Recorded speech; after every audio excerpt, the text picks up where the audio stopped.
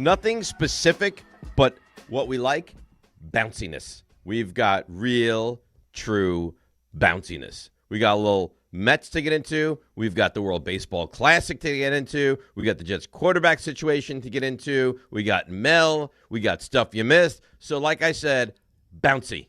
Bouncy. Good morning. How are you? Oh, I'm doing fantastic. I mean, I got to tell you, and I'm sure we'll get to this probably in the next 30 seconds, watching that Rangers game last night might be the worst goalie interference call of all time. Yeah, Awful. That was not good. I mean, what are we doing? Like, I don't even like the Rangers, and I was angry. That was not good. And then they go down and score. You can't make it up. I mean, I actually feel bad. I do. No, and I was like, no, you don't. No, you don't. No, you're right. I don't. I feel bad.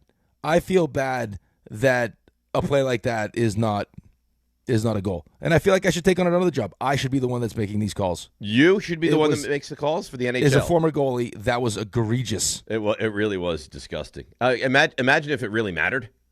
Oh, you'd bet. If that put my fist Rangers through the are TV. fighting for a playoff spot, like that would be a horrendous. I don't get it. I don't understand it. I thought I thought they were going to like look at an offsides at first, and they're like goalie interference. I was like, where was goalie interference? And then he gets it right. You can't make it. It's unbelievable. Yeah, it really is terrible. I mean, listen, for a game that has zero meaning, it was actually an entertaining hockey game last night. Yeah. Well, listen, I mean, it was. I give them credit. They're still fighting, but this is not how Rangers fans thought their season was going. Whatsoever. Not even a little bit. So we got Mel today at 8:10. Oh, we look forward to that. He's always feisty, and I can't say the draft is right around the corner.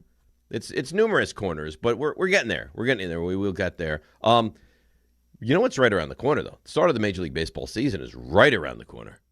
The Yankees open 3 weeks from tomorrow, and the Mets open 3 weeks from Thursday. And just to really take it in and smell it like it's right here, we had our draft last night for tickets for the first half of the season.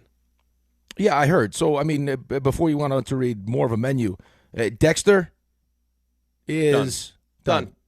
Okay, so everyone take a deep breath. I think there was a lot of trepidation as to whether or not they could still call you their streaming hero. Yep. And I finished Dexter. By the way, the Resurrection season, I don't know if you watched Dexter. This Resurrection season was terrific. It might have been the best season of the entire series. Yeah, I think there's probably a 0% chance that I watch all the Dexters. Why? Have you watched it at all? I've seen random episodes, but no, I've not watched it the way that you've watched it. No. All right. Well, you're not heroic.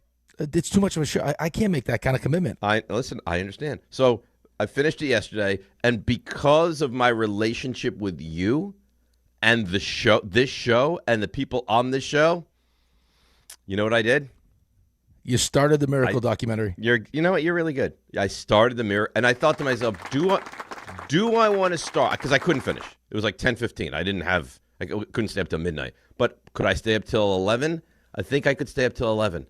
And I started it. I knew I was going to love it. It's so good. I told you. It's so good. And I've always known. First of all, a couple of things. Anyone that said, like, oh, this U.S. winning gold is similar to 19. Please. That might be the biggest upset in the history of sports ever, anywhere, ever, period. And you knew that, but then it gets kind of like reinforced in watching it again. And then it's like, these things, but then you see them, you're like, God, I knew it. I didn't realize it was that.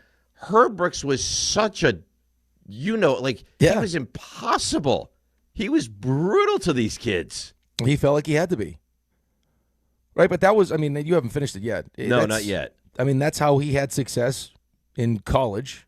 I mean, maybe not ramped up the way it was ramped up because he only had, 6 months to get this team to become a family, essentially. And he had kids from Minnesota that didn't like the kids from Boston. Right. And he felt like the only way to get them together was to have them hate him. Well, did a great job. I mean, which is what he wore them down to the nub, right? And you were talking about, I think it was the McClanahan situation where he injured his thigh or hip and couldn't sit on the bench, and he had played for Herb in Minnesota. Right. He's like, I was a good soldier for 3 years. Right. But that's why he amounted to nothing. Right, but that's why he did it though. Because he knew he could, I guess. Well, he knew we always talk about knowing everyone's buttons to push as a good head coach. He was with this kid for 3 years, so he knew exactly what button to push to get a rise out of him because he needed the locker room to get going. I mean, it's just phenomenal. So I left it off after the game against Sweden. I don't know if you remember like the ins and outs of the documentary. So it was because I was sitting there with my finger on the pause button. I was like, all right, when I get to a stopping point, and then I kept, let me just watch one more scene. Then they beat, or they tie Sweden. They come back with a late goal. By the way, if they didn't tie that game, that might be the biggest goal of the Olympics. Yeah, they wouldn't have been in the medal round at all.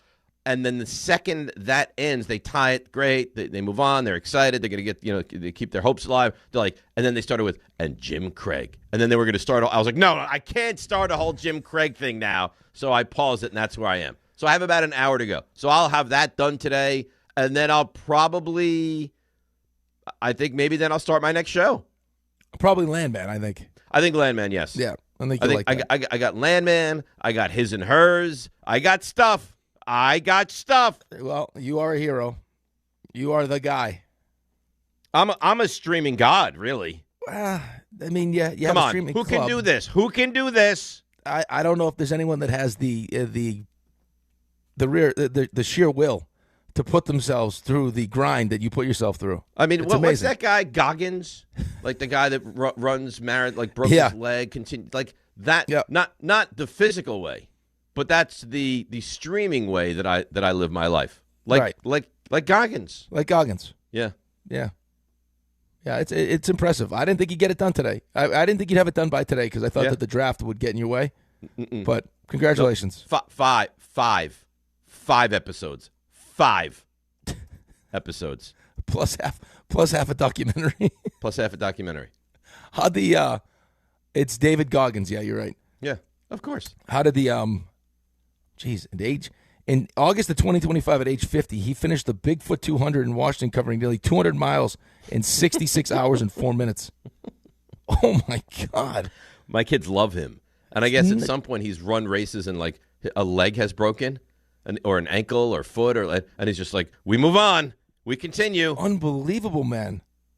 Oh, you didn't know all the No, I did. I've seen like like a bunch of the training videos and stuff, but just like when you like look at some of the things, like in 2020 he finished second in a 241-mile race with a time of 63 hours and 21 minutes. I couldn't imagine doing anything for that long. No. Like consecutively doing something for that long. And listen, he's not a young man. No, he's 50. He's 50. Good for him. Good. Well, you know what? When you think of him and the physical prowess, think of me in the streaming way. I mean, I guess. Right? Yeah, I mean, he's a retired Navy SEAL. You don't have that in you, though. Well, I think I'm the streaming. I mean, you're more of a, like, you'd be like. Here we go.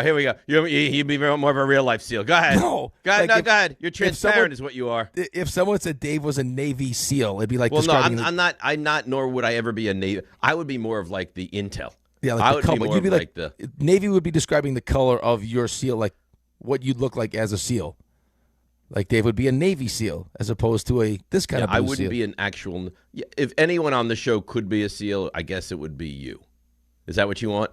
No, I don't want that at all. I think RJ. I mean, I think RJ probably. I don't think RJ could handle the physical aspect of it. RJ's in great shape. There's a difference between you got to be able to swim too. Being in good shape for a normal person as opposed to being able to do this. You've been through like more of the battles, I think, than RJ. RJ, you don't think you'd be a good Navy SEAL, do you? I'm not under any assumption I could. Are you a good swimmer? I'm fine. I can swim. Really good. Yeah, I wouldn't say really good. Can you go underwater for 11 minutes? I'm not confident I could do that. No. Can you have a band of a team beat you to a pulp and not give up information? I mean, there comes a point you might have to let some things slide. I'm not sure I could handle that. Can you be dropped from a chopper from a mile up and land with no parachute? That feels like it'd be tough for anybody. I don't think you got it. I don't think you. I don't think they're dropping anyone from a mile up into a. What are you talking about? They circle into a ball and they're able to. Then they live. No. They definitely. I mean, I've seen them hover where they jump into the water, but it's not from a mile up. Half mile. What's wrong with you? Good distance. It's a. I mean, yeah. It's not like here. Just fall into the water. It's just jumping into the water. Listen, full admission. Navy SEAL, not in my future. No, I don't have that. I think that ship has sailed for you. I think that ship has sailed. I don't think that ship was ever at the dock, to be honest with you. I don't think it was ever at the dock. All right. So, I mean, I'm sure we'll get into this with Mel. And I want to get to the Mets, the Yankees, World Baseball Classic. But the thing I think that rings the most interesting at the moment, and I don't know where they're going to go. Like, I guess they've done a pretty good job of kind of keeping us in the dark up to this point, is the Jets quarterback situation. Did you hear what Connor Hughes had to say about Kyler Murray?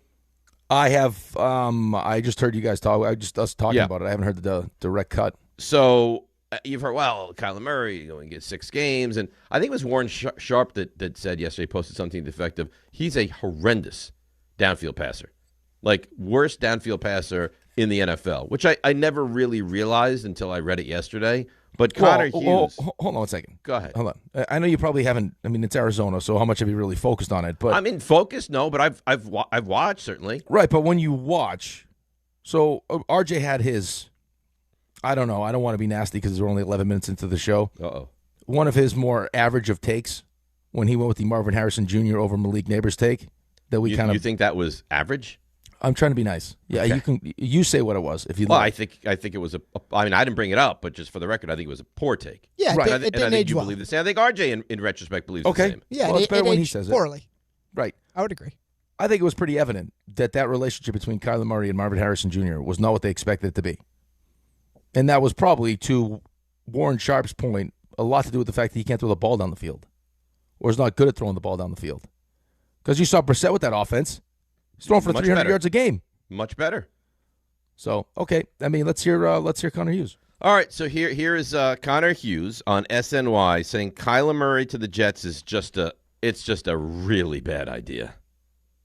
That Kyler Murray name, not via trade, but if he's cut by the Cardinals and the Jets can get him for, say, like $1.5 million, that's around a lot more than I expected it to be. And you and I have talked about this, Zach, and we can get into the nitty-gritty of it.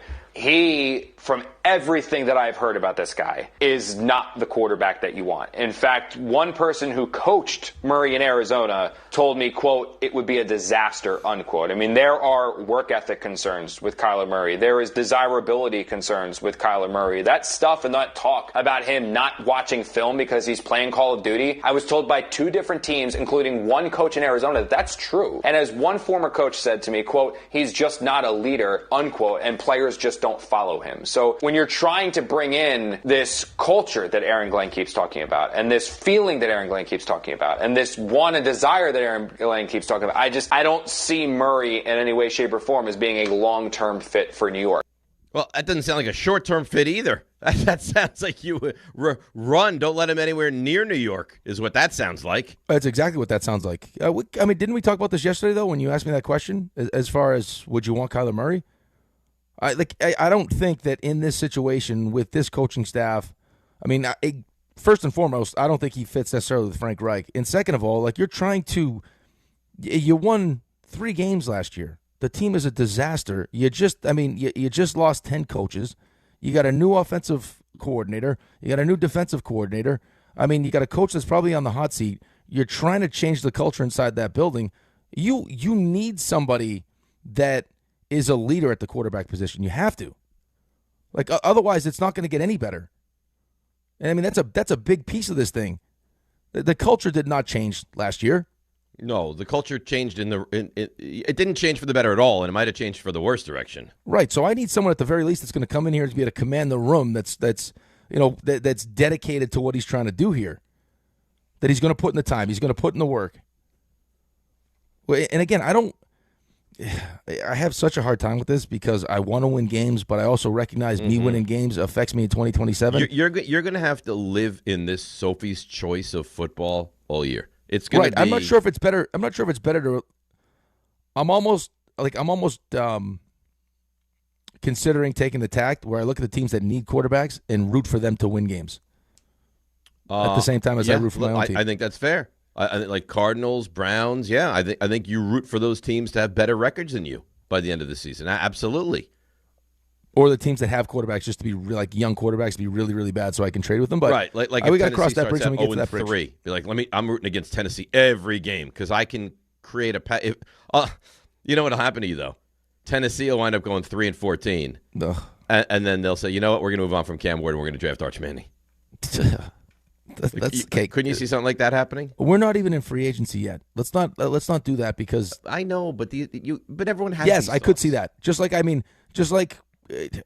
saw Rich Eisen yesterday on on Julian Edelman's podcast, and Rich Eisen's a big Jets fan, and Julian Edelman goes, "Rich, what's it like to be a Jets fan?" And Eisen looks at him and goes, "What's it like to be an a-hole?" Really? Like, what kind of question? You know what it's like. You lived it. You played for the Patriots. You know exactly what it's like to be a Jets fan. We got all excited for Aaron Rodgers. 4 snaps later, boom, Achilles. This is our life. It's like we can't have nice things. It's really I don't know why. Good. I don't know what we have to do. So the best way for me to describe it to you is this, and you tell me if you agree or disagree. Okay. Because I'm not even sure they know who the quarterback is going to be or the quarterback is going to be. I don't think they know who the quarterback is going to be, no. Right. We're hearing all these things about Ty Simpson. I don't know, is it Ty Simpson at 16? I don't think it's definitely not at 2, I don't think. But I don't want to bring somebody in that could jeopardize my ability to get the quarterback I want in 2027 unless there's a chance that whoever I bring in is the could quarterback actually, for 2027? Yes. Could actually be good enough to be the quarterback as we move forward. So, I mean, does that include Malik Willis? Because now Fowler and Graziano are saying that Malik Willis is not getting $30 million a year. So could that be Malik Willis? Could it be that you draft Ty Simpson? I mean, could you draft Ty Simpson? He looks awful, and then you draft another quarterback? I don't know. I don't know what the right thing to do is. All I know is I thought Kyler Murray was a decent option for the Jets, and listening to that, that's about as bad a piece of sound as you could possibly hear. Right, but I don't think that Kyler Murray is good enough to deal with the baggage that he clearly has, which is why he's not in Arizona anymore. Right. He's a first overall pick in the draft. Right, he's a first overall pick who's actually, he's had some success, but if I gotta, you're also talking about an organization that tried to put a clause in his contract about studying film, right, that came out. It's like those are real problems, especially now. It's going to be a new offense. It's a new offensive, I think the whole thing, it just doesn't, it's not going to be a good fit. Money-wise, it would make sense. I think the more we talk about this, the more I want to, if it ends up being Ty Simpson, it ends up being Ty Simpson. But if you don't think that Ty Simpson... Could you live in a world where you took Ty Simpson at 16, you were unimpressed with him in 1 year, and you took another quarterback in next year's draft? I would not like to live in that world because I like to be a good player at 16. I know you wouldn't like to, but could you envision that world? Or is that I take Ty Simpson, I'm out of the 27 quarterback class? I think Ty Simpson's a good quarterback. The only thing that concerns me about Ty Simpson is the lack of starts, right? He was in college for a while, but he started, 15 games?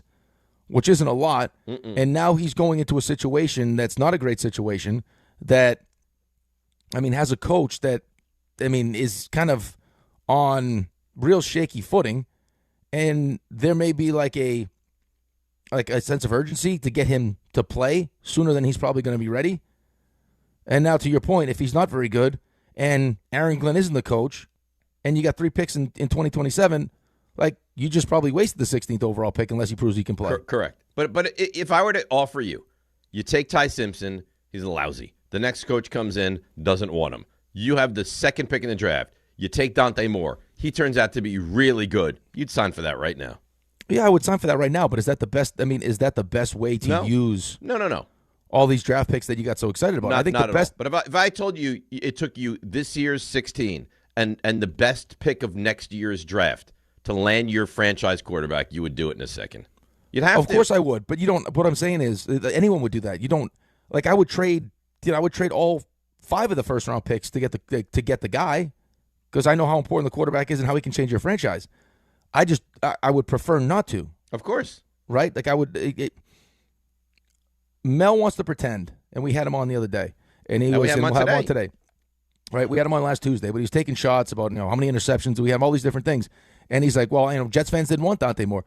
Jets fans didn't want Dante Moore because of you.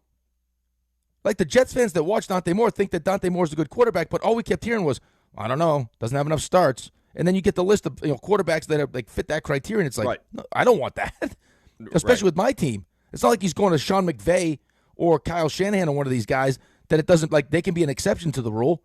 We're more the rule than we are the exception to the rule. So I need a kid that's got a lack of experience that needs to be developed. Yeah, do you trust this team? I mean, I No. guess Frank Reich you probably have some trust in, but overall, do you trust the Jets to develop the young quarterback? No. So I think that for me, probably, what makes an issue is that Ty Simpson may end up being a good quarterback. I don't know, but Of course, we have no idea. we have no idea. If he goes to the Rams, he'll probably be a good quarterback. If he goes to us, I probably have a hard time believing that he'll be great. But it would be take best player at 2, take best player at 16, and then later in the draft decide whoever it ends up being. Draft a young kid, bring in a quarterback that you have hope could be a starter, but has proven to be a really good backup.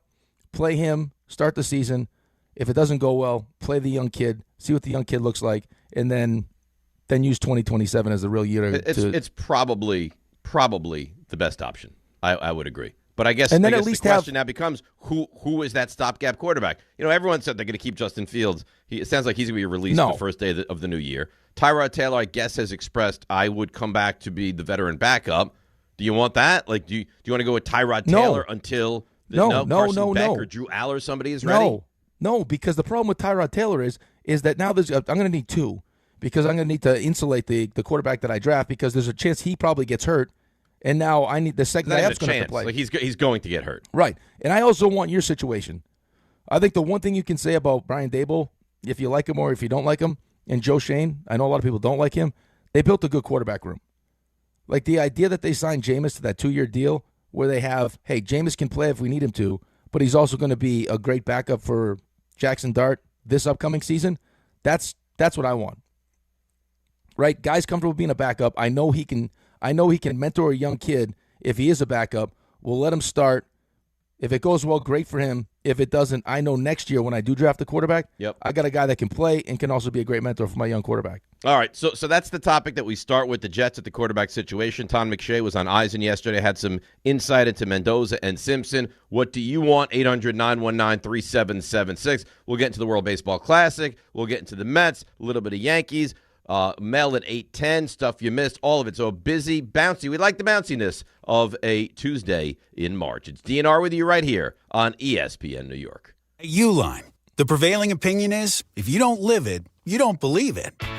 The people at Uline believe in hard work, and they live it by being there 24/7 to answer your call, having 41,000 items in stock, and offering same-day shipping from 12 locations across North America. Business owners, sellers, buyers, shippers, and packers believe it. Uline is the hard-working, dependable source for your shipping and industrial supplies. Visit uline.com. Listen, I know the mentality. You try to play through pain and walk it off. Push through one more day. But when it comes to neck pain, back pain, sciatica, or nerve pain, that's a losing game. That's when you call Dr. J. Shaw at Sandwell Pain. Dr. Shaw is one of New Jersey's top pain specialists, Ivy League trained, double board certified, and he focuses on non-surgical solutions that get real results. No cuts, no downtime, no dependence on pain meds. He builds you a custom game plan for you so that you can move better, feel better, and live pain-free. Same day or next day appointments are available. Visit SandwellPain.com. Stop managing pain. Start beating it. Focus Features presents the film Hamnet from director Chloe Zhao and producers Steven Spielberg and Sam Mendes. The AFI hails. Hamnet lifts the audience high above humanity. And now the Golden Globe winner for Best Picture of the Year has been nominated for 8 Academy Awards, including Best Actress Jessie Buckley and Best Picture of the Year. Hamnet. Our stories live forever. Rated PG-13. May be inappropriate for children under 13. Now playing in theaters everywhere. Knicks fans, it's time for basketball, and the action starts on Wednesday at Jack Doyle's with Team ESPN New York and Ultra. Whether you need a pregame spot or you're looking for the right Knicks bar to watch the game versus the Thunder, Jack Doyle's is your destination. The party tips off at 6:30 p.m., and Team ESPN will be giving away ESPN, Ultra, and Knicks prizes. Join fellow Knicks fans on Wednesday at 240 West 35th Street to cheer on your Knicks. Enjoy Ultra draft and bottle specials and cool prizes all game long at Jack Doyle's. Did you know about 1 in 3 people with plaque psoriasis may also develop psoriatic arthritis, which causes joint pain, stiffness, and swelling? Does this sound like you? Listen to what it sounds like to be a million miles away. Tremfya, guselkumab, taken by injection, is a prescription medicine for adults with moderate to severe plaque psoriasis who may benefit from taking injections or pills or phototherapy, and for adults with active psoriatic arthritis. Serious allergic reactions and increased risk of infections and liver problems may occur. Before treatment, your doctor should check you for infections and tuberculosis. Tell your doctor if you have an infection, flu-like symptoms, or if you need a vaccine. Imagine being a million miles away. Explore what's possible. Ask your doctor about Tremfya. Visit Tremfya.com or call 1-800-526-7736. Texting enrolls you in a recurring automated marketing text messages. Consent not required to purchase. Message and data rates may apply. The team's looking good this season. I think so.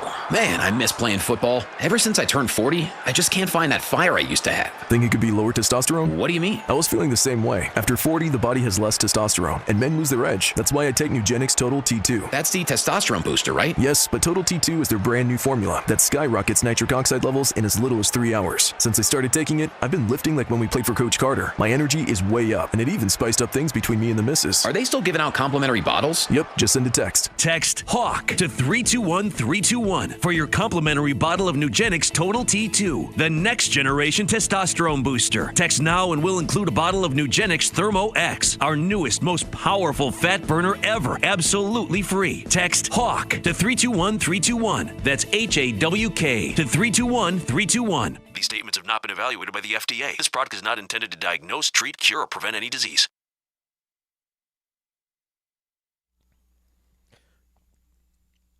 All right, DNR with you, ESPN New York. Rick, I'm a little upset. I gotta be honest. Why? What happened? Well, we sat here the entire commercial break. No one talked to me at all. Yeah. RJ didn't say not a word. Raymond said nothing. We're dialed. As if they're angry at me. No one's angry at you. I think everyone's angry focused. at you. I think it's a bouncy show, so everyone's focused, looking for sound and everything else we're trying to do. All right, just telling you, doesn't feel great. And then RJ takes shots at me in the reads today, which he thinks I didn't see, but I did see. What shots? I think he does it on purpose now because he knows if he puts an occasional shot in there, it keeps you on your toes. So now you're reading it. He knows what he did. I know because he's a genius. And I got to tell you, RJ is very bright. Yes, I got to tell you, I got people at school listening to the show now. There's a lot of pressure. I mean, we gotta be ready. But there's always pressure. But I don't appreciate what he did with these in segment shots. Let me hear an in-segment shot. Oh, well, Tullamore do. You know, Devils, Panthers, blah, blah, blah. St. John's hosts Georgetown in a game that is likely to cause me great sadness. I'll be honest. Yeah, Do be you honest. disagree? What? Did not think you'd see it until, 7:35. Uh-huh. Right. Well, I can't help. Listen, when you're as well prepared as I am, you look at everything that's put in front of you. Yeah, you're throwing me off a little bit because you read the look ahead, you read the rundown, you read the reads an hour ahead of time. That's right. Why did he have so much energy this morning? I don't really. I know why. Dexter. Yeah, I know why. You're riding the emotional high. Because the resurrection was so good. It was so good. It was very exhilarating. I'm not hearing you disagree with what RJ said at all, by the way. That what? About I'm riding the emotional high? No, that it could cause you sadness. No, he knows it's going to cause him sadness. Being a Georgetown basketball fan is sadness. So what's the problem? Well, what do you mean? But why would RJ put that in there? That this is going to cause you sadness. That's just mean. Well, I think it's had the desired effect. Yeah, he's concerned about you. Yeah. No, but he did. You know what? No, that's not what he thought. Yeah. I'll tell you exactly what he thought, and RJ cannot deny this. He thought the first time I even laid eyes on that line was when I read it, and that I would be like just a teleprompter moron who read whatever was put in front of him, and then as I read it, I was like, oh, and then it caused an issue at 7:35. That's what he thought. That's pretty much accurate. Mm-hmm. But good for you. I think this is the first time you've ever read the reads this early, but good for you. It was noticeable. So just so people understand, like I actually said it to the guys before the show, like why does he have so much energy right now? You know, so if I come to the show with no energy, that's a bad thing. If I come to the show with lots of energy, that's a bad thing. No one said it's a bad thing. I'm just saying, like when it was just different, not bad, not good, different. I'm ready to go today. Yeah, but did you get the tickets you wanted last night? I mean, we only did the first half of the season, so yeah. I mean, we split up the series. I got 11 games. I got plenty of tickets. Now, did you focus more? Did your strategy work? Well, we only did the first half, so I was forced into 11 first-half games. But apparently there's an easy trade-in system where I can go through the Mets and be like, listen, I don't want this game March 29th against the Nationals. Can I trade that in for a summer game? So that's what I'm going to do. Wow, so you're going to go so there's multiple layers to this thing. There's layers. Wow. There's layers. It seems like these guys are serious, too. Oh, it's like parking lots. We're getting in. Where do you park? How far is your walk? What do you do? Like, what entrance do you go into? Do you have to clear? If you have to clear, you don't have to. Do you, what time do you get there for the bobbleheads? I'm like, I don't know. Now, can I ask a silly question? Yeah. Was the impetus for the season tickets to have access to playoff tickets? Yes. Okay, just making sure. Yeah, part of the impetus. I mean, I wanted to have the ability to go to games. It's a great thing. It's great in the summer, especially when the kids are off and work is a little lighter. So that was the original draw. And then on top of that, it's like coming off of, because we started last year, coming off of a season where they had such a great year and went to the NLCS. Yes, that was the impetus of the whole thing. Okay, because it just seems like a lot of work. It's a lot of work to go to like 5 games. I got 20. You're not going to 20. No, I'm not going to 20. I think I had last year. I had 27. I think you're maxing out. You're max out 8, maybe. I think I could hit double figures. No, you don't think so? No. I think you know what's going to happen now. I think in your mind, you're going to push me into double figures. Right. Is that what you're trying to do? Yeah.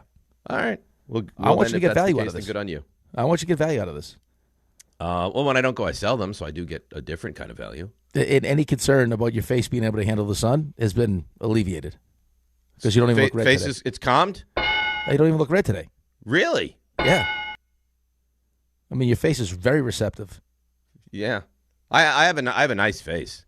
I mean, it was bright red yesterday. It looks like almost tan-ish today. You know what? I should be the poster child for aloe and moisturizer. Like you did. I'm hoping you did a lot of that yesterday. Yeah, well, yeah. I put aloe on after the show, then took a nap after episode 1, and then last night moisturized my face off. Nice. Yeah. Maybe treat yourself to a nice facial over the weekend. I do like a facial. It's good for your skin. It's very good for your skin. Hydrating, yeah. You get any of the blackheads out. It's very nice.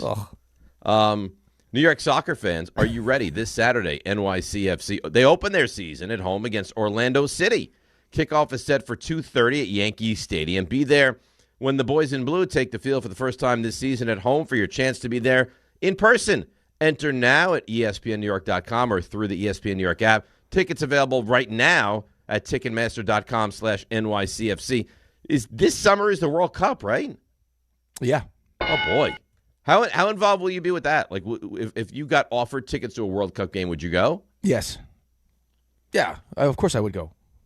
I've never been. I don't know if it's like necessarily a bucket list thing, but it's not. I mean, if I was offered that opportunity, I'd never been before. I would go. Yeah, I've been in '94.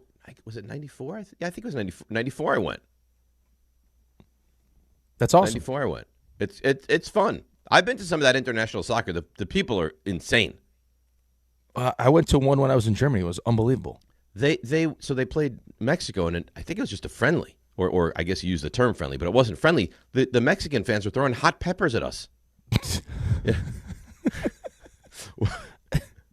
It's just being over there, just even playing hockey over there. Just the experience, like the crowd fan experience is different. They're insane, because you know what it is.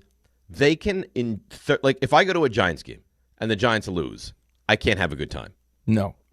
If you go to one of these international hockey games or soccer or whatever, you can go, your team can lose 3-0, and you could be asked, did you have a nice time? Oh, we sang, we drank, we danced. I had a wonderful time. Their view of sports is very different than specifically mine, but I think our country's view of sports. Especially now. I mean, it was almost like what is happening? Like we'd be losing a game and they'd still be like so supportive. They love it. Oh, they love it. They didn't stop chanting the whole game. Then after you won, I remember never forget like the first game that when we won, it's like we did whatever we were gonna do, and then I was skating off the ice. Like no, we don't skate off the ice. And I was like, well, what do we do? And then you have to go dance for the fans. You don't. You just on the ice. You start dancing. Because it's the one fan section behind the net. They're the ones that chant and pump you up the entire game. You go reciprocate the chant back. You imagine that you lose a shootout. If we lost, no, I couldn't imagine if we lost. No, you lose a shootout against the Flyers, and all right, you just want to get to your locker and barely speak to the media and get to a McDonald's and just eat buckets of fries. And they're like, all right, Rick, what do I have to do? Go dance with Section 111. Like, what? What do I have to do? Go dance with Section 111. Yeah, but I don't want to dance. No, you'll dance. I don't want to dance for the people. All right, so Todd McShay, this is interesting. He was on Eisen yesterday and said the gap between Mendoza and Simpson isn't as big as many believe. For the best of Ty Simpson versus the best of Mendoza, I don't see it as a huge gap. Now, Mendoza's tape wasn't great versus Iowa until the end when they needed it. His tape versus Oregon the first time around wasn't great till the end, needed it. Penn State threw that pick in the early fourth quarter, I think it was, then leads them down to that and then keeps getting better and the confidence is growing. And then you get to know the young man and you understand football is everything, his brain, the way he processes, the things he doesn't know or was not asked to do in college, you believe strongly he's going to be able to pick up on that. So I understand why there is a gap between the two, and there's a lot more questions about Simpson than there are about Mendoza. But I think we as nationally, media-wise or whatever you want to call it, I think it's been a little bit of a disservice in that it's just Mendoza and who else is QB2? It's so clear-cut. We're gonna talk ourselves in and out of Simpson makes sense, Simpson doesn't make sense. You take him at 16, you take him with your second round if he's there, you move back into the first round, you do what the Giants did. We're so far away from the draft. We're gonna talk ourselves in circles for the next 7 weeks.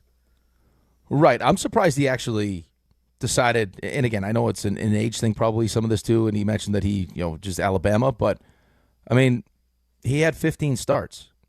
That makes me nervous. Do I think that Ty Simpson in the right situation can have success? I absolutely do. I think before his injury, he was really, really good. There were plenty of people, Dan Orlovsky being one of them, that was like he's clear-cut the QB1 in this upcoming draft. And then, I don't know if it was the injury or whatever it was, that conversation turned to, no, it's clearly Mendoza. And then Ty Simpson should probably go back just because of, again, what Mel was telling us. And what a lot of people say, there is you run a risk when you start taking a kid that's only had 15 career starts in college. Mm-hmm. So if you take a kid that's had 15 career starts and you couple that with the Jets and their lack of success and the lack of faith and belief you have in their coaching staff, does that wind up being a win? And odds are you would assume it wouldn't be. Yeah, odds are it's probably not. So do you want to use the 16th overall pick on a quarterback that's going to need time, that's going to need development? And does Aaron Glenn have time? Right, whoever you bring in, if the season doesn't get off to a great start, you know exactly what's going to happen here. It's the same thing that happened with the Giants. Now, luckily, Jackson Dart was ready to play, and you threw him in, and he was great. But that's not normally how it is. No, that's not the rule. That's the exception to the rule. All right. So let's break. People lining up for this conversation now, 800-919-3776. Let's get to the calls. We'll get more into the draft. We got Mel at 8:10, a little Knicks conversation. Giannis is back. I don't know if you got to see him play at all last night. College basketball is heating up. Like I said, today's very, very bouncy. It's DNR with you right here on ESPN New York.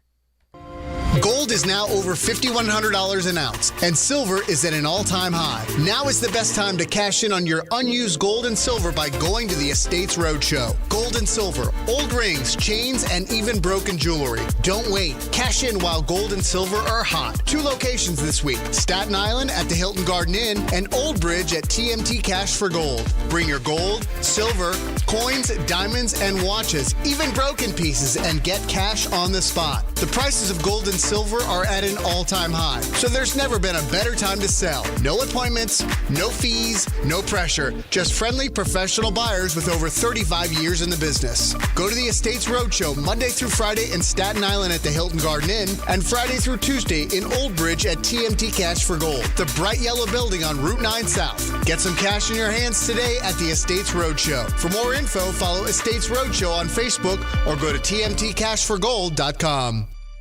Prizes, flyaways, even Cash money. You want it? We've got it. Find a list of all contests and official rules by visiting ESPNNewYorkContests.com. That's ESPNNewYorkContests.com. Wild Turkey Bourbon and ESPN New York are bringing you the ultimate New York game day.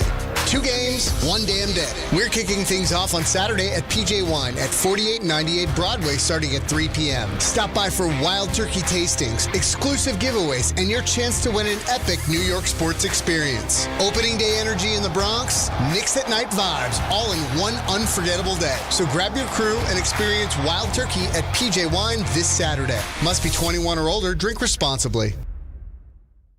You remember what it feels like to move without thinking about pain? To get up, sit up, walk, work, or live without that constant ache? If neck pain, back pain, joint pain, or sciatica took that away from you, it's time to get it back. I'm Bart Scott. Dr. J. Shaw at Sandwell Pain is the guy you need. Ivy League trained, double board certified, no surgery, no scars, no long recovery, just precise, image-guided, non-surgical treatments designed to get you feeling strong again. With offices in Woodbridge, Livingston, and Inglewood, and most major insurances are accepted, there is no reason to wait. Go to SandwellPain.com.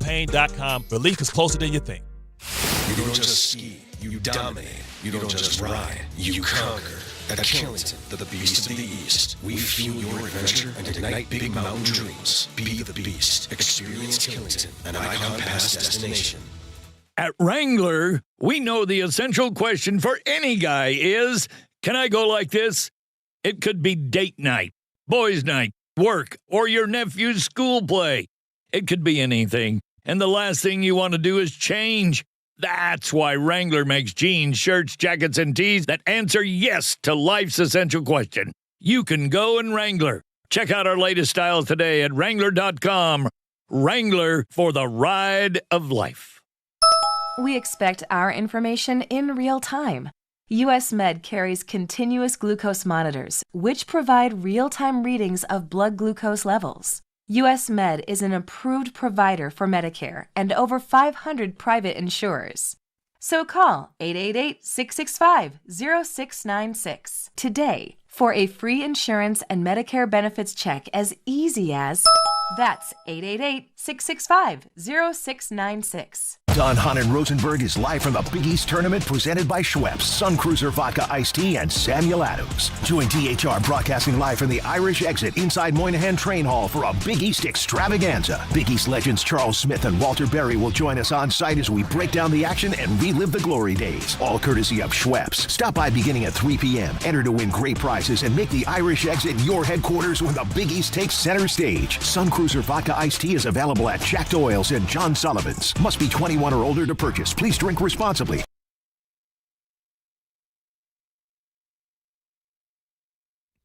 You know what's great about these guys is they take note to my upset ways and they remedy it to the best of their abilities. That break, they wouldn't shut up. I'm not sure if the initial, I don't know if the initial foray into talking to you was what you wanted, but they tried. Exactly. You know what? And that's all I ask. That's it. Was it great content? No. Was it content and they didn't leave me alone like I was on an island? Yes. And that's really all I wanted. I fully expected them to almost mock you by talking to you too much. I didn't realize that Ray's first comment was going to be, wow, playing a cut at 36. Right. Interesting. Right. Did you enjoy the cut? I loved it. Okay. I loved it. But that's you know what? Because they feel so comfortable. I love most of what you do. We bring them into the bosom, and they're just like, oh, it's a comfortable area to be near the bosom. Right, Ray? Lifted right up and under. You know what happened? I'll tell you what happens, though. What happened? Ray had a little nightmare. Little Ray had a nightmare. And what we said to him was, Ray, come sleep next to Mom and Dad. And now we can't get him out of the bed. But I want him in the bed. Little Ray's a little big now. Yeah, but still, fun to share a bed with. Because you could turn over and have to get up, go to the bathroom, come back 3:30 in the morning, and you could talk football. What do you think about George Pickens? And then Little Ray will talk about it. He'll mock him about being a Cowboys fan. You don't get that all the time. Do you think it would be a great thing or an awful thing to have a spouse that is a crazed football fan? I don't think I could deal with me. I don't know. I don't think it'd be great for you. Do you think it'd be great for you? Well, no, probably not. if I didn't do this job, maybe, but doing this and then would have to, just break down sports all the time would be could tough. you imagine if there was a game and it ended not the way that Cassie? I mean, you have a wife, like Cassie wanted, and she's like, "Forget it. I'm going for a walk. I'm out of here." No, I'd be like, what's wrong with you? It sounds like one of those things that could be really fun at first. No, I don't know about that. And then just go completely sideways. I don't know that it would ever be fun. I think that I would probably hate myself having to deal with that. Well, you got two of them now. I mean, how does it with Alex? It's bizarre. Right, he does stuff every single time we watch a game that I'm like, what, dude? What is wrong with you? He hates Duke so much. We're watching Duke last night, and he's like, Cameron Boozer, overrated. This guy, not that good. Duke's not that good. Shire, blah. I'm like, dude, they're 27-2. They've lost 2 games by a combined 4 points. They've trailed in those games for literally 4 seconds. They're very good. No, they're not. They're not that good. I'm like, okay. Finally, I said, I don't want to talk about it. I don't care. I don't want to discuss it. And just goes back and back and back. He's relentless. He's me. I'm terrible. Okay, so now, I mean, take that and what if Sherry was a lesser version, but similar? That'd be even worse. It'd be way worse. It'd be way worse. So I could not handle being married to me. No. That's just why we'd say Sherry's a saint. Saint. Yeah. But you say Sherry's a saint. You couldn't handle being married to you. The sports version of what you love. No, I think that there's probably, it's nice to have kind of a nice, yin to the yang. Yeah, a yin to the yang. I don't need.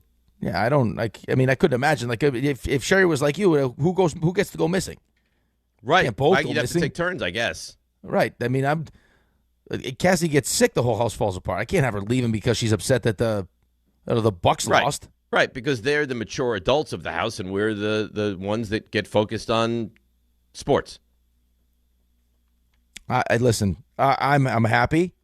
My wife loves sports. She doesn't love it like you love sports, which is to my benefit, I think. I think you're probably right. Yeah. 3 guys that love sports, at least 2. Don, Hahn, and Rosenberg. What? Why are you laughing? You did. You don't think at least, I'm not naming which 2. You don't think at least 2 of the 3 of them love sports? I think we can piece the puzzle together, I think. I gave you no hints. Okay. They're going to be live from the Irish Exit. It's at Moynihan Train Hall, and it's next Friday, March the 13th, before the semifinal round of the Big East tournament. Steps away from MSG and Penn Station. It's DHR, Don Hahn Rosenberg, will be live from the Irish Exit, Moynihan Train Hall, starting at 3 o'clock next Friday, March the 13th, brought to you by Schweppes. Above the Rim Refreshment. Feel the madness and refresh your game with a Schweppes Seltzer or Schweppes Ginger Ale. And by Sam Adams, along with Sun Cruiser Vodka Iced Tea. Available at Bourbon and Branch and Taylor Pub. Must be 21 or older to purchase. Please drink responsibly. What do you say we get to a couple calls? You feel good about that? I love it. Raymond, would this be a decent time to get to calls, or is this not working your time frame? I think this would be a great time for calls. Great. Thanks for your seal of approval. Vinny and Merrick. Vinny, you're on ESPN New York. Good morning. Good morning, gentlemen. First off, Dave, don't let anyone give you any smack about your beautiful tan. You're looking great today. Thank you. And yeah, today. We weren't worried about today, Vinny. We were worried about when his face looked like he stuck it in a fireplace. They don't treat me nice, Vinny. They don't treat me nice. It's turning into a nice caramel look. He looks fantastic.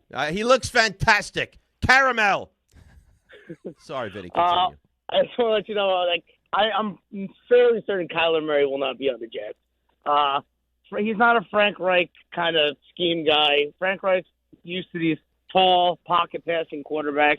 Phil Rivers, Carson Wentz, Matt Ryan, all these guys that can kind of just hang in there and can actually see over their offensive line. And also, a couple of years ago, when Aaron Glenn was still a coordinator for the Lions, he was on a podcast. I forgot whose it was, but they bring up a Kyler Murray game, and he's like, I just kept sending blitzes at him, and they were like, well, and they brought it up, they're like, oh, he didn't watch tape anyway. And in like a mocking but agreeing way, Aaron Glenn laughed about it, basically mocking Kyler Murray. So I don't think Aaron Glenn is as high on Kyler Murray as everyone thinks he is. Oh, we'll find out. That's interesting. I mean, a guy, and thanks for the call, Vinny, a guy that doesn't watch film and they have to put it into the contract, which I didn't even know was something that was done, it's jarring is what it is. Well, I don't think it's normally done. I think it was... I never heard about anything like that before. Right, well, that's why it was so jarring. It's not like standard language in the contract. It's because they didn't feel like he was working hard enough. He wasn't watching enough tape. And no one's saying, I don't think anyone's is suggesting that Kyler Murray or the Jets are super high on Kyler Murray. It's just the idea that Kyler Murray is, was a former first overall pick that's going to be released. Right, that's had some success in the NFL. You can say whatever you want about him, right? Not a great teammate, not a great quarterback, not a great film watcher. He's had some success in the NFL. Right, but I don't disagree either. I don't think he's a great system fit. But you also had head coach that brought in Justin Fields last year to be the starting quarterback. I thought they were going to have success with him. Right. And that's another thing with Glenn. He gave us the whole song and what we're going to do with him. You're not even believe. Yeah, we had the videos coming out at camp where it's like, he's dirting balls to Garrett Wilson, like 5-yard throws. And it's like, guys, don't worry. All you're seeing is a vanilla version of what we're going to do. We got a system all planned out. It's going to accentuate all the things that Justin Fields does well. Right.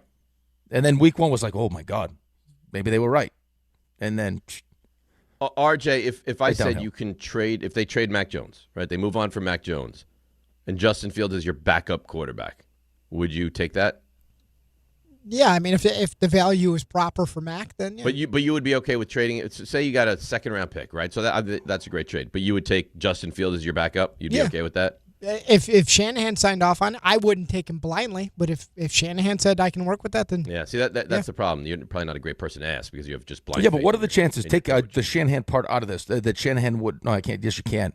What are the chances that Shanahan would be like, that's a good idea. Let's go with Justin Fields as our backup. Probably not great. He probably wouldn't. Right. I mean, it's the same argument as to why they don't want to trade Mac Jones because Brock Purdy does get hurt. I'm not going to go from Brock Purdy to Justin Fields. But he's right, and therein lies the difference. Like he wouldn't like it on his own knowledge, and RJ is really a knowledgeable football fan. But he would say, yeah. But if my coach wanted it, I would sign on to it because I just believe in my coach. You don't. It's have the that. same thing, but it's the same thing that you're saying. That's right. Well, I mean, I have that kind of coach. I know, and we don't. And then, I mean, you were hoping after last year that you'd have a better sense. I didn't have any expectations for last year. I don't think anyone did. I didn't think we'd be this bad. I didn't have that. No one had that. That it was going to be a complete rebuild. But it was, hey, let's find out if Justin Fields can play and if we have a coach. And Justin Fields can't play, and I don't think we have a coach. No one. I mean, there's no reason to believe that you do. So, of course, you're not going to trust. I mean, if John Harbaugh made the decision with a 5th overall pick to draft Jeremiyah Love, even with all the scar tissue that's been built up with the Saquon second overall. I would hate it less because it's John Harbaugh. Correct. Right. Correct. I still wouldn't like it, but I would hate it less because it's him. And he's built up enough equity that I'd have to give him the benefit of the doubt. Right. So, I mean, if it was a coach that I trusted that had a track record of success, taking Ty Simpson at 16 wouldn't bother me. This coaching staff with this head coach taking Ty Simpson, knowing, what I know about quarterbacks that haven't, have only started 15 games in college, like there's like certain things that like certain markers that tell you that this is a risky proposition. Like I'm trying to eliminate those risk factors with what I have as opposed to, taking those on. I think Sean McVay could take those on. I think there's certain coaches that could take those on. And you're like, okay, he'll figure it out. Well, because they work properly. It's like there's certain like if you're married, and maybe it's a bad analogy, but if you're married and you have a rock solid marriage and something happens, you might be able to find your way through it. If your marriage is on shaky footing and something happens, you may not be able to find your way through it. Right? I mean, those teams are very functional. The Jets are very dysfunctional right now.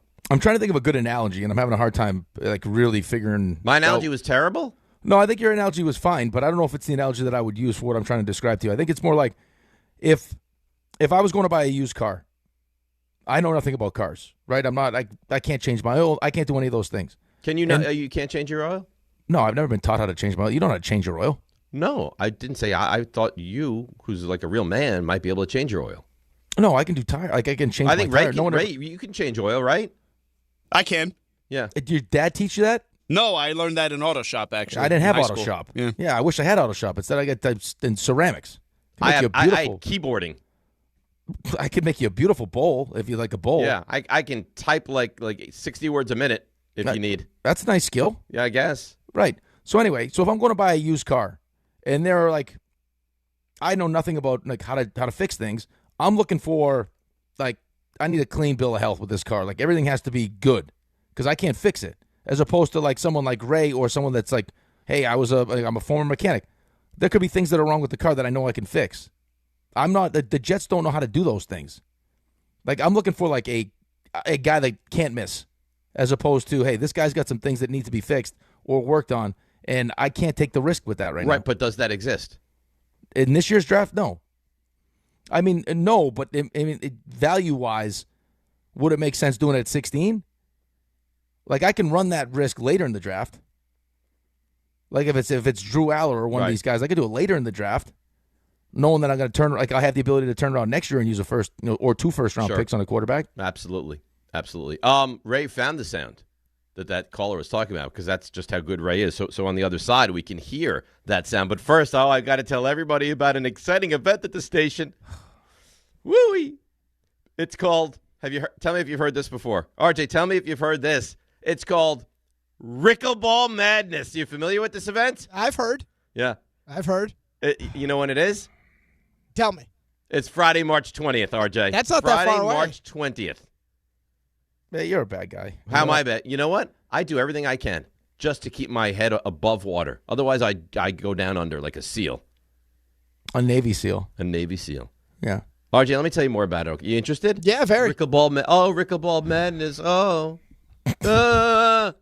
ESPN New York is taking over Pickleball Heaven in Medford, New York.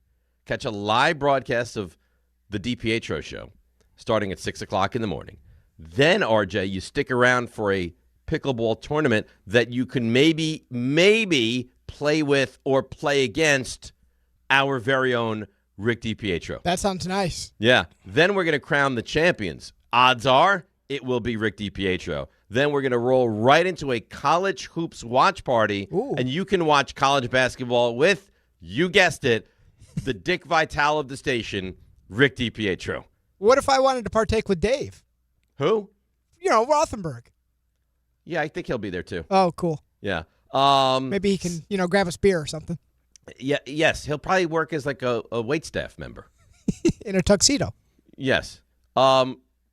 Sign It'd up be now. nice if you like a ball boy or something. Yeah. I'll scoot across. That's what I'll do. I'll scoot. I'll be the ball boy of the matches you play in. Well, what if I wanted to play in one of those matches? You can play. I'm trying to tell you. Oh. All right. Sign up now. There's only like a handful of spots left on the ESPN New York app. Spots are limited, very limited. Pickleball Madness. Brought to you by Pickleball Heaven, the new standard of indoor pickleball. Does that work? That nice? No, it's not nice. No one likes it. Everyone's very excited about it. No one likes it. So, do you ever read here or no? Do I ever read? No. Okay, great. So, Raymond has found the sound the caller was discussing earlier. We'll get into that. More of the calls on the Jets quarterback situation, into some baseball. It's DNR with you right here on ESPN New York. All right, let's see what's happening on the roads. It's Debbie Duhame. Hi, Dave. Hi, Rick. Good morning on this Tuesday morning. Let's see what's happening, guys. Alternate side parking rules are suspended for Purim. Metered parking rules in effect. Watch for slowdowns as you take a ride over to the eastbound Gowanus. Heavy traffic right up through the Prospect. Over on the LIE westbound, watch for an accident being cleared as you get right out toward the area of Jericho Turnpike. 23 south at Echo Lake Road in West Milford. It's a multi-vehicle accident. And over on 287 south at 78, watch out for an overturned truck sponsored by Positive Coaching Alliance. If you have questions about youth or high school sports, Positive Coaching Alliance can help. PCA develops better athletes and better people through youth and high school sports.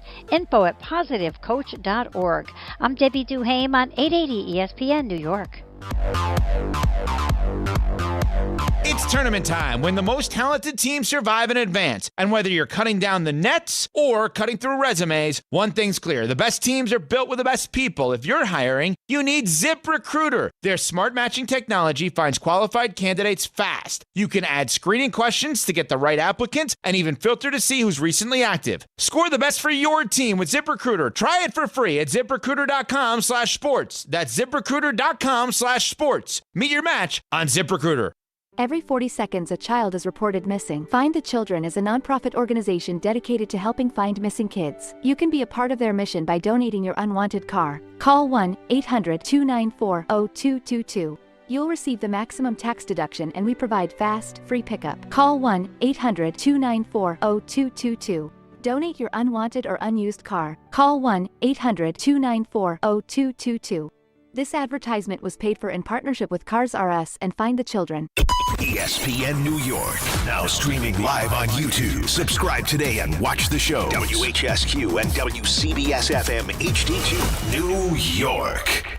I know that hiring can be challenging. You sort through tons of resumes and you get too many so-so applicants. You're just waiting for someone to match your role perfectly. Well, now, there's a place where you can meet them fast. ZipRecruiter. Need to hire right away. Start your search for strong candidates. The right fit awaits. Build your team. Build it sooner. Meet your match on ZipRecruiter. Just head to ZipRecruiter.com/ESPN right now to try it for free, and you're on your way to meeting your match. 4 out of 5 employers who post on ZipRecruiter get a quality candidate within the first day. So try it now. Go to ZipRecruiter.com/ESPN. Once again, that's ZipRecruiter.com/ESPN. Meet your match on ZipRecruiter. Try it free. It starts with the first early morning. The uniform, the training, the challenge. Every trooper remembers day one at the academy. But where they end up, no two stories are the same. At the New York State Police, the path you take is up to you. If you're ready for a career with endless opportunities for growth, start here. Go anywhere. Apply today at joinstatepolice.ny.gov. Ox Spine at New York Presbyterian is always in pursuit of a better way to heal the spine. We're getting more people moving again with minimally invasive, non-surgical, and surgical treatments with innovative solutions for every back and spine condition and your unique needs. Expert spine care is available now across New York City and Westchester. Find a doctor at nyp.org/oxspine. Stay amazing. New York Presbyterian. It's tournament time when the most talented teams survive and advance. And whether you're cutting down the nets or cutting through resumes, one thing's clear. The best teams are built with the best people. If you're hiring, you need ZipRecruiter. Their smart matching technology finds qualified candidates fast. You can add screening questions to get the right applicants and even filter to see who's recently active. Score the best for your team with ZipRecruiter. Try it for free at ZipRecruiter.com/USL. That's ZipRecruiter.com/USL. Meet your match on ZipRecruiter. Evan Cohen here. In life, as in sports, the pros make it look easy. That's why pro golfers like Jason Day, Ben Griffin, and Patton Kazire trust the pros in lawn care. True Green. They have the experience and expertise to give you a lawn worthy of the PGA Tour. And since True Green does the work for you, you get more free time, or more tee times. So stop stressing over your lawn and start loving it. Sign up now at TrueGreen.com because nobody makes it easier to get a golf course quality lawn than True Green, the official lawn care treatment provider of the PGA Tour. This is DiPietro and Rothenberg. Kyler Murray to the Jets is just a really bad idea. He, from everything that I've heard about this guy, is not the quarterback that you want. You won 3 games last year. The team is a disaster. You just lost 10 coaches. You got a new offensive coordinator. You got a new defensive coordinator. You got a coach that's probably on the hot seat. One person who coached Murray in Arizona told me, quote, it would be a disaster. You're trying to change the culture inside that building. You need somebody that is a leader at the quarterback position. Otherwise, it's not going to get any better. This is DiPietro and Rothenberg on ESPN New York and streaming live on YouTube. All right, the 7 o'clock hour, DNR with you right here on ESPN New York. We do want to get into some baseball. The World Baseball Classic is getting underway, and the start of the baseball season is 3 weeks away, and we will get there. but we want to kind of put a bow on where we are with the Jets quarterback talk. So Raymond, he did some research, and he found the cut. So what? Explain this, Ray. You were like motivated by what the caller said, and you started to dig and see if you could find this? I thought what the caller said was interesting, that he said he had heard this on a podcast. It ended up being The Pivot with Ryan Clark, actually. A nice little sit-down one-on-one there. He was just talking about, the Lions back then, because he was the DC, their best performance of the season. And he specifically talked about that Cardinal game. Now, is it like the caller said? Is it not a great look for Kyler Murray here? I didn't think it was a great look for Kyler Murray. All right, so let's take a listen. Here's, as Ray just mentioned, Ryan Clark talking to Aaron Glenn a couple of years ago about the Cardinals and Kyler Murray. I remember the Arizona game is probably our best game of the year. Defensively, man, we went after him, right? I mean, I called cover 0 more than I've ever called in my life because, listen, Kyle, I'm finna go at you, bro. Yeah. All right, I'm just telling you. Well, we know he's not studying anyway, so. 4 hours a week. No doubt. That's a whole nother side. Yeah, it's not good. I mean, what do you do in that spot, though? No, but he could have easily diffused that. Yeah, but I can't tell who's laughing, who's not laughing. He just said that's a whole different. Aaron Glenn is very. Aaron is the one who said that's a whole. Aaron is the one who said that's a whole different. That's a whole different conversation. Or whatever. Yeah, but he's also laughing. Like he could have diffused that. That's not fair. He's he's got a bad rap. He could have easily diffused that. Yeah, I guess he could have, but I mean, he's trying to tell he's trying to speak on his superpower, and then they decide to throw in a joke, and he kind of gets wrapped up in the joke. I mean, either way, I don't think the Kyler Murray is going to be a good fit here. Period. You need you need a pro to come in here. You need to stabilize the position. You need someone that's going to be able to run the offense the way that Frank Reich wants to run the offense. They can get the best out of Garrett Wilson and get the best out of Breece Hall, depending on what happens here with Breece Hall. But you need a functional offense to go along with whatever they're going to put on defense, because they're going to spend money and draft picks on defense now that Aaron's the one that's in charge. Absolutely. You've heard big names too. You've heard Minkah Fitzpatrick. I mean, they are going to go out there and they're going to spend real money. And also, by the way, today's the day that we find out what they're going to do with Breece Hall. Franchise tag, transition tag. I guess they have until 4 o'clock today to make their ultimate decision. Today's the deadline. Yeah. Yeah. So we'll have that information as well. I have to think they're going to use some tag on him, right? They have to, yeah, and then they'll have they have the time to figure out if they want to try to get a long-term deal done, or I guess allow someone else to come in, and sign him if you use the transition tag on him. But I would think you'd want to collect guys like Breece Hall, not move on from guys like Breece Hall. Yeah, but you also got to figure out, does he want to be here? There's a lot that goes into it. What's he looking for money-wise? But, you didn't trade him. There were teams that made offers at the deadline. And he is he's one of your best offensive players. I think he and Garrett Wilson are your two best offensive players, yes. Right. So, and now you're bringing in Frank Reich and hoping that now, you have someone that's qualified to get the best out of these guys, as opposed to Tanner Engstrand last year. Let's go to Wes in East Hanover. Wes, you're on ESPN New York. Good morning. Good morning, fellas. How we doing this morning? You know what, Wes? I got to ask you this.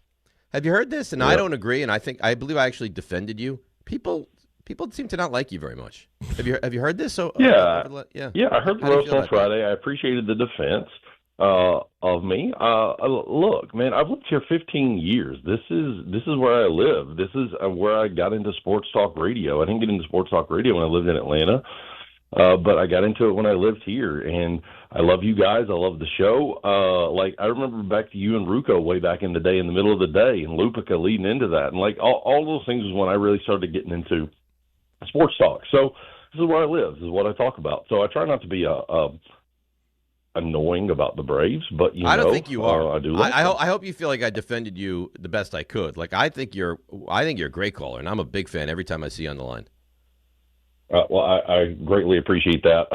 Unlike Robin, I will not be there at Pickleball Madness, but I will be there for the Mets tailgate. You know this. So, but anyhow, so what I was calling about was, when the Giants drafted Daniel Jones at 6, no one would have been in arms if they had drafted him at 16. And I feel like, and again, I'm not a Jets fan, I'm not a Giants fan, the sentiment is not there for Simpson at 16. If they draft him there, it's almost like drafting Daniel Jones at 6. And so I'm wondering, considering those two quarterbacks, who do you think has the higher ceiling between those guys, Daniel Jones, Ty Simpson, and are they similar type cases? Because that's one of the things that's been going through my head. So appreciate you guys. Love you, and we'll talk to you later. All right. I know this is going to be a really bad cop-out answer. I don't know. I think it depends. I think that both of those quarterbacks fall into the bucket of where they get drafted and what the situation is. I think that's fair. Daniel Jones gave you really good moments. Right, Daniel Jones got you to the playoffs. I mean, Daniel Jones had a great playoff game, right, against Minnesota. Right, and that's the thing that people forget. Not only did he get you to the playoffs, he played his best game in the playoffs.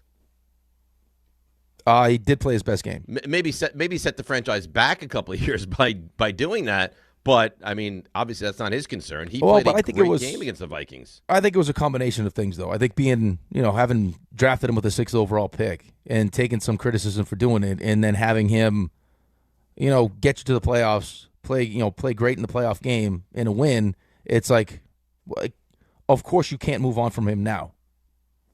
Right? I mean, there's a lot invested in this guy. Right. You live through the criticism for this moment. You've had this moment. Now what are you going to do?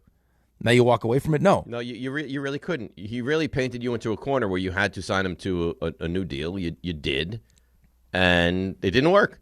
Right, but I think quarterbacks like that water under the bridge now. Right, but I think that in the right spot with the right talent around him, with the right coach, and you saw last year before. I mean, Daniel Jones was in the MVP conversation last year.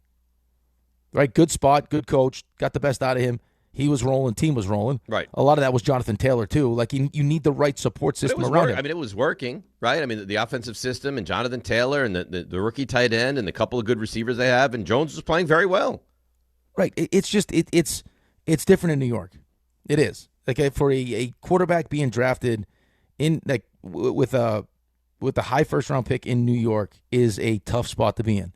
And there's not a lot of patience. And there's a real sense of urgency to see the kid play, and then you make snap judgments. I mean, I got our boss can 7 snaps he knows, and right now the Jets are not in a good spot.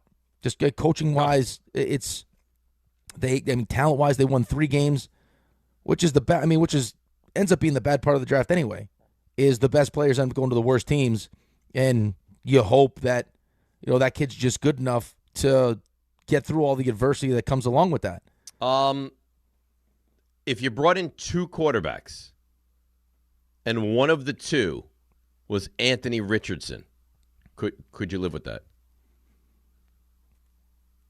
Could I live with that? What am I giving up to get Anthony Richardson? Very little. Very little? Very little. I mean, I could live with it. He's a young late kid. Round pick.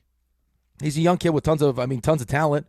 I'm hoping I would be ability, right? Right. I would be hoping that he learned a lot from his stay in Indianapolis and all the stuff that he went through, and he's more mature now and understands what it means to lead a team. Yeah, I wouldn't be opposed to taking a couple shots, just knowing I have 3 first-round picks in 2027. Right. So you take a shot. If somehow you can, get the best out of Anthony Richardson, great. And if you can't, then you've really mortgaged almost nothing. And it may give the fan base a little bit of excitement while still being bad. Right, but I mean, you could say the same thing about like Jalen Milroe in Seattle. Sure. Or something like that. Like I wouldn't be opposed to doing something like that.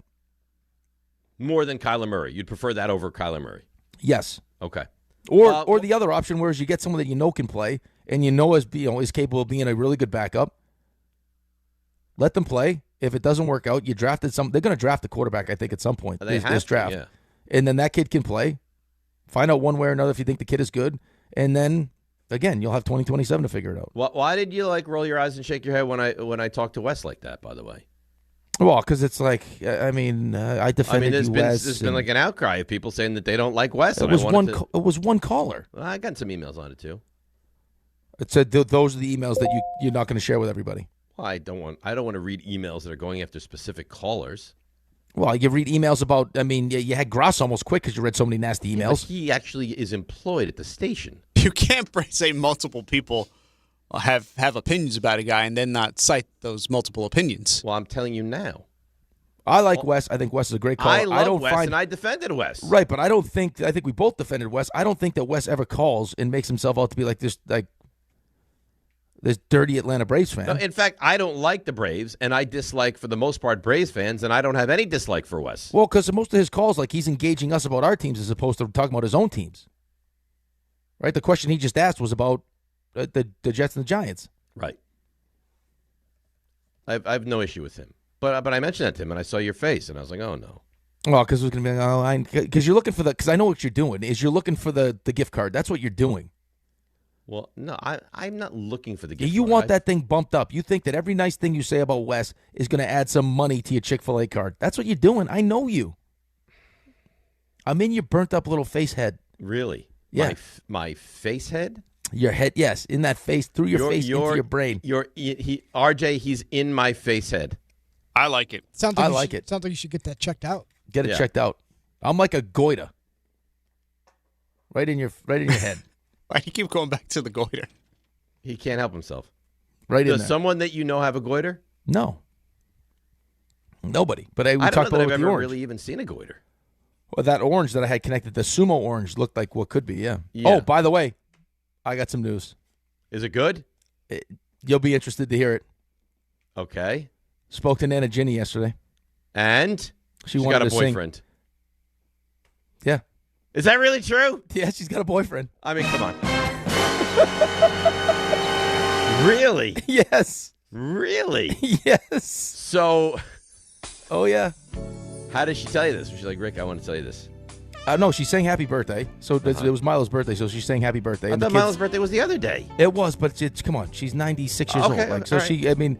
She called, she sings like a funny happy birthday song. The kids loved it, and then she felt the need to let us know that she now has she's got a man in her life. So is it someone that also lives in the facility, or is it a worker there? See, that's what I thought initially. Like she's just saying that she has a boyfriend.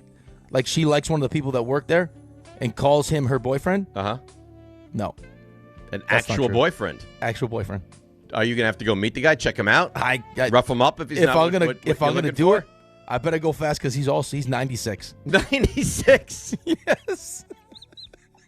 They met at bingo. I love it. Oh yeah.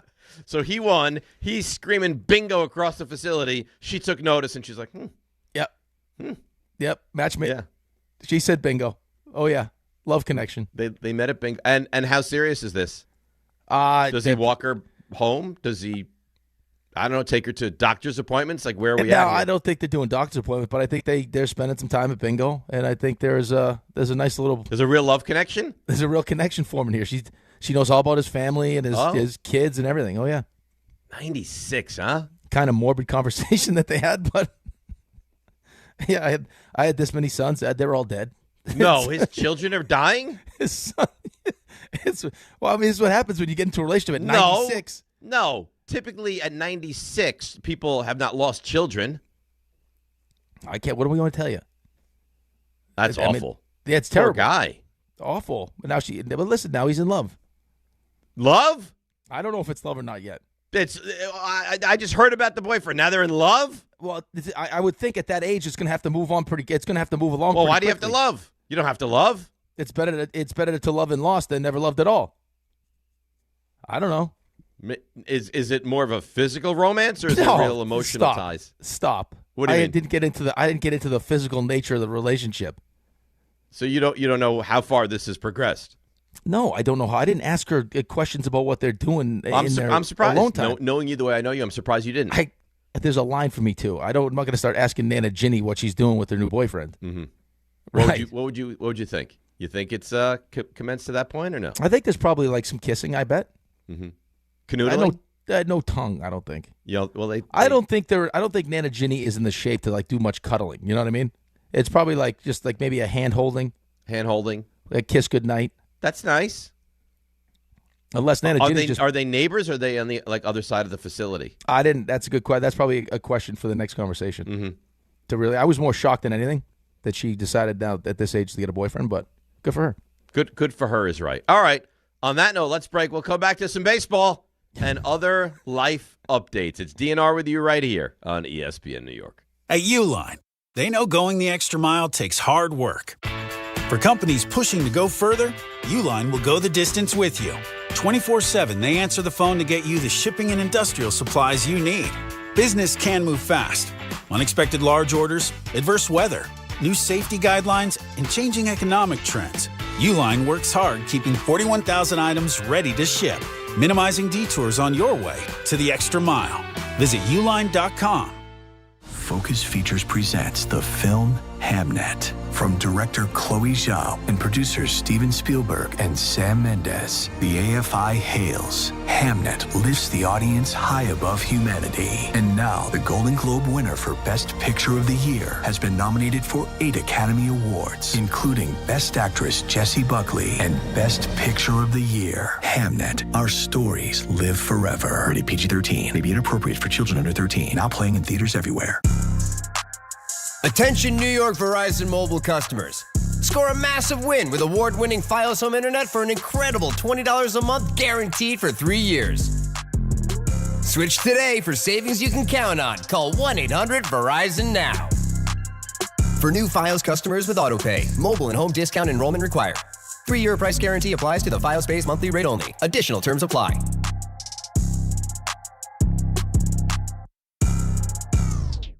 If you've been injured on a construction site, then you need a lawyer who knows New York's unique labor laws. At the Parisman Firm, they have decades of experience handling construction accident cases and a proven track record of delivering huge results. Their team has already recovered nearly $1 billion for hardworking New Yorkers. From scaffold accidents to slip and falls and equipment failures, they've got your back. Call the Parisman Firm now at 718-WORKERS. That's right, 718-WORKERS, because your case is their cause. Get the justice you deserve today. New year, new season, same goal. Feel good and stay in the game. But if neck pain, back pain, joint pain, or sciatica is holding you back, it's time to handle it. I'm Bart Scott, and I'm telling you to call Dr. Jay Shaw at Sandwell Pain. Dr. Shaw is an Ivy League trained, double board certified, and he specializes in getting people back to living pain-free. No surgery, no scars, no long recovery, no pain medication. Just precise, non-surgical, image-guided treatments that work. Same day or next day appointments are available with offices in Woodbridge, Livingston, and Inglewood. Stop playing through pain. Go to SandwellPain.com. Relief starts today. Hey, it's Alan Hahn. Rings End is your locally owned Benjamin Moore retailer. They're your store for quality with a full line of brilliant and durable Benjamin Moore paints. They're your store for inspiration with thousands of colors and a variety of sheens. And Rings End is your store for expertise with one-on-one advice for contractors and homeowners. Insist on Benjamin Moore paint from Rings End because the gorgeous color you love can't be matched in another brand of paint.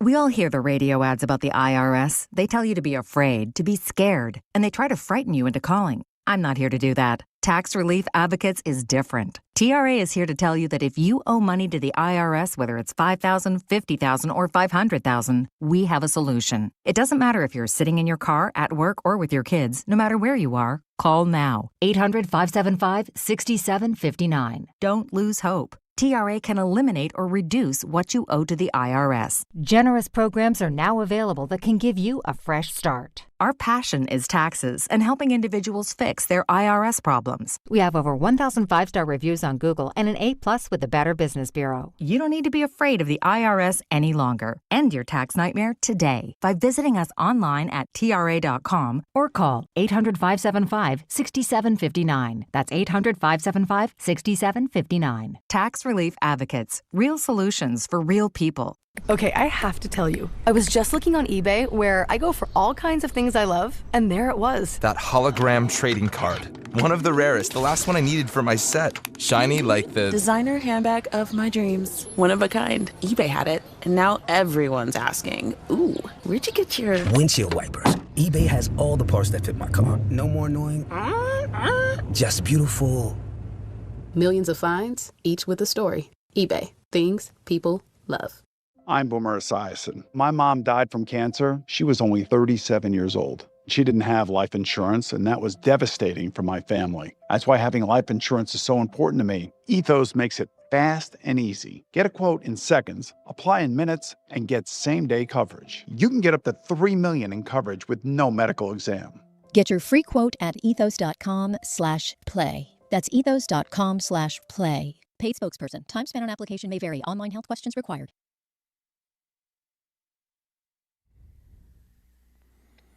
Oh, yeah. DNR with you, ESPN New York. We roll along on a Tuesday. We have CMT coming up also. Oh, Things are baby. going to get spicy. Oh, real spicy. We got a mock draft, too. We can talk about. We got Jordan Reed's mock draft. Yep. We have CMT, and we've got Mel Kiper Jr. How good is that? That's real nice. That's real nice. We got to hear from Aaron Judge, who was on with McAfee yesterday. We'll get there in a moment, but before we get there, I'm told Ray from Montville might be entertaining and informative as well. Good morning, Ray. How are you? Good morning, guys. I'm doing well. How are you? Great, thank you. Great. So, Rick, my wife works in a home for the elderly, and I got some news for you. Nana Ginny is doing a bit more than kissing, I would say. The very active in the home? The story she tells, one day she came home, there was a 93-year-old man who passed away.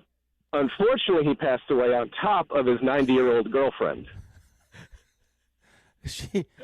I don't know what else to tell you.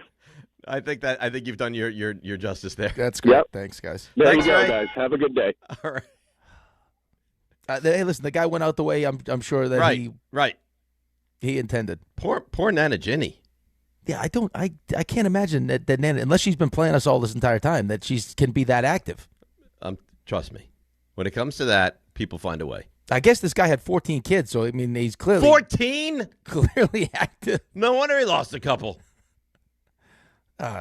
14 children? Yeah. Well, yeah, then definitely. then definitely. This is the John Winthrop of the nursing home. Yes. 14 children? Yeah. With one woman? I don't know. I didn't ask all these questions yet. Here's what I was you got to caught find off guard. out. You got to find out how many times this guy's been married. Okay. You got to find out his intent. Like, does he intend to take her to prom or anything like that? I don't think they have an older people prom, but okay. You know what? Idea to self. Maybe they should. So what you want me to do is you want me to take on the Ali Larder character in Landman and really pump up the nursing home. Yeah. Like full on dance. Yeah. Why no? I think that'd be great. Okay. Think of how excited Nana Ginny would be. Hey, Nana Ginny, what do you have coming up this weekend? Prom. We're gonna get together. We're gonna get all decked out. We're gonna go to prom. He's gonna pick me up. We're gonna wheel over to like the East Wing, and we're gonna have a prom. Soft foods, easily digestible prom. And then who knows what's gonna happen? And then all bets are off. Ugh. I love it. RJ, this is your fault. RJ felt like this is a good idea.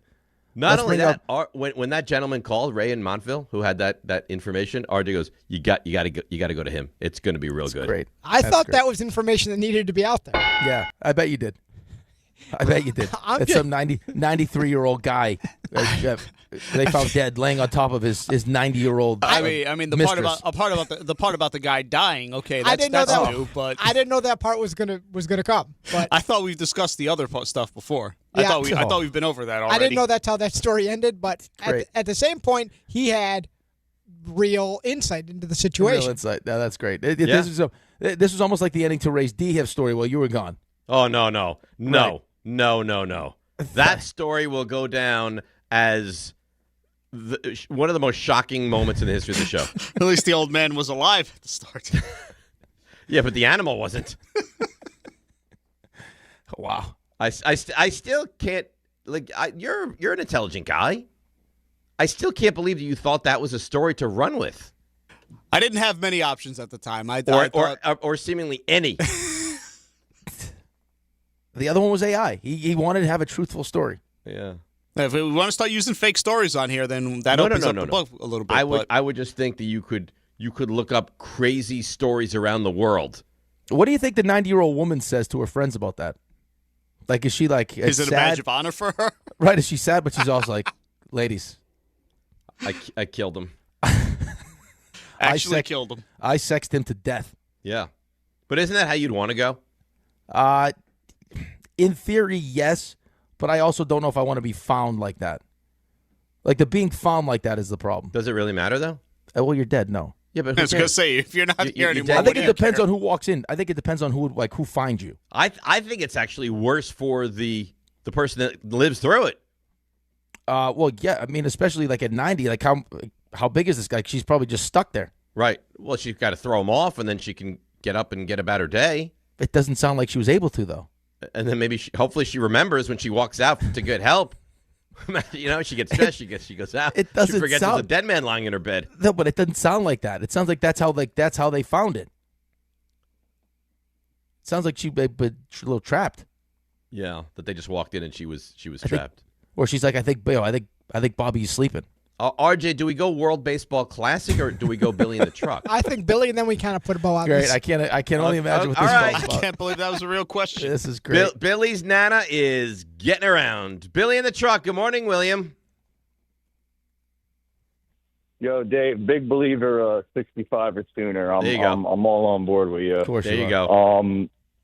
It's my girlfriend's grandmother, though. I went to visit her for the first time in the home, and she warned me. She goes, beforehand, she's friendly with a lot of people. She's got a lot of boyfriends. And I'm like, oh, that's nice. That's cute. She's like, no, she really thinks she's got, so everyone, I'm walking up and down the hall. She's like, oh, hold on. This right here, this is Billy. This is my boyfriend. This is the fiance. She's calling me the fiance. But there's one guy she introduces me to, and he's quiet. He's not really talking or anything. Was he able to speak? No, he's able to speak. Just very uncomfortable looking. Okay.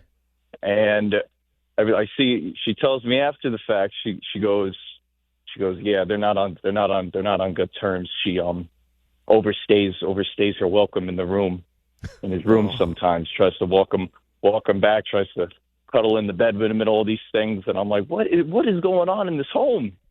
What is happening with these old people? But you know what? Everyone needs love. Everyone needs attention every once in a while, right? Yeah, Billy, I love it. A little companionship. It's uplifting. Who doesn't like to cuddle? Everyone likes to cuddle. It's very uplifting. All right, so World Baseball Classic. You in or you're out? Like you're heavily I'm fully in. You're fully ensconced. I love it. Yep. You will watch a ton of the WBC. I will. Yeah, I'm going to watch all of it. I love this stuff. I mean, what else are you watching right now? Well, I mean, you have a lot of options. You got the Knicks. You got college basketball. But I mean, hockey. Okay, yeah, but we're still a little bit light. Yeah, I think that's fair. But I don't know. I think there's plenty of people that are baseball fans that are not intrigued with the. Well, here's the problem. Here's the disconnect. Is again, the reason why people were so into Four Nations, because of course you're going to be into the Olympics, but it also didn't drag on for such a long time. Right, but Four Nations is because of how important you saw it was to the team, whatever team you rooted for. It's just like for USA. I mean, you saw how much it meant to them. So you like, well, if it means that much to them, like I'm into it. Problem with baseball is like, I think judges into it. Like there are guys that are into it and they're going to take it serious, and then it's like, you got the best pitcher in baseball who's going to make one start and that's it, and he's leaving the team. That's right. Right, so it's like, and who's his start against? His start is against Great Britain. They should who? Great Britain. Right. They should beat them if you started that game. So it's like, okay, well, what exactly? Like, are we serious about this? Are we not serious about this? What are we doing? Obviously, they're not overly serious, because if they were overly serious and they were allowed one start, you would save it for like the semifinals, right? Assuming you're going to probably be able to get there. Yes, I mean, I'm assuming that. I mean, when you look at that team, that they'll be right there. That I would want him to pitch in a more important game. Yes, and this is also like I think the nice thing about the Four Nations is it's quick. You're not committing a ton of time. This thing is, I mean, it's going to go on for a couple of weeks. Yeah, and then there's also the injury possibility and everything else that is really concerning, because again, we lived it here in New York with Edwin Diaz, which is terrifying. But I think when you see these players represent their country and how much pride they take into it, I think it's hard not to pay attention to it. I'll pay attention to it. I will be honest with you. It mattered for me a lot more, the Four Nations and the Olympics, than this will matter. Yeah, for me, I think that's probably I think that's probably the feeling from a lot of people. But maybe if you would say to me, and I think all you guys as well, U.S. beats Canada in hockey in the Olympic finals, or Team USA, has a wonderful win to win the WBC. I would say 98% of the people would say, give me the hockey gold medal. Yeah, probably, but I think it's the more serious that the players take this, And I think depending on what happens, like you had last time, the moment with Ohtani and Trout, like that's a cool moment. Right? It was an awesome moment. Right. The more of those moments that you have, I think the more people will start paying attention to it. And then maybe it will grow into something that you really like, you're excited about. But you made the best point already. If Skubal is making one start in the second game of the preliminary round against Great Britain, and then that's it, then how seriously are they taking it? And that's kind of the disconnect, for me at least. I mean, you're watching these guys. I mean, you're watching the U.S.-Canada game, and there's fights, right? Like, I mean, immediately. 3 fights. It's like, oh, wow, holy moly. Right. Like there was clearly, hatred was ramped up immediately. And with this, it's like, yeah, Skubal, he'll be there, but he'll be there on his terms, and he won't be there when it truly, really matters. Right, and then he's leaving. Right. So how seriously is the fan base supposed to take it when the best pitcher probably in the world doesn't take it overly seriously? Yeah. Now, I don't know if it's a him decision or if it's the Tigers are saying, we're not comfortable with this, but he's not going to be there past, the game against Great Britain. Right, but you're doing it or you're not doing it. Right? Like, I'm reading articles the other day about, the Minnesota Wild right now are in the thick of things for a chance to compete for the Stanley Cup. And, Quinn Hughes is running around. And Bill Guerin, the GM of the team, who was also the GM of the Olympic team, was asked about it. And he's like, yeah, of course, Quinn Hughes is one of the best defensemen in the world. And, of course, we need him. But I also recognize that this could be the biggest moment in his life. So I need him to take advantage of that also. Will he have to play a couple games tired? Yeah. Is that great for us? No. But it's also recognizing the moment and how important that moment was. I get it. I think if you're like a fanatic of the team that he plays on, you don't want to hear that as an excuse. I understand that, but that's, again, this is the price that you pay. Look at the NBA All-Star game this year. Right? Like, the guys actually tried and it was somewhat competitive and people watched. People, at the end of the day, people want to see the best athletes in the world compete against the other best athletes in the world. And they want to see them care. Exactly right. They want, and the more you care, and it could be manufactured care. Like Four Nations is just, it's a made-up exhibition. Right. But it's a made-up exhibition, which was really exciting. Right, and there was a level of pride that you took in watching that team play. Right. And how badly that team wanted to win. Right, but could you imagine if the Kachuk brothers were like, yeah, we'll play in the preliminary round, and then when it gets to the medal round, we're gonna leave, or we're gonna be done. No, and that would be ridiculous. No, but you also saw guys that were devastated that they didn't make the team. Right. Right. Like, you had all the best guys that wanted to play in it, and some of them got left off the roster, and they were choked about it. Hockey has the right recipe, whether that's player-led or league-led or international competition, whatever it is. Hockey has it that other sports just don't. No, and I think that's a testament to the players, and I also think it's recognition from the league that, hey, we're not where some of these sports are at, and we need to try to get there. Why don't we break? Come back. We'll get to the calls. We'll hear from Aaron Judge. We'll do CMT. We'll be joined by Mel Kiper. It's like I told you, it's very busy. DNR with you right here on ESPN New York. Finding great candidates to hire can be like, well, trying to find a needle in a haystack. Sure, you can post your job to some job board, but then all you can do is hope the right person comes along, which is why you should try ZipRecruiter for free at ZipRecruiter.com/ESPN. ZipRecruiter doesn't depend on candidates finding you. It finds them for you. Its powerful technology identifies people with the right experience and actively invites them to apply to your job. You get qualified candidates fast. So while other companies might deliver a lot of hay, ZipRecruiter finds you what you're looking for.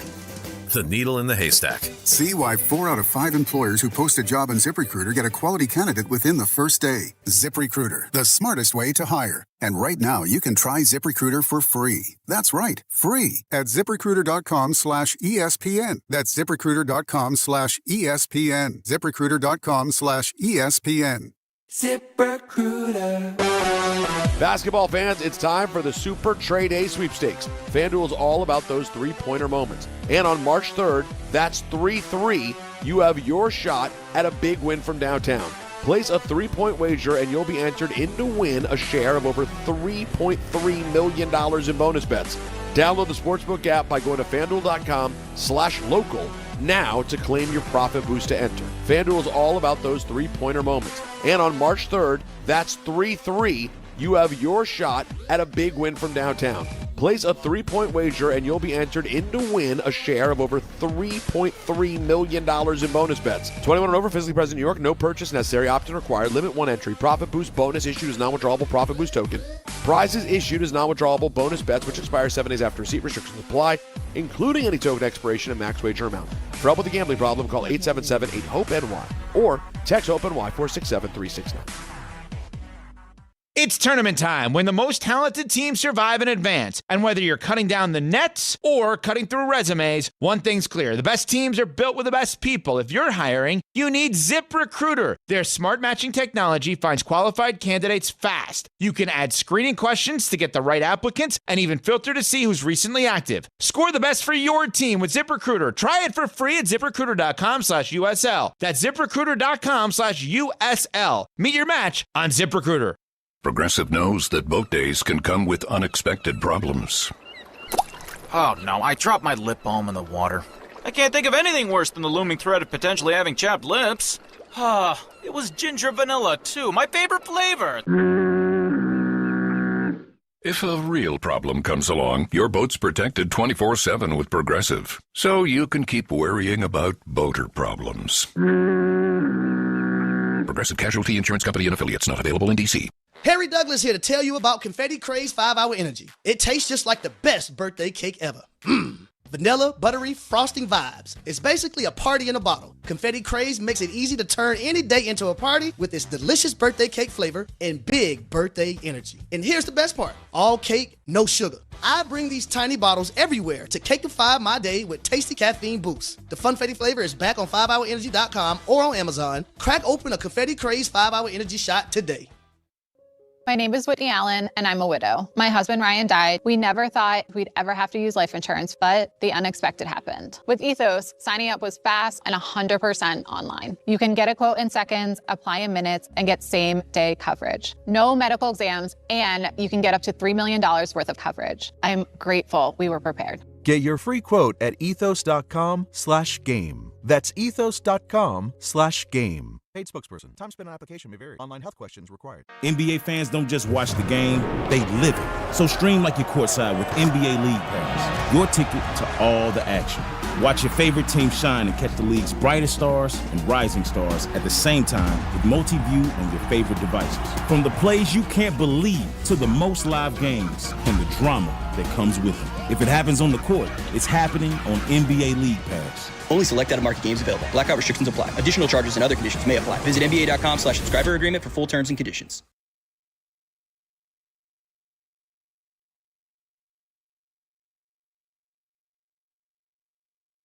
Yeah. You think they had like a dance and you meet the people at the facility. I don't want to play this game with you anymore. Like an icebreaker. This is what we do. Yesterday, I didn't want to play the, hey, you're burned suntan, and it never went away.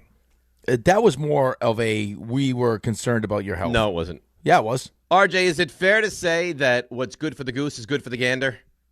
I suppose. Yeah.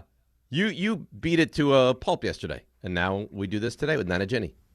Well, maybe next time you don't go out in the sun with nothing on your face. Well, maybe next time Nana Jenny doesn't, bring back the entire facility.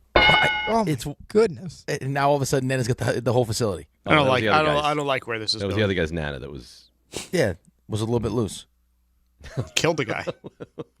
No, Ray. No, that was not the person's. Oh, maybe it was, wasn't it? No, it wasn't. The first person. It was a relative. No, it was they worked at the home. The last caller was the one who had the. That's right. Yes, that's right. It's all very nice. Get your mind out of the gutter, Ray. There's a lot going on. Get your mind out of the gutter, Ray. It's kind of hard to consider what's been happening in the last half hour or so. You sick freak. My goodness. By the way, speaking of, I don't know, speaking of anything, but change it. Go ahead. Have you seen what the St. Louis Cardinals are doing with their tickets this upcoming season? I saw, and this is a good entree into baseball. I saw, what is it, like $29 tickets, and you get everything? Yeah. So it's called. Yeah, it's Coca-Cola Unlimited Tickets. It's in Big Mac Land, which we've all seen when we watch Cardinals games. So you have, from the time the gates open until the end of the 8th inning, all-inclusive, you get Coca-Cola products, hot dogs, chicken tenders, bratwurst, nachos, french fries, popcorn, peanuts, chips, and ice cream. All unlimited. And what is it, $29? Starting as low as $29. That is amazing. That's amazing, right? So people are going to go crazy with the soda. Unlimited soda? Right, so you get to go up. You get 3 items. Yep. And then you go back to your seat, and then you can go back up again. And you can go as many times as you want. That's like a buffet. People, when they think free food, they take full advantage of it. Oh, yeah. So it feels like you're missing out if you don't really, if you don't max it out. Yeah, but then you become, and that's the problem with this country. You become gluttonous now. It's like, oh, you know what? I'll have a soda, and then I get thirsty again. I'll have another soda. I'm going to have 11 sodas. Right. My concern would be that you start now wasting it because you know that it's unlimited. I can only get 3 items. I'll go with this, this, and this, and then you're like, okay, yeah, I'll have a couple handfuls. I don't love this. Let me throw it away, and let me go back and get another 3. Right now, I'm going to go get some nachos. Right. Yeah, I think people will take full advantage. It's a nice deal, though. It's a great deal. But it's starting at $29. Starting at $29. So what does it go up to, and how much are you spending? Listen. Don't feel badly for the organizations. They'll figure out a way to make money. Well, they wouldn't be offering it if they're not making money. Yes, exactly. All right, so let's get to a couple calls on the World Baseball Classic, and then I do want to hear from Aaron Judge, and then we'll get into the whole CMT of everything. Calvin in Washington Heights. Calvin, good morning, buddy. You're on ESPN New York. Good morning. I am going to say this. Canada-USA hockey was awesome. But the Baseball Classic matchup that is the highlight is Dominican Republic versus USA. Canada is the Dominican Republic in baseball. They have the best position lineup. They have the best position players, with the USA having the best pitching. Primetime players in the center stage. That game, it will have a Game 7 in Miami sold out. Guarantee it will be sold out too. Because the game next Wednesday I'm already going to is already sold out in Miami. And that's Venezuela and DR. That's primetime baseball. Both lineups will be $2.something billion. And these players are excited. This is what primetime it means a lot for these players. And when you're saying that USA is not in it as much, USA got enough pitching. They got Terrence Scuba. Yes, they should save them for Japan or Dominican Republic, but they still got Paul Skeens. They still have Logan Webb. They still have more than enough pitching. Yeah, some of the other countries as well. Skeens is the best. Fine. Who's the second best pitcher? Right, but Calvin, I don't think that was that wasn't the point though. The point was kind of more towards why American baseball fans, not listen, baseball in the Dominican, Puerto Rico, those people are going to be dialed in. This is a big deal. It's important. It's important for the players. I get all of that. I think the Scooble point was more if you want the American baseball fan to buy in, you got the best players in the sport that are American need to be fully invested in the tournament. Yeah, but I understand his logic why he's doing one start. Him and Freddie Peralta are the both pitchers. This is a perfect example. Paul Skeens, Terrence Scuba was the best American pitcher. He's going to be a free agent. He's a Scott Boras client. He's going to ask for $500 million at the end of this year. So he's going to do one start. Why? Because he wants to cash in. I understand if he already had his contract locked in, he'll probably give you 3 or 4 starts. So his reasoning is, let me also prepare because I'm going to be a free agent. Calvin, if you're a free agent and you've got $500 million waiting on the other side of this season, why give any starts to Team USA? Because I would like to say the part with Freddie Peralta as well, with Terry Scuba before you hang up, is he's trying to also, he has an agent that is also telling him at the end of the day, look, I want you to make sure that we get this contract, take care of your arm. I just think I don't want you. That's he also has his agent behind him. Same thing with Freddie Peralta. Perfect example.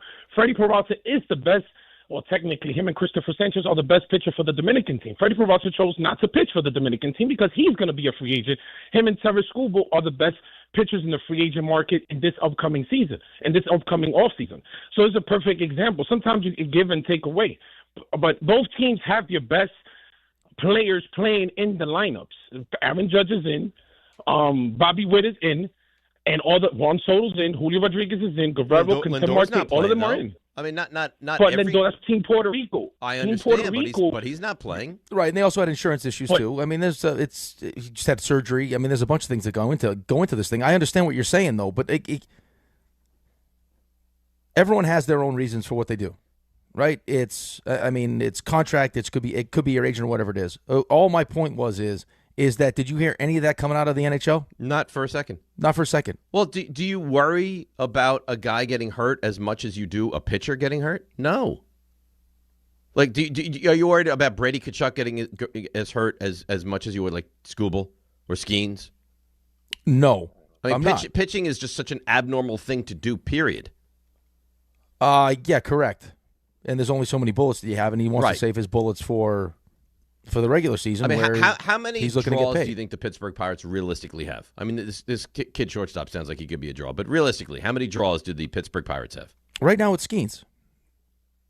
A couple? I mean, Skeens is at the top of the list. I mean, Skeens is one of the faces of baseball. So God forbid something were to happen with him.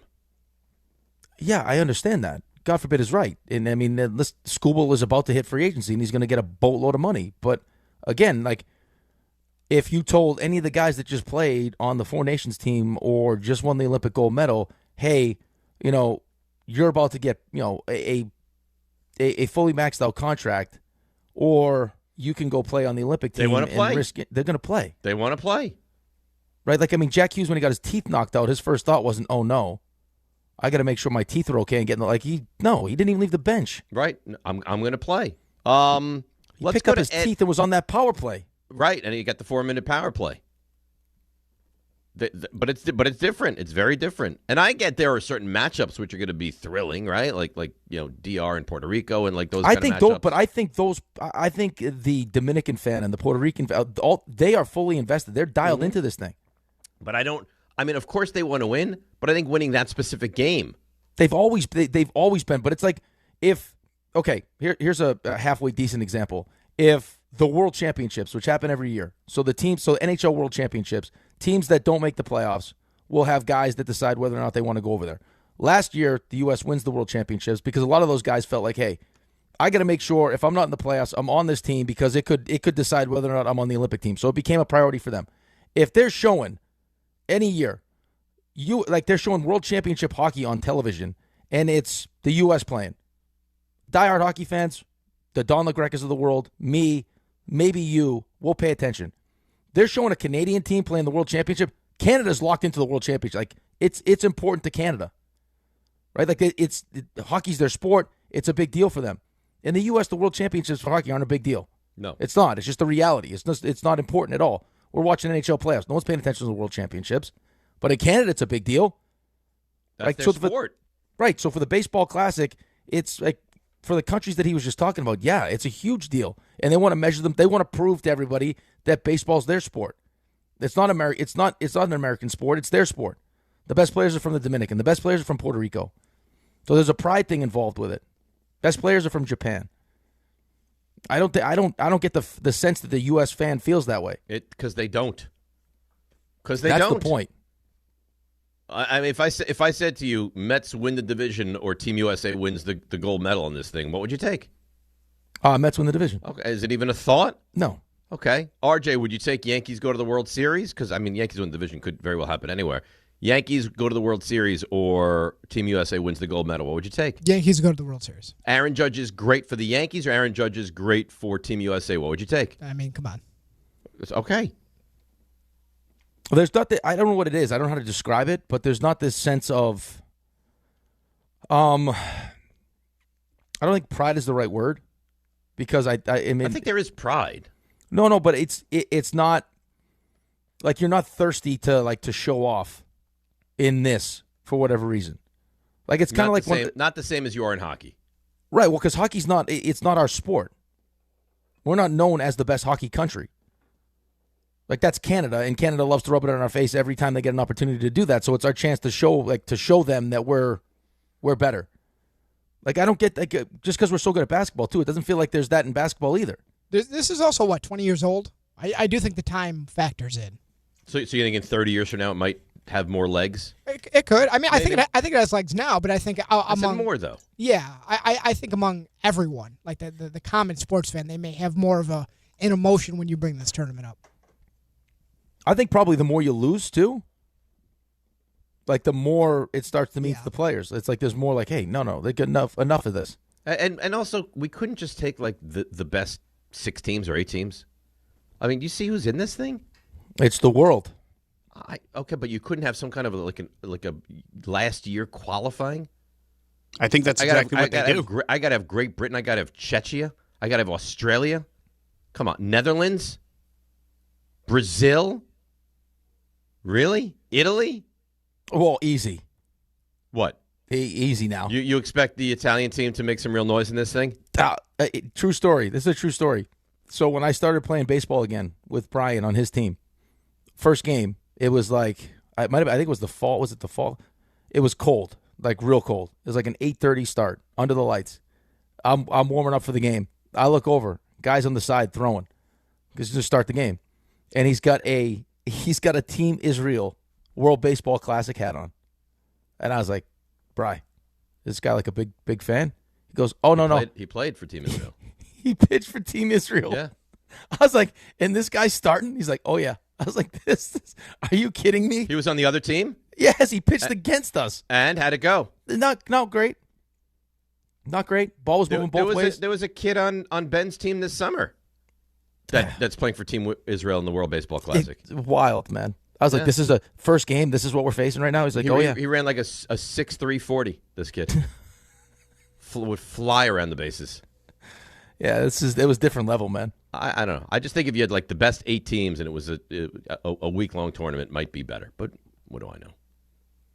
Well, I'm excited about it. I have some excitement about it, too. I miss baseball. I mean, there's some meaning to these games. It's not just a spring training game, which is nice. And we'll see how locked in the players are.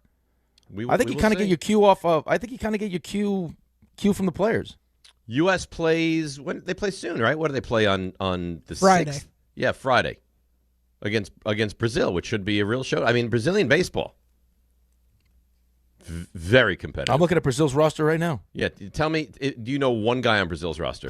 Do I know one guy on Brazil's roster? Looking through it right now. One guy. Ronaldinho. I don't think it's Ronaldinho. No. Maradona. You're just mocking them. They go, what are you doing? What do you mean? What are you doing? Give me one. Give me one guy. They're going to play this for Team Brazil. Thiago Vieira. Where's he play? Arizona.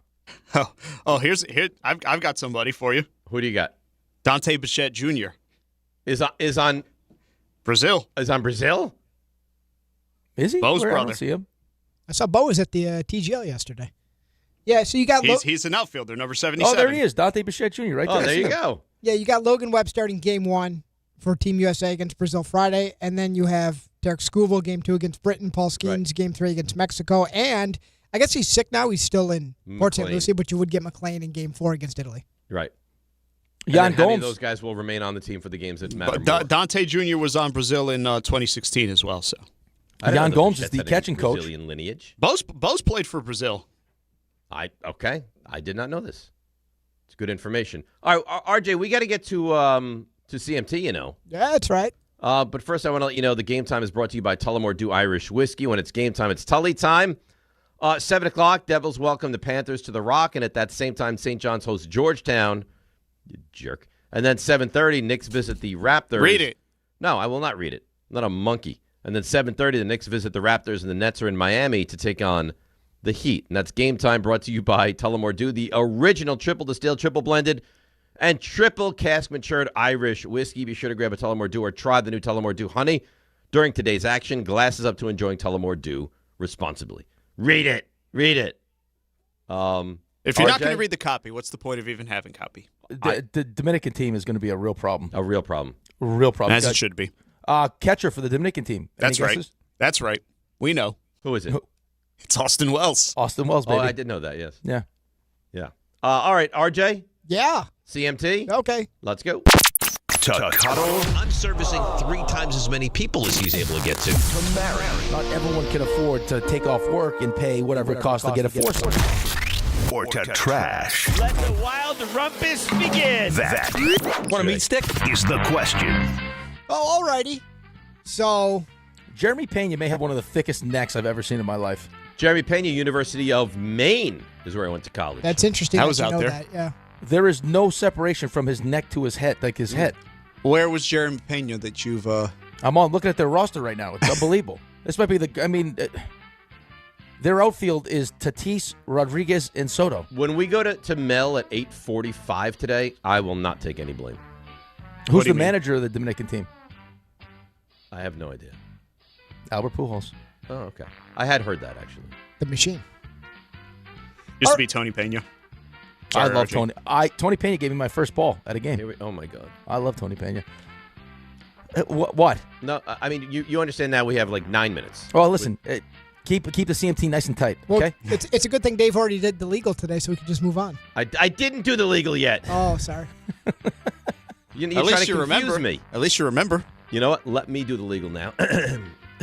Me. Here we go. You're listening to DiPietro and Rothenberg on WHSQ, WCBS FM HD2, New York. That was nice. Thanks. Of course, that would be his warm-up, too, is me.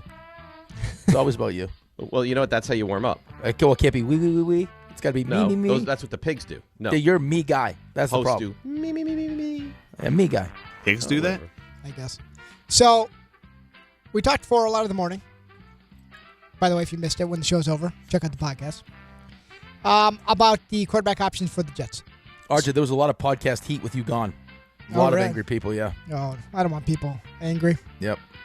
So, Cuddle Murray Trash, all of which I've tried to create a realistic option of how they would acquire, the Jets being that team, these quarterbacks. Cuddle Murray Trash, the avenue that you would go. Would it be Kyler Murray as a free agent, estimated a couple of $1 million a year? Would it be Ty Simpson, theoretically, at number 16? Because the more you read, the idea of him falling out of the first round seems... He's not going to go to the second round. Yeah, it seems smaller by the day. Well, you also heard, I was listening to the afternoon show, the relationship between him and Todd Monken. Yeah. Who Alan kept saying Monken. Oh, boy. You don't... Unbelievable. Yeah, no, it's Monken. Well, you know who he took his cues from. Of course. So, or would it be the final option? Would it be Malik Willis at, let's call it, $25 million a year? All right, so what's the exact question, please? The avenue that you would pursue. What would I? Okay, I would marry Willis, short-term deal, Cuddle Simpson, and Trash Murray.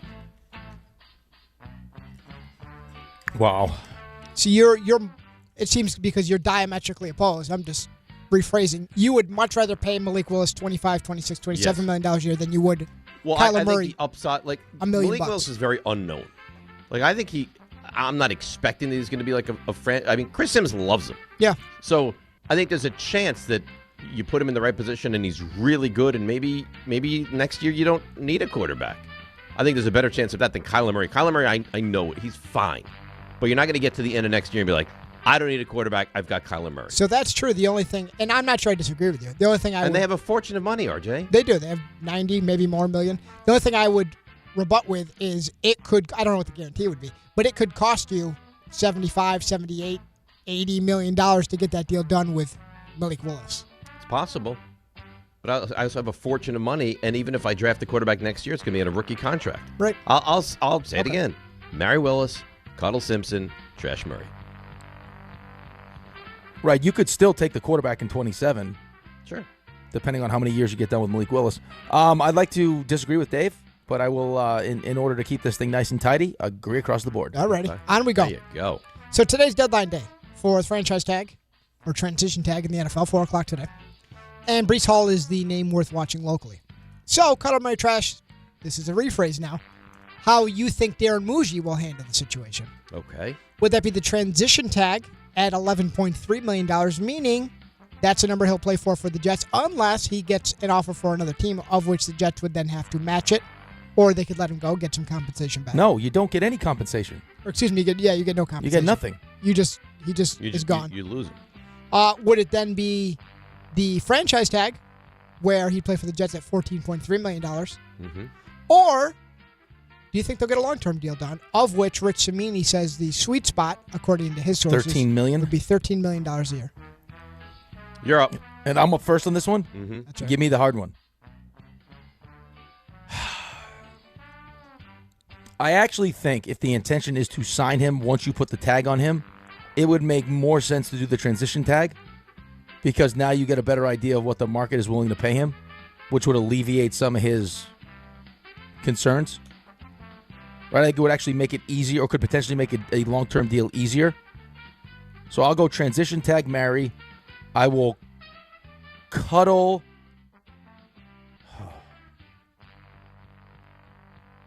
I'm going right down to the nitty-gritty now. I guess I would Cuddle tag, and then I would trash long-term deal getting done before the deadline. Is there a fear that you put the transition tag on him and somebody makes a crazy offer? Well, but how crazy are you going to make an offer? I don't know. No. So you don't think anybody goes 3 for 45? 3 for 45, but at that point, I mean, if there's a team willing to do that, whoever the team is, I mean, doesn't that make you more comfortable just getting it done? I know the sweet spot's 13, but if he's telling you the entire time, no, it's 15 or whatever it ends up being, and you're like, okay, prove it. Yeah. At least this gives you the opportunity to have someone, have him prove it. So this is what Muji's going to do, RJ, right? Yes. And plus, you save a couple million if you can't get a deal done. And no one offers him a deal you have to match. I think I'm going to marry franchise. I'm going to Cuddle transition. I'm going to trash long-term. So you're totally... Yeah. Well, 14... I mean... $3 million, I guess. The point is, if you really want him, why play the game, right? I guess that's the point you're making. But here's the thing, though. Here's what I'll say to that, though. And I don't know what his mindset is either. Right, but if you've been trying to play the game the entire time, kind of like the whole Lamar Jackson conversation that they were having. Yeah, they have been playing the game. You're right. Right, like if you're playing the game and you clearly have a number you want to give him, and he's not happy with the number because he says on the open market I can get more, it would actually probably make the long-term deal a little bit easier if you put the transition tag on him and said, okay, show us that you get more money. And if he does, then you feel more comfortable signing to the deal that he's telling you anyway because you know another team's willing to pay it. Yeah, this is an interesting situation because, give credit to their offensive line, which was, I think, one of their bright spots-ish on offense, and you're going to have both your guards hit the market. Mm-hmm. And your two most talented players have both, in the past, been vocal about perhaps it's not being the best fit with the Jets. So you're throwing money at the problem. You don't think AVT is back, right? You're asking Rick? It sounds like he's going to actually have a legitimate market. Yeah. AVT screams he'll go to the Eagles on a one-year deal and be an all-pro. No. Great. He just screams it. No. Because Becton did it? And he'll be healthy and phenomenal. Becton's part of the equation, but he's not the reason I say this. Yeah, but Becton left there and he fell apart again. Yeah, right. Yeah, I saw he could be he's a candidate to be released. Unlike with Becton, though, like you know how talented AVT is talented. Right. You know that. It's not that the guy's not good. It's just that the guy's not healthy. Correct. Right. Alrighty, moving on. RJ, how would you answer that question? I would transition tag for the Mary. I would actually Cuddle the long-term deal. I'd like to get something. Well, I know, but you only have till 4 o'clock. Well, but I didn't think it was what I'd like to do. I thought it was what I expect to have happen for Muji. Correct. So I guess what I expect then, yes, if I'm answering that way, then I would go transition franchise long-term trash. But I don't like how this has been handled. Because you're either going to have to throw probably more money than you want at them, because I do think there's a market out there. Running backs are back in vogue. I was listening to something, I forget where, but from a credible source that said if the NFL was just making all players available, like Bijan Robinson would go for numerous ones currently right now. The viewpoint of the running back around the league has definitely come back around. Like the Seattle Seahawks are going to walk away from a Super Bowl MVP with Kenneth Walker, years old, and they want no part of him because they just think that the market's going to be way beyond what they think. There's going to be really, really good running backs available on the free agency. Yes. Alrighty. So, succinctly, which New York coach or manager, and this was spurred from a nice ESPN.com article about the Mets and the pressure on them and Carlos Mendoza, is under the most pressure. These are for different reasons, and the goalposts are different for all of them. Most pressure to win right now. Would that be Carlos Mendoza with the Mets? Would it be Mike Brown with the Knicks? Or would it be Aaron Glenn with the Jets? And obviously, the term win is different for all of them. It's back to me, huh? Yeah, and no one expects the Jets to win a so title. I'm marrying the most pressure to win. Yes.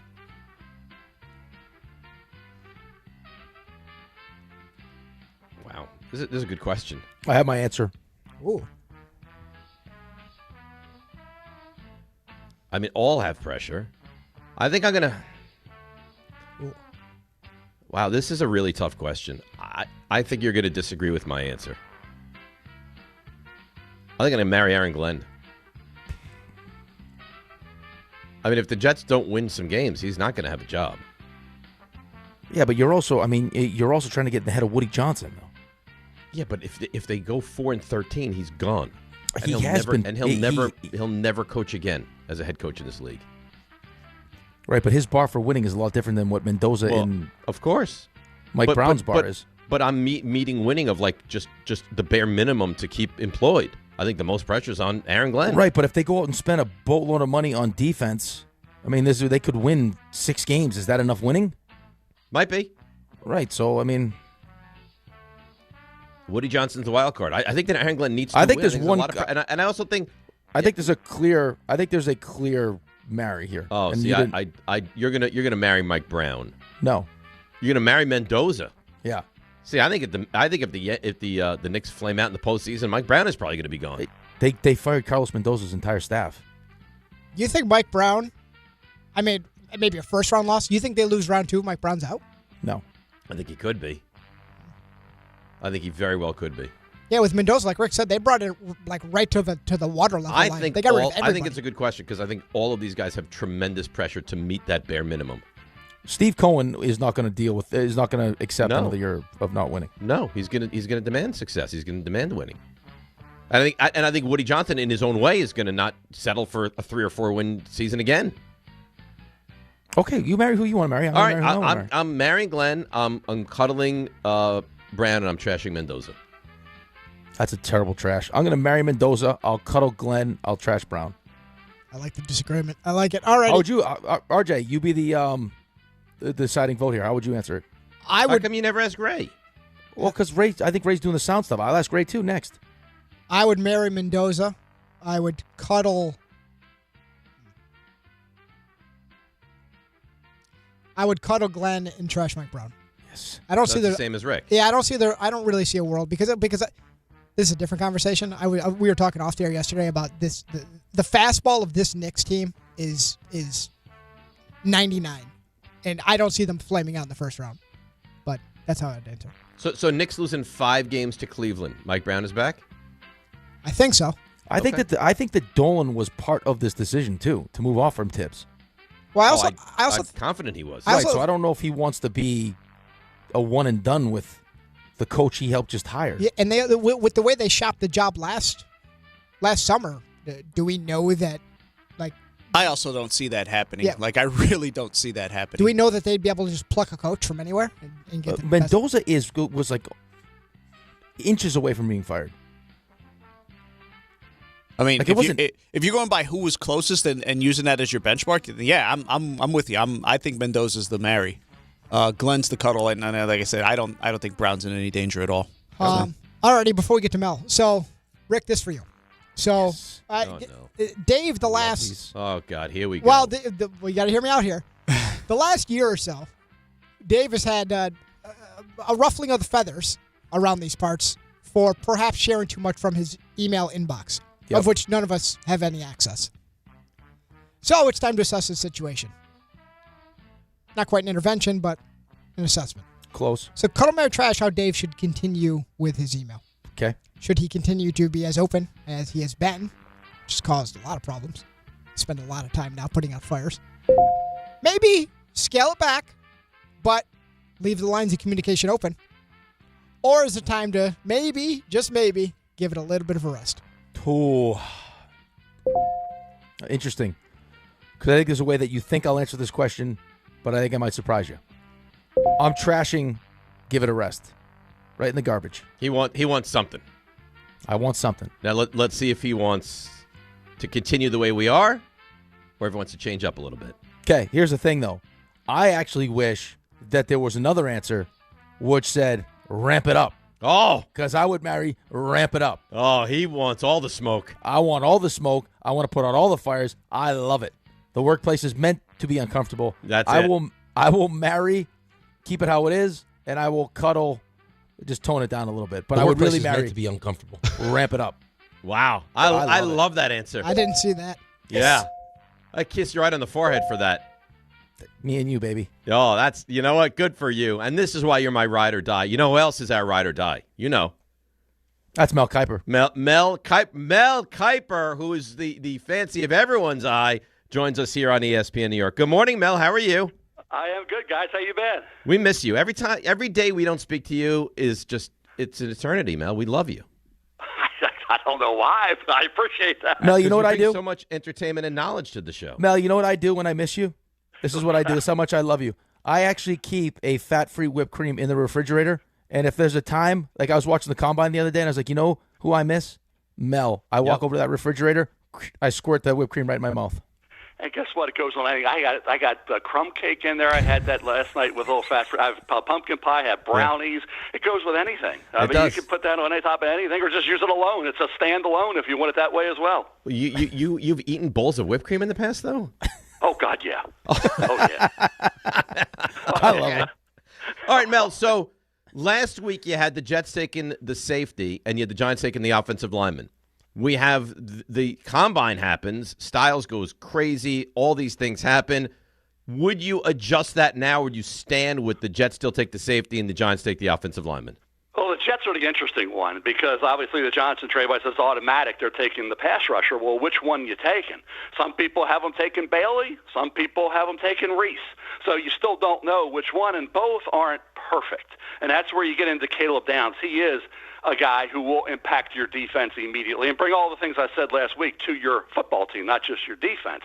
So if you want that kind of guy, fine. If you just want to replace a player you traded, then you take either Bailey or Reese. Now, Bailey had in 1 year at Texas Tech as many sacks as he had in 3 years at Stanford. As I told you guys, he was a decent to good player at Stanford. He was a great player this year at Texas Tech when he had Lee Hunter at defensive tackle, Romello Height coming off the other side, Jacob Rodriguez at off-ball linebacker. So he had some great players around him. But so you can argue that if you don't want to nitpick here. If you go to Reese had in the final 6 games didn't have a sack. He didn't have a forced fumble in his career. Is he going to become Micah Parsons? Micah Parsons had a ton of forced fumbles, and he had, he did more. And he didn't, of course, didn't play that 2020 season because of COVID. So if you think he can become Micah Parsons, maybe you take Reese, right? If you think that, you would take him. But it's a projection.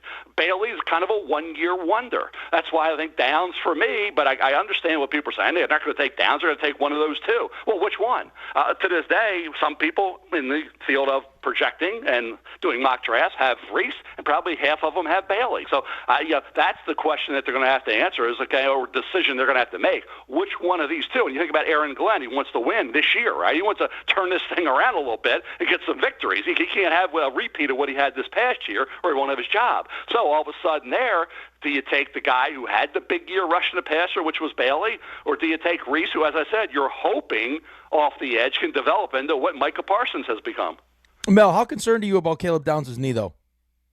You're concerned about everybody who has any type of injury. You have your type of everybody who plays the game of football you worry about.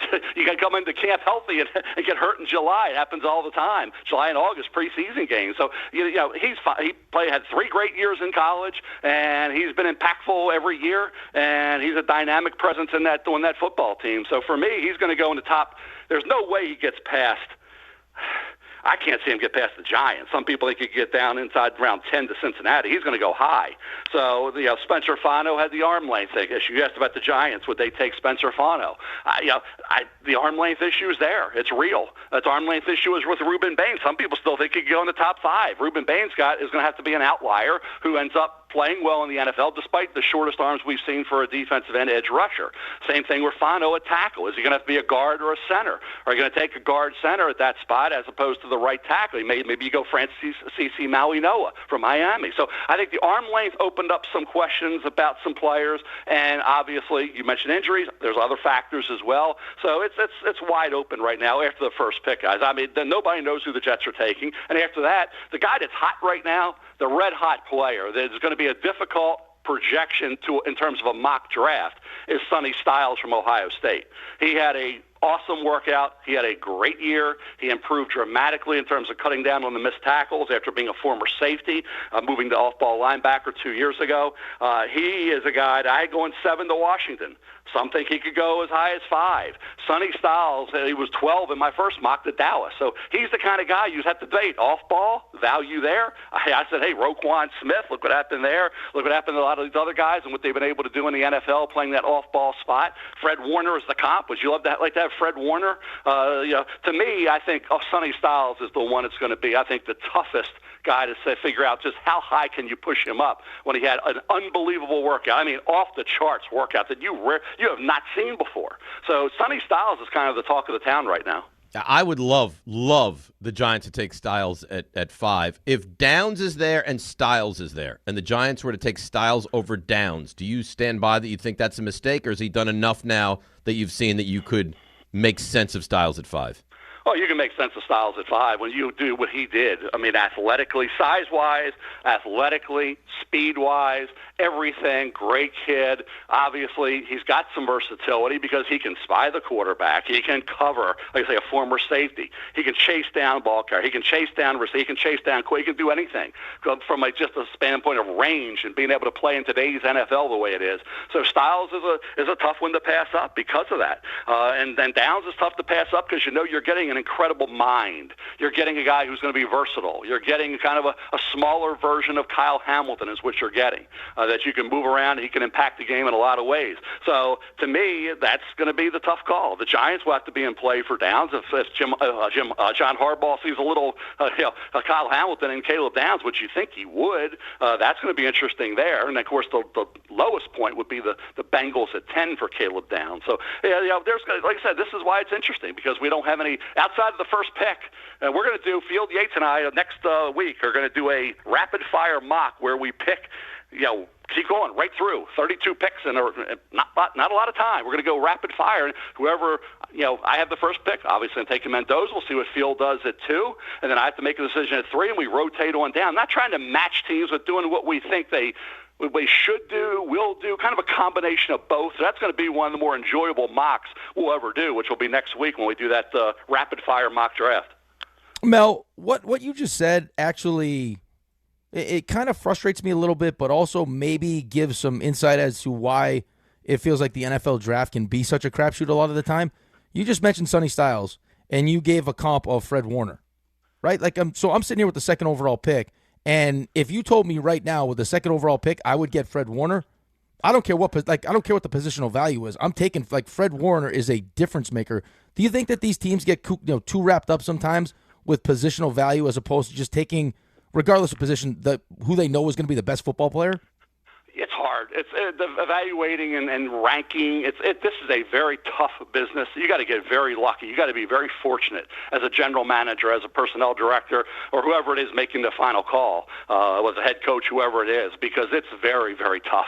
I mean, you go through, you just agonize over. I do it. I'm not even in the league. I'm doing this for the fans and just to have fun with, and I agonize over it. I know Field does, and I know Jordan and Matt and everybody does. They agonize over this stuff. And look what the teams have to do. This is their livelihood. Everything rests on these decisions. Their future rests on these decisions. So when you get a guy, I know when they see these guys come to camp and they see how the team, the veterans react to these rookies, they know pretty quick who they hit on and who they didn't. They know pretty quick. So they just say, I think we got the right guy. Thank God we got the right guy. And that's what you have to do because you don't know. And it's college football. Like Ruben Bain, he's playing great at Miami with the short arms. What are you going to do? If you take him and he doesn't pan out, you know what? How'd you take a guy with 30-plus and not even 31 arms? You knew he was an out. You knew this. Yeah. So you get a Santrafano. How'd you take a right tackle with short? Yeah. If you already knew that, how'd you do it? You're trying to find an outlier. And Bill Polian always screamed when I was up with Bill all those years at ESPN, you don't draft outliers.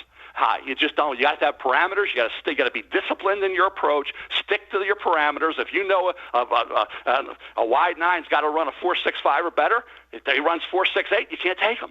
You got to have parameters. You got to be disciplined and stick within those. And that's why I say you talk about Caleb Downs. You said, okay, if I knew Caleb Downs was going to be kind of a version of Kyle Hamilton. Kyle Hamilton's right now one of the best defensive players in the league. Certainly with the Ravens, he is. He's one of the best in the league. One of the most impactful. Then Nick Eamon-Wari, the safety, came to the Seahawks in the second round. Had a great combine. Still went in the second round after a hell of a year. He was impactful. He helped lead that team to a Super Bowl that they won. So we're saying safety. I can take a safety. I say, would you like to have Kyle? You mentioned, would you like to have Fred Warner? Would you like to have Kyle Hamilton type? So I understand he's not Kyle Hamilton from a size and overall talent standpoint. Kyle's a freakish talent, but he didn't run well. Kyle ran 4.59. Then 4.56, and people were concerned. He had an injury. He had a knee that final year, right? He goes 14. How'd that work out for the Ravens? How'd it work out for those teams picking a little earlier? They took a couple guys, including the Giants, who took two guys that didn't turn out too well. Could have had Kyle Hamilton. So for me, it's a rough business. It's a tough business in terms of evaluating from one level to the next. College to pro, it's very, very difficult. Mel Kiper Jr. with us here, ESPN New York on DiPietro and Rothenberg. We don't know what the Jets are going to do at quarterback. You've heard maybe Simpson at 16, maybe not. Is there a chance that he's not there for the Jets at 16, or is that an unrealistic thought right now? No, I think there's a chance he could be gone. These quarterbacks sometimes rise up higher, sometimes they fall. There's no perfect world on that. I mean, Miami's sitting there. What does Miami do? I mean, they go from one Alabama quarterback to another. Who knows? I know Jordan Reed did a mock draft today. You talk about Arizona's and different teams that could be in the mix late to get back in there to take him. If he drops into the 20s, will somebody that already made a pick jump back in to get Ty Simpson? Is he good enough from a skill set standpoint to be a top 16 pick? You have to decide that. He measured 6'1" and change, not 6'2". Mac Jones was 6'2 and a half, 217. He was 6'1" and change at 212. So he's not as big as Mac Jones was. Mac Jones went 15. Is his arm strength stronger? No, they have about similar arm strength. Is he a better athlete, a little faster than Mac? Probably. Okay, so are you thinking faster, more athletic Mac Jones, but he doesn't have the size that Mac did. So, and Mac had 17 starts, he had 15. So very similar in terms of starts. Everybody's worried about the 15 starts. Mac Jones only had 17. You say, well, Mac Jones, why are we excited about Mac Jones? Mac Jones had a really good rookie year in New England with Josh McDaniels. He left, he struggled. He's out in San Francisco, played well, right, in place of Purdy. Now everybody thinks, bring him in to be our starter. Saying, we can't trade him. We're not trading him the 49. We need him. He's too valuable. So this is the way the league is, guys. One year you think the guy can't play, the next year you think he can play, and now the comps, everybody gets excited about comps. They hear Mac Jones to Ty Simpson. Why would you want Ty Simpson at first if he's going to be Mac Jones? So again, everybody's all over the place. I think Ty Simpson's there at 16. From what I'm hearing, people say, nah, the Jets won't take him. I have him going to Pittsburgh at 21, and like I say, some have him to the Rams late in the first, and some have him in a trade going to other teams, maybe like even an Arizona Cardinal football team. Mel Kiper joins us here in the show. Mel, who hurt themselves this week? Because, I mean, we're hearing some of the Mekhi Lemon, heard his interviews were awful. Some of the stuff he saw in front of a microphone was a little bit, alarming. Outside of him or him and just in general, like, who hurt themselves this week? Well, I think the arm length of some guys, which that's not hurting yourself. That's arm. Interviews, guess what? You interview with one team, you interview with another team. Mekhi's a hell of a player. Mekhi's a baller. So I don't have any problem with Mekhi Lemon. I think the arm length of Mansour Delane, the cornerback out of Virginia Tech, is another one. In terms of 40 times, you don't see any. Everybody says Carnell Tate. That's the one that everybody's harping on today. It was a talk yesterday when I was showed on Carnell Tate.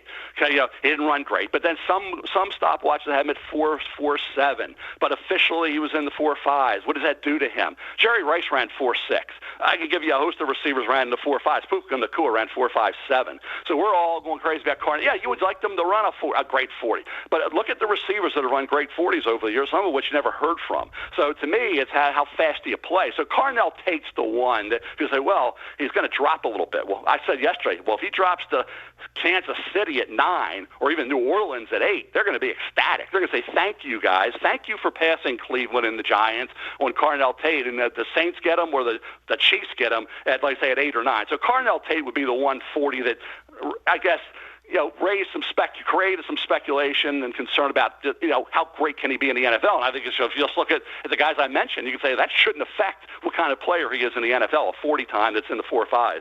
All right, so this is the one for me, which is kind of interesting because everyone's in love with Jeremiyah Love, and you hear he's the best player, like right. Overall player in the draft. He might be the number one player, like surest upside, immediate impact, all that kind of stuff. Two things with the Giants, because the Giants apparently they want to get involved in the running back game, whether it's in free agency or with Love in the draft. I live this life as far as Saquon. I don't want the running back 5. Would that be a misstep in your mind if the Giants were to take Jeremiyah Love with all the needs they have defensively right now and really with the rest of the team? It would be somewhat of a luxury pick at that point. A pick that you say, okay, he's the best player on our board. He can be a wide receiver. He can be a slot receiver in situations. Obviously, a great running back who's a dynamic home run hitter. Had in the last couple of years, last 2 years, had 15 runs of 24 or more yards. So yeah, I mean he's a special entity. But again, you got some backs there that can get the job done. One coming back from an injury. So and you can find running backs in this draft. There's going to be some decent running backs. People say this running back group is terrible. Well, after Love and after Jadarian Price, good luck. Well, Mike Washington Jr. out of Arkansas, formerly of Buffalo, University of Buffalo in New Mexico State, where he didn't do much. He goes to Arkansas this year and he lights it up. He had an unfortunate fumble late against Memphis early in the year. Outside of that, he was outstanding. Caught the ball, ran great, tested great, 6'1", 223. Mike Washington Jr., I know Jordan had him in the second round. I thought he'd probably be a third rounder. Emmett Johnson may drop a little, didn't run great. He may be in that third, fourth, fifth round discussion. So you can find some running backs. So for Love at that point, I would be a little surprised. First of all, some people think now, because of the way the draft's unfolded, with some of the arm length issues with some guys, I mentioned Fano and Bain, that you could see a player like that rise up, like Jeremiyah Love, rise up to that third, fourth pick in the draft type of range. So he may not even, based on that, which I heard yesterday, there's a possibility. I don't think it's a strong possibility, but there's a possibility that Jeremiyah Love could be gone by the time the Giants pick. Mel, last one for me. So we mentioned Mendoza you think's going 1. I think everyone thinks he's going 1. And then Ty Simpson's clearly the second quarterback in this draft. After what you saw over during the Combine, who do you think that third quarterback ends up being? 4 quarterbacks that are in that mix right now. I think if you talk to teams, you'll get a different third quarterback from just about everybody. Could be Carson Beck. Carson Beck threw with a lot of 24 interceptions over the last 2 years. Fernando Mendoza threw 12 interceptions over the last 2 years. Beck, let's say, doubled that. So, but Beck had a really good year. He got a clean pocket. He made throws. He's got everything you want from a size standpoint, an arm strength standpoint. So it could be Carson Beck. Taylon Green had remarkable athletic numbers, but he's erratic as a passer. His accuracy's all over the place. His decision-making, the interceptions. So are you going to gamble on the talent that you can fix some things and coach him up as a developmental quarterback? He would be Drew Aller. Drew Aller threw the ball well. We know he can throw the ball well. He's got an NFL arm, but he makes some scratch-your-head decisions on throws that he should make, and his accuracy is kind of up and down. So is it Drew Aller? So those, and then Garrett Nussmeier. So, well, he was hurt all year. That affected him. He said he just wasn't right because he had that injury. He was playing through. It was painful, but he gutted it out. Are you going to take a chance on Garrett Nussmeier, who makes, as I say, some throws that say, why did you make that throw? Why didn't you see that? He's the son of a coach. He's got talent. He can spin it. So any one of those 4, to answer any one of those 4, you will hear, if you called a team, you would get one of those 4. Yeah, you may get all 4 of them, and you might call 4 teams, get all different answers. But those are the 4 you're really choosing. Cole Payton from North Dakota State's more of a guy you can use in packages because he's a great athlete, and maybe his running skills lead to him, let's say, being on the field some, even as a rookie. But the 4 quarterbacks I mentioned, all, to me, our guys are in line to be QB3. Who would I go with right now? It wouldn't be Taylon Green because, like I say, he's erratic as a passer. If you probably said right now, I'd probably roll the dice that he was hurt. He's a smart kid. He's been around football. I might roll the dice on Nussmeier because he had to give him a little bit of a mulligan because he had that injury this year, and that would be that. And maybe Beck would be right in there as well. Take a shot. You can, he's got some talent. He's got arm talent. He's got size, and he took a lot of heat. He stuck it in there, and he played well at Miami. You say what you want about Carson Beck. He had a heck of a year with the Miami Hurricanes this year overall, but there are those throws. You say, why didn't you see that? Why did you do that? But I think it would get down to me. It would get down to Beck, Nussmeier, Aller, one of those 3, with Green just being a guy you got to develop. So, yeah, I said the other day, one of those 8 or 9, I've even mentioned some, maybe you hit on as a guy that later in the draft or even mid-draft becomes a decent starting quarterback, and the rest of them kind of are backups or just fall by the wayside. All right, Mel, it's always fun. It's always informative. We appreciate you, and we'll talk to you again soon and as we gear up for the 2026 NFL Draft. Speculation continues, guys. It's always fun. Take care, man. Look forward to it. That, of course, is Mel Kiper Jr. Let's break. We'll come back. We'll unpack a lot of things he had to say. Jordan Reed has his two-round mock draft. We'll get into that as well. Still got to hear from Aaron Judge. There's so much to do. I told you, these are very bouncy days. DNR with you, ESPN New York. Knicks fans, it's time for basketball, and the action starts on Wednesday at Jack Doyle's with Team ESPN New York and Ultra. Whether you need a pregame spot or you're looking for the right Knicks bar to watch the game versus the Thunder, Jack Doyle's is your destination. The party tips off at 6:30 p.m., and Team ESPN will be giving away ESPN, Ultra, and Knicks prizes. Join fellow Knicks fans on Wednesday at 240 West 35th Street to cheer on your Knicks. Enjoy Ultra draft and bottle specials and cool prizes all game long at Jack Doyle's. All right, now let's see what's happening on the roads and bring in Debbie Duhane. Hi, Dave. Hi, Rick. Breaking news. Jazz hands. Couple of major problems this morning. Outbound Gowanus at the Belt Merge. An accident between a couple of trucks, so watch for delays there. Troubles on the New England Thruway northbound getting up toward the New Rochelle tolls. It's an accident. And the Northern State westbound closed at Round Swamp Road. It's a car fire being cleared. Alternate side parking rules suspended. Metered rules in effect. Sponsored by WeatherBug. Get the fastest local alerts and accurate 24/7 forecasts with WeatherBug. It's easy to use and provides real-time customizable alerts so the weather never takes you by surprise. Plan every day with confidence. Download the free WeatherBug app from the App Store now. I'm Debbie Duhane on 880 ESPN New York.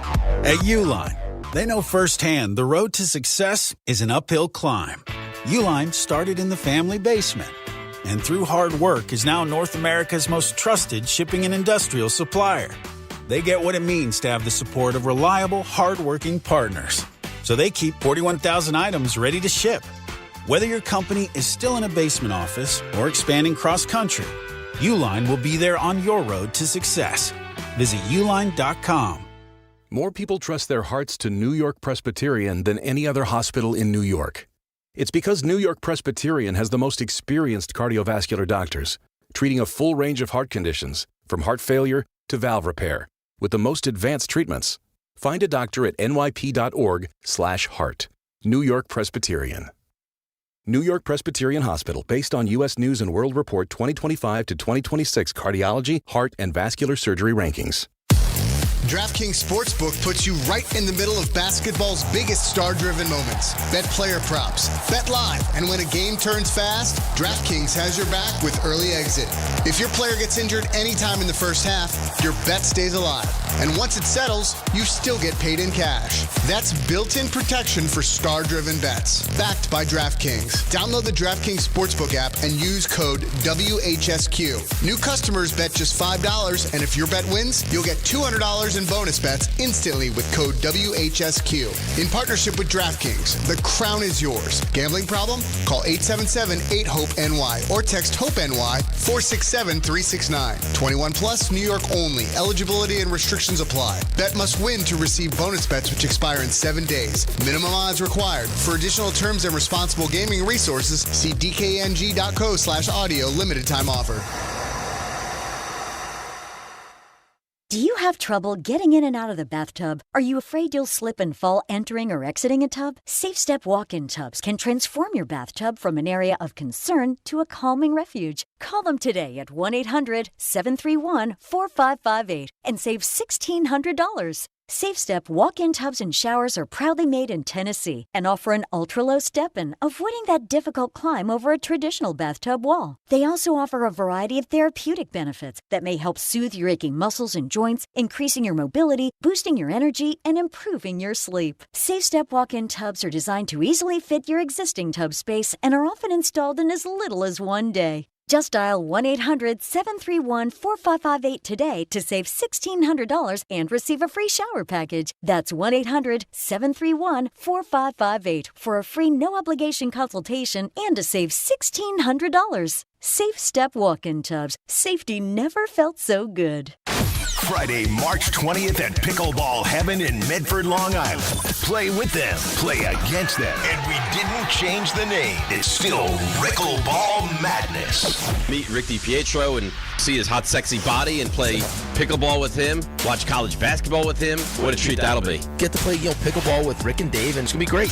Tell him how to sign up, Dave. All you do, there's a little tile on the ESPN New York app. Click on that tile, it'll lead you to how you can join, and away you go. Pickleball Madness is brought to you by Pickleball Heaven and ESPN New York.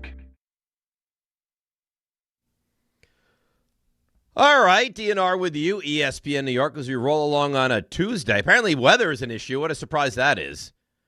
Some sleeting, some snow, some slush, all that kind of stuff. But later in the week, supposed to get up to a balmy 70 degrees. So we've got that going for us. All right, so Mel is always a pleasure. We appreciate his time and his efforts. And, he kind of echoed what I've been saying. And that is Jeremiyah Love I don't understand. It's not a necessity. If the Giants if they really want to get into this running back game and they can get Kenneth Walker, Rico Dowdle, to me, that is the answer that you go with. And then even Mel said, he's like, that's a luxury. The Giants don't need to take a Jeremiyah Love, right? So what are your thoughts on what Mel had to say? Well, they don't need to take Jeremiyah Love, but, to the point RJ was making earlier in the show, he said he read the article that if, Bijan Robinson became available, right? Like if every player in the league was available, what would teams trade for Bijan Robinson? RJ's talking about multiple first-round picks. So if you think that's what Jeremiyah Love has the potential to be, do you let the idea of, him being a running back and the positional value make your decision for you? I kind of would. Now, and the reason I kind of would is I see other great options. Like Caleb Downs, to me, feels like a great option. Sonny Styles feels like the perfect option. I would prefer, and I think Love's really good. But it's like I need playmakers on defense, and there's two that are going to you have to imagine at least one is going to be sitting there. I would prefer to take one of those two guys over someone like Jeremiyah Love. Not that I don't like Jeremiyah Love. I just would prefer other guys over him. Right, because you feel like that you have a pretty good running back room. I feel like it's competent, and I feel like if you don't think it's competent and you want a big physical back or a better running back, then get one in free agency. Well, that sounds like, and again, I don't know if they're just playing the game, right? Like if this is part of, lying season where you want people to think that, you're really interested in running backs to the point where you may take Jeremiyah Love with 5, which could take, one of these other teams that's below you, Kansas City, and say, hey, you want this guy, you got to trade up, and then we're more than happy to take your pick and whatever else you're going to give us because we need more players, we need more talent. But I just think that part of the reason why this becomes such a difficult process is because you're taking all these other things into account as well, which is positional value. Like, what do I look like if I take a safety with the 2nd overall pick or a running back with a 5th overall pick and he isn't a generational talent? Now I look like an idiot because, as far as people are concerned around the league, there's no positional value doing that. If you're convinced that Jeremiyah Love is a much better player than you currently have and is a much better option or will be a much better option than Kenneth Walker or whoever else is available in the market, then, and you expect to win a Super Bowl in the next 5 years, I could justify it. Yeah, I think you can justify anything. Do I love it? I think you have to have a faith in John Harbaugh that you haven't had in the past. Like if this was Dave Gettleman, I think it's easier to attack it. Well, but that felt so transparent why they did it. It was terrible. Right, you know what I mean? Like that felt like that was a move out of desperation. Like Saquon because Eli was it was so obvious, right? Eli's at the end. He's got very little left. In actuality, he probably didn't have anything left, and you should have moved on from him. They didn't want to. They wanted to try to give him another chance. So you draft the running back that was touched by the hand of God. Well, whatever. Listen, I just think this draft for me. The Jets probably, from what I've read, it sounds like it's between Reese, Bailey. Okay, hold on. Here's a question. Two. I guess this is the better way to ask the question. Yeah. So when Dave Gettleman said that Saquon Barkley was touched by the hand of God, and now you've watched Saquon, and he had a great rookie year, but you've watched Saquon Barkley's career unfold the way that it's unfolded, and the success that he just had 2 years ago.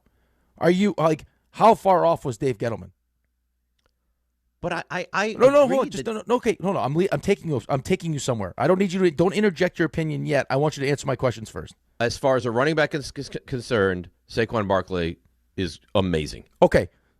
But in the situation he was drafted into and where the team was at talent-wise, he never really fully reached his potential. Agree or disagree? Totally agree. Okay, he was close a few times, but he never – his rookie year was really good. Then he got hurt. Yes, I think it's fair to say he never really reached his potential. All right, so then he gets traded. Then he signs as a free agent. Then he signs as a free agent in Philly. And you saw what he was capable. So now he reaches his full potential, like his ceiling in Philly, and they win a Super Bowl. So here's my question. If now I don't know if you feel this way, but if John Harbaugh thinks that Jeremiyah Love is that kind of talent, do you think over the next 5 years, because you'll have 4 plus the option, that the Giants will be talent-wise in a similar situation to the Eagles were? No. Okay. No, I don't. I mean, the Eagles were one of the most talented teams from top to bottom we've seen in the NFL, I think, in the last 20 years. Okay, so I mean, but you keep telling me that they're going to win a Super Bowl in 5 or less years. So, which tells me that they're going to have to be pretty talented to win a Super Bowl. I think you can get talented. I think you can get talented and be competitive to win a Super Bowl, but I don't think it translates to being as talented as what Philadelphia was. It pains me to say it. That Philly team that won a Super Bowl dominated. They dominated the line of scrimmage. They had great receivers. They had a great running back. They manhandled everyone in that postseason outside of the Rams. We haven't really seen the Chiefs ever look like that. They destroyed Kansas City on the biggest stage. And the reality of Jalen Hurts and what we've seen now from Jalen Hurts is that he needed that running game to be what he ended up being. That was an important piece of that. I think I've also seen John Harbaugh in what he's just recently built in Baltimore, and like how Derrick Henry helped to drive that offense, like how good Derrick Henry was, to the point where sometimes it's like, why is Derrick Henry not on the field more? Like, we need to see him more. So, like, I mean, again, it's what you prioritize. Like, what's but I guess important. I would retort that, like, you think Kenneth Walker's pretty good running back, right? I think Kenneth Walker's a good running back. Yeah. Okay. So isn't it worth signing Walker and then because if someone else? Well, if you told me that you need the running back, I would say get one of the free agent running backs if you need the extra running back. Okay, and I understand what you're saying. You're getting it's added value, right? Like, you're getting the running back with just money, and then you're using the draft pick to get the whoever it is. I get it, but do you think that Kenneth Walker is Jahmyr Gibbs? No. Okay. Do you think that Kenneth Walker is Bijan Robinson? No. Okay. If I told you that Jeremiyah Love was going to be Jahmyr Gibbs or Bijan Robinson, what would you rather? I'd rather Jeremiyah Love. Okay, but would you at the cost of Caleb Downs or Sonny Styles? I don't think so. So there's not that much of a gap, then, in your opinion? Yeah, I think that if you told me I have Kenneth Walker, Scadaboo, and Tracy, my running back room I think it's great. Okay. I think it's up there in the top 5 in the NFL as far as not individual running backs, but the full complement of running backs. And now I can get Downs or Styles. Sign me up for that. I'm not going to freak out if they go with Love, because I have enough belief in Harbaugh that he's good, really good, maybe great. But my preference is to go in the other direction. Yeah, right. But even then, there'll be like, it's a safety and it's a linebacker, right? It's not like value wise, right? It's not running back, but you can't have enough great football players. And right now it feels like it feels like now the holdup with this draft specifically is that the blue chip prospects in this draft position value is not equivalent to what they are. Right. That the top 2 players position wise are a running back and a safety, and you would prefer not to take those guys 2, 3, 4, 5, whatever. Right. Let's continue this conversation. Do you have something you want to tell me before we continue this conversation? I got exciting stuff. Oh, yeah. I don't know if you can be able to contain yourself when I tell you this stuff. It's almost too good to believe, you know what? Really. Try me. Okay, well, it's got a fun nickname too. Basketball fans, it's almost time for the Super Trey Day Sweepstakes. FanDuel is all about those 3-pointers made, and on March 3rd, that's 3-3 on the calendar. March 3rd, 3-3. You'll have your own shot at a big win from downtown. Place a 3-point wager, and you'll be entered to win a share of over $3.3 million in bonus bets. Download the Sportsbook app by going to FanDuel.com/local now to claim your profit boost to enter. Must be 21 or older and physically present in New York. No purchase necessary. Opt-in required. Limit 1 entry. Profit boost bonus issued as non-withdrawable profit boost token. Prizes issued as non-withdrawable bonus bets, which expire 7 days after receipt. Restrictions do apply, including any token expiration and max wager amount. For help with a gambling problem, call 1-877-8-HOPE-NY or text HOPE-NY at 467-369.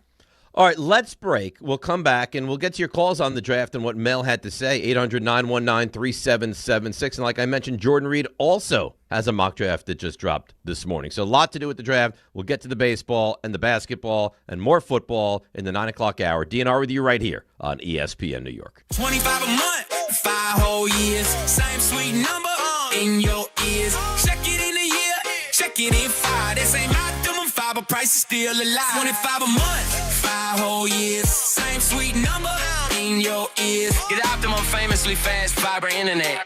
Optimum.com/25 for 5. Or call 8884-OPTIMUM. Terms apply. See Optimum.com for details. If you've been injured in an accident that wasn't your fault, then you need a lawyer who knows New York's unique personal injury and workers' compensation laws. At the Parisman Firm, they have decades of experience handling all types of accident cases and a proven track record of delivering huge results. Their team has already recovered nearly $1 billion for injured New Yorkers. From construction to car accidents and slips and falls, they've got you covered. Call the Parisman Firm now at 718-WORKERS, where your case is their cause. Get the justice you deserve today. I know that hiring can be challenging. You sort through tons of resumes and you get too many so-so applicants. You're just waiting for someone to match your role perfectly. Well, now, there's a place where you can meet them fast. ZipRecruiter. Need to hire right away. Start your search for strong candidates. The right fit awaits. Build your team. Build it sooner. Meet your match on ZipRecruiter. Just head to ZipRecruiter.com/ESPN right now to try it for free, and you're on your way to meeting your match. 4 out of 5 employers who post on ZipRecruiter get a quality candidate within the first day. So try it now. Go to ZipRecruiter.com/ESPN. Once again, that's ZipRecruiter.com/ESPN. Meet your match on ZipRecruiter. Try it free. Listen, I know the mentality. You try to play through pain and walk it off. Push through one more day. But when it comes to neck pain, back pain, sciatica, or nerve pain, that's a losing game. That's when you call Dr. J. Shaw at Sandwell Pain. Dr. Shaw is one of New Jersey's top pain specialists, Ivy League trained, double board certified, and he focuses on non-surgical solutions that get real results. No cuts, no downtime, no dependence on pain meds. He builds you a custom game plan for you so that you can move better, feel better, and live pain-free. Same day or next day appointments are available. Visit SandwellPain.com. Stop managing pain. Start beating it. Progressive presents the Passionate Sports Fan Checklist. Signed jersey of your favorite bench warmer? Check. 14 bobbleheads that look nothing like the players they're emulating? Check. Twin TVs so you can watch the game on 2 different networks simultaneously? Check. Life-size wall sticker of your favorite player that routinely freaks you out at night? Check. A second life-size wall sticker so after the first one freaks you out, you see the second and you're like, oh right, the wall stickers. Check and mate. Bundle your renters and auto insurance with Progressive and save on protection for the things on your checklist. Get a quote at Progressive.com. Progressive Casualty Insurance Company affiliates and third-party insurers not available in all states or situations covered subject to policy terms. Out on the course, they're the PGA Tour's best players. But in the arena, they're prime time. And Season 2 of TGL presented by SoFi is back with lights, cameras, action. We're talking big moments, big personalities, big names in the stands, all on the big screen. Big-time matchups with shot clocks, hammer drops, timeouts, overtime, and playoffs. It's city versus city, squad versus squad. The sport just hits different under the lights. It's TGL presented by SoFi. Keep up. It's golf. Tune into every match. Only on ESPN.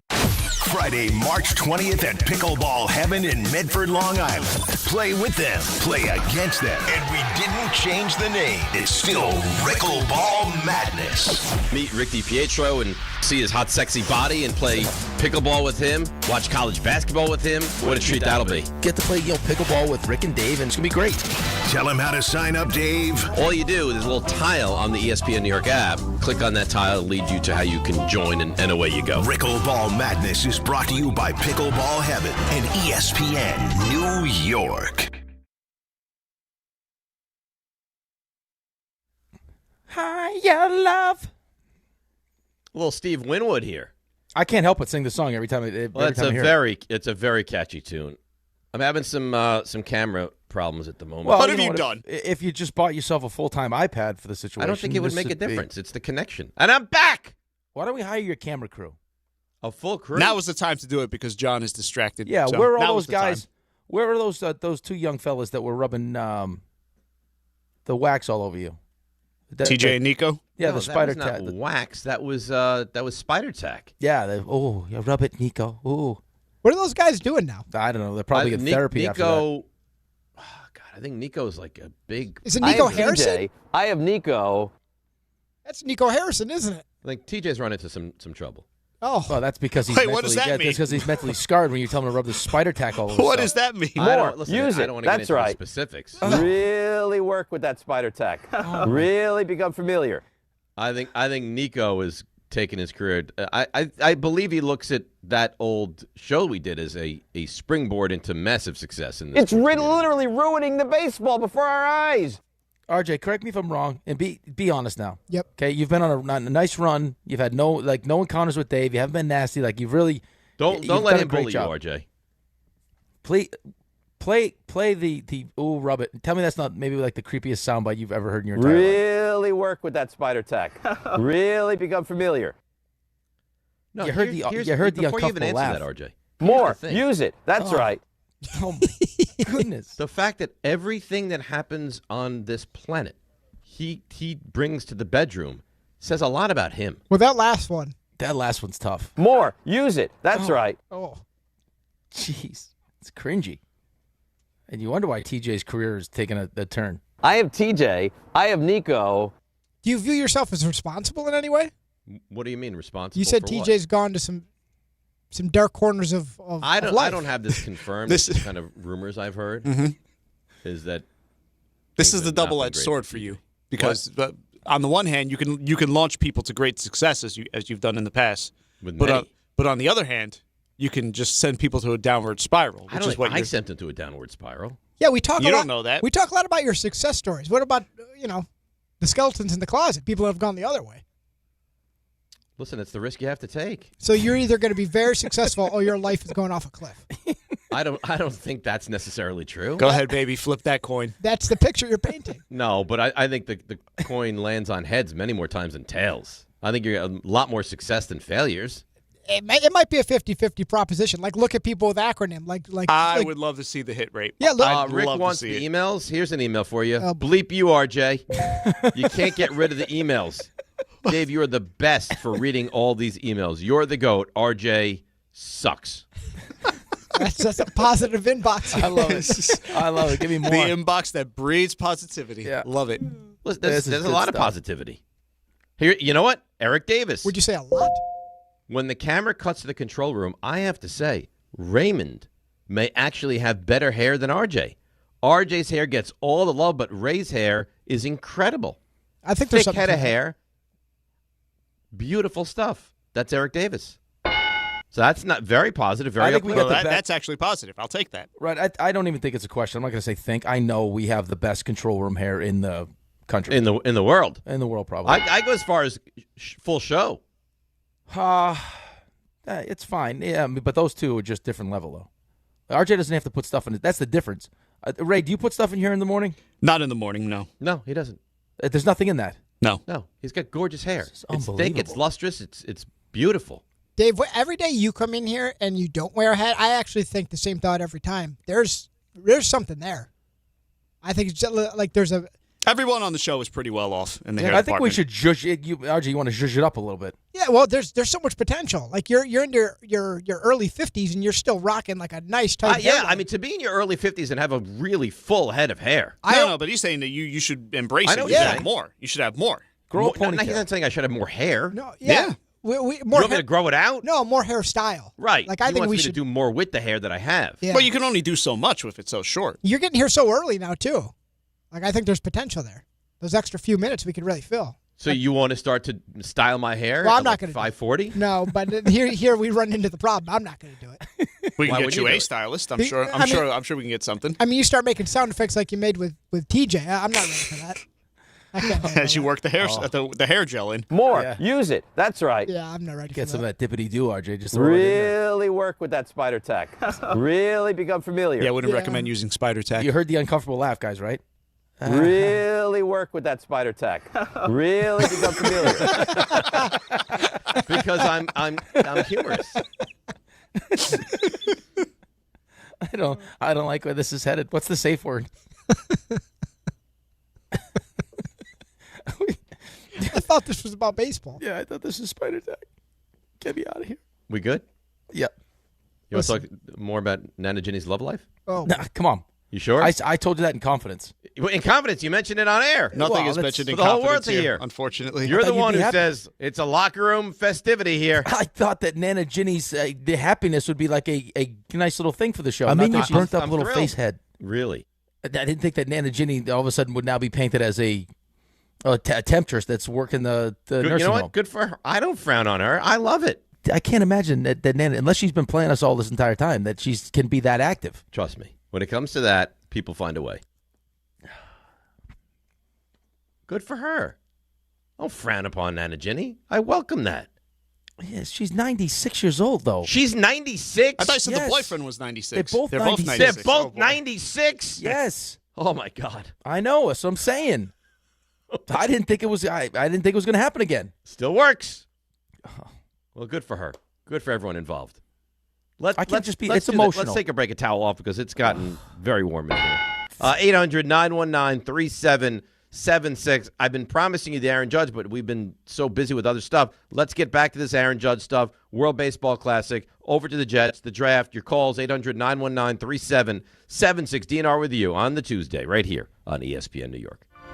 Gold prices are soaring, and silver is near an all-time high. If you've got gold or silver just laying around and you want top dollar, then go to the Estates Roadshow this Friday through Tuesday at TMT Cash for Gold in Old Bridge. For info, go to tmtcashforgold.com. Hi, this is John D'Agostino from D'Agostino & Associates, the injury firm. I've talked about how a construction accident took my father's leg. The heavy prosthetic he wore looked nothing like the high-tech limbs we have today. It was crude wood and metal, held together by bolts that dug into his skin and left painful ulcers. But the thing I remember about my dad is how he never complained. He put on his prosthetic leg and he went to work. He coached my baseball teams, danced, sang karaoke, and even loved to travel. He may have limped, but he always held his head up high and he lived with dignity. At D'Agostino & Associates, I spent over 35 years building a law firm that helps accident victims and those in need of their Social Security disability benefits. We fight till our clients get the money and dignity they deserve. So call us today at 1-800-BITE-BACK. That's 1-800-248-3222. We have offices throughout New York and New Jersey. So don't tell me personal injuries aren't personal. I know what they can cost a family. I've been there, and I'll be there for you. D'Agostino Law. Bite Back. Wild Turkey Bourbon and ESPN New York are bringing you the ultimate New York game day. 2 games, 1 damn day. We're kicking things off on Wednesday at Spritzen House 33 Beer Hall at 33 Nassau Avenue in Brooklyn starting at 7 p.m. Stop by for Wild Turkey tastings, exclusive giveaways, and your chance to win an epic New York sports experience. Opening day energy in the Bronx, Knicks at night vibes, all in one unforgettable day. So grab your crew and experience Wild Turkey at Spritzen House 33 Beer Hall this Wednesday. Must be 21 or older. Drink responsibly. Texting enrolls you in a recurring automated marketing text messages. Consent not required to purchase. Message and data rates may apply. The team's looking good this season. I think so. Man, I miss playing football. Ever since I turned 40, I just can't find that fire I used to have. Think it could be lower testosterone? What do you mean? I was feeling the same way. After 40, the body has less testosterone, and men lose their edge. That's why I take Nugenix Total T2. That's the testosterone booster, right? Yes, but Total T2 is their brand new formula that skyrockets nitric oxide levels in as little as 3 hours. Since I started taking it, I've been lifting like when we played for Coach Carter. My energy is way up, and it even spiced up things between me and the missus. Are they still giving out complimentary bottles? Yep, just send a text. Text HAWK to 321-321 for your complimentary bottle of Nugenix Total T2, the next generation testosterone booster. Text now and we'll include a bottle of Nugenix Thermo X, our newest, most powerful fat burner ever, absolutely free. Text HAWK to 321-321. That's HAWK to 321-321. These statements have not been evaluated by the FDA. This product is not intended to diagnose, treat, cure, or prevent any disease. DraftKings Sportsbook puts you right in the middle of basketball's biggest star-driven moments. Bet player props, bet live, and when a game turns fast, DraftKings has your back with early exit. If your player gets injured anytime in the first half, your bet stays alive. And once it settles, you still get paid in cash. That's built-in protection for star-driven bets. Backed by DraftKings. Download the DraftKings Sportsbook app and use code WHSQ. New customers bet just $5, and if your bet wins, you'll get $200 in bonus bets instantly with code WHSQ. In partnership with DraftKings, the crown is yours. Gambling problem? Call 877-8-HOPE-NY or text HOPE-NY 467-369. 21 plus, New York only. Eligibility and restrictions apply. Bet must win to receive bonus bets which expire in 7 days. Minimum odds required. For additional terms and responsible gaming resources, see dkng.co/audio limited time offer. 880 ESPN, WHSQ, and WCBS-FM HD2, New York. A Good Karma Brands radio station. This DiPietro and Rothenberg. Mel Kiper. Mel, you know what I do when I miss you? I actually keep a fat-free whipped cream in the refrigerator. I was like, you know who I miss? Mel. I walk over to that refrigerator, I squirt that whipped cream right in my mouth. I got crumb cake, pumpkin pie, have brownies. It goes with anything. Just use it alone. It's a standalone if you want it that way as well. You've eaten bowls of whipped cream in the past, though? Oh, God, yeah. This is DiPietro and Rothenberg. I love it. On ESPN New York. And streaming live on YouTube. Nice, Raymond. Well done. Could you imagine this guy? What an animal. He's eating bowls of whipped cream. He loves it. Come on, that is strange. I mean, you go to Luger's, you have the schlag, don't you? Do I? No. I mean, I'll put the schlag on something. I'm not just going to eat the schlag. You have a little bowl of schlag. How about this now? How about this? What? My mother-in-law's birthday, March Bubbles. 15th. Yep. I'll be in Florida. They're all going out without me. How about that? I mean, what are you bringing to the table anyway? What? Are you kidding me? Stop. I'm fun. I'm entertaining. I bring levity. I bring great stories. I bring a lot. Are you that upset? Yes, I love Luger's. Oh, they're going to Luger's? You didn't say they're going to Luger's. Yeah, they're going to Luger's without me. Oh, that's tough. Yeah. Oof. Are you going? Is Sherry going to be with you or no? So Alex has school. Can't leave him for a week, so I'm going for 4 days, and when I come back, she's going for the remaining 4 days. Okay, but so they're going to sneak the Luger's in when Sherry's the there. Luger's obviously. is going to be snuck in when I'm away, not when Sherry's away. Yeah. Is this a Long Island Luger's? Yep. Maybe I swing by. You should. I'd Say love hi to to see you. Bubbles. I've done some. I'm a journalist. We all know that. We know my obviously. job. So I've done some investigative work for us. Mm-hmm. Turns out, okay, Nana Ginny and this gentleman, also 96 years old, are not. They're doing not. it. No. The relationship has not been consummated. Well, here's the thing. This was mentioned on the phone call, apparently. Because of hips? Not because of hips or any prostheses. Apparently, he has his own. He's got a side piece for that. Wait. Yeah. Oh, yeah. Yep. Really? Oh, yeah.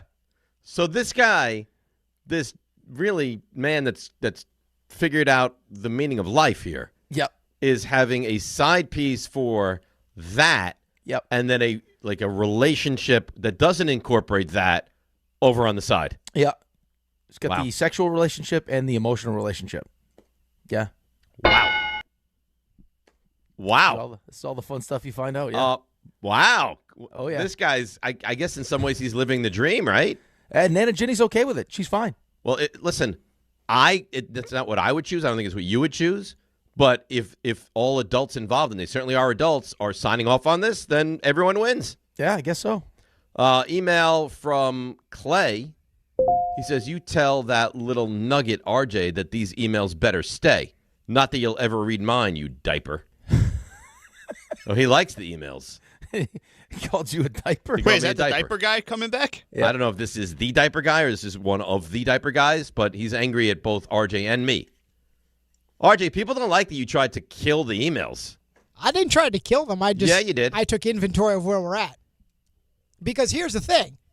I think the emails are entertaining, but they cause real damage sometimes.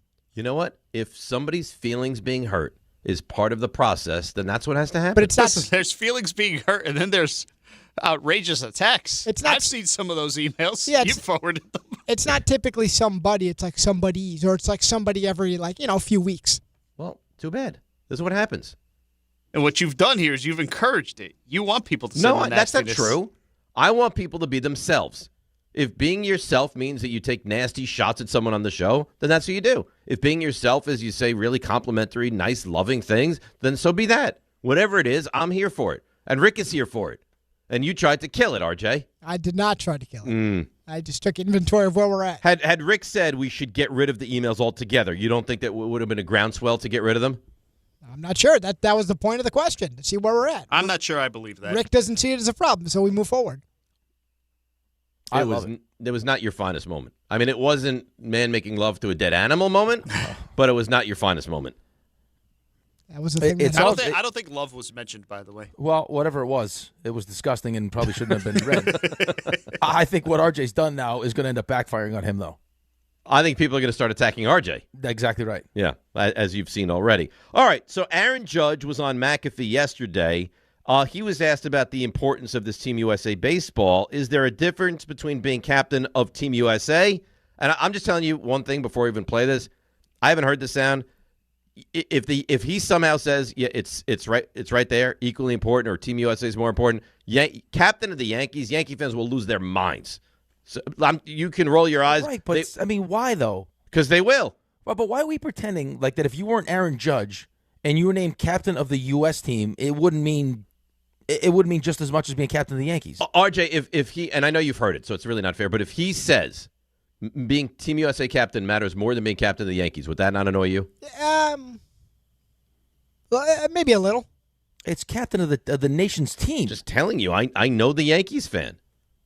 They would be very upset. Anyhow, let's take a listen. Is there a difference between being captain of Team USA and the Yankees? For me, it's going to stay the same. I got a chance to play for the best franchise in all sports with the Yankees. The guys that come in and out of those doors are some of the best, MVPs, Cy Young winners, everything. And, same with this room. Mm-hmm. Cy Young winners, World Series champs, MVPs. My job's the same. I got to get the best out of everybody in that room. How I can help you elevate your game, anything I can do, if it's a talk, if it's us hitting the cage, us talking on the field, whatever I got to do to elevate your game to help us win, that's what I'm going to do. So it doesn't matter if you're from, Cincinnati, the Dodgers, Miami, whatever I got to do to help you be your best for the next 2 or 3 weeks, I'm going to do it.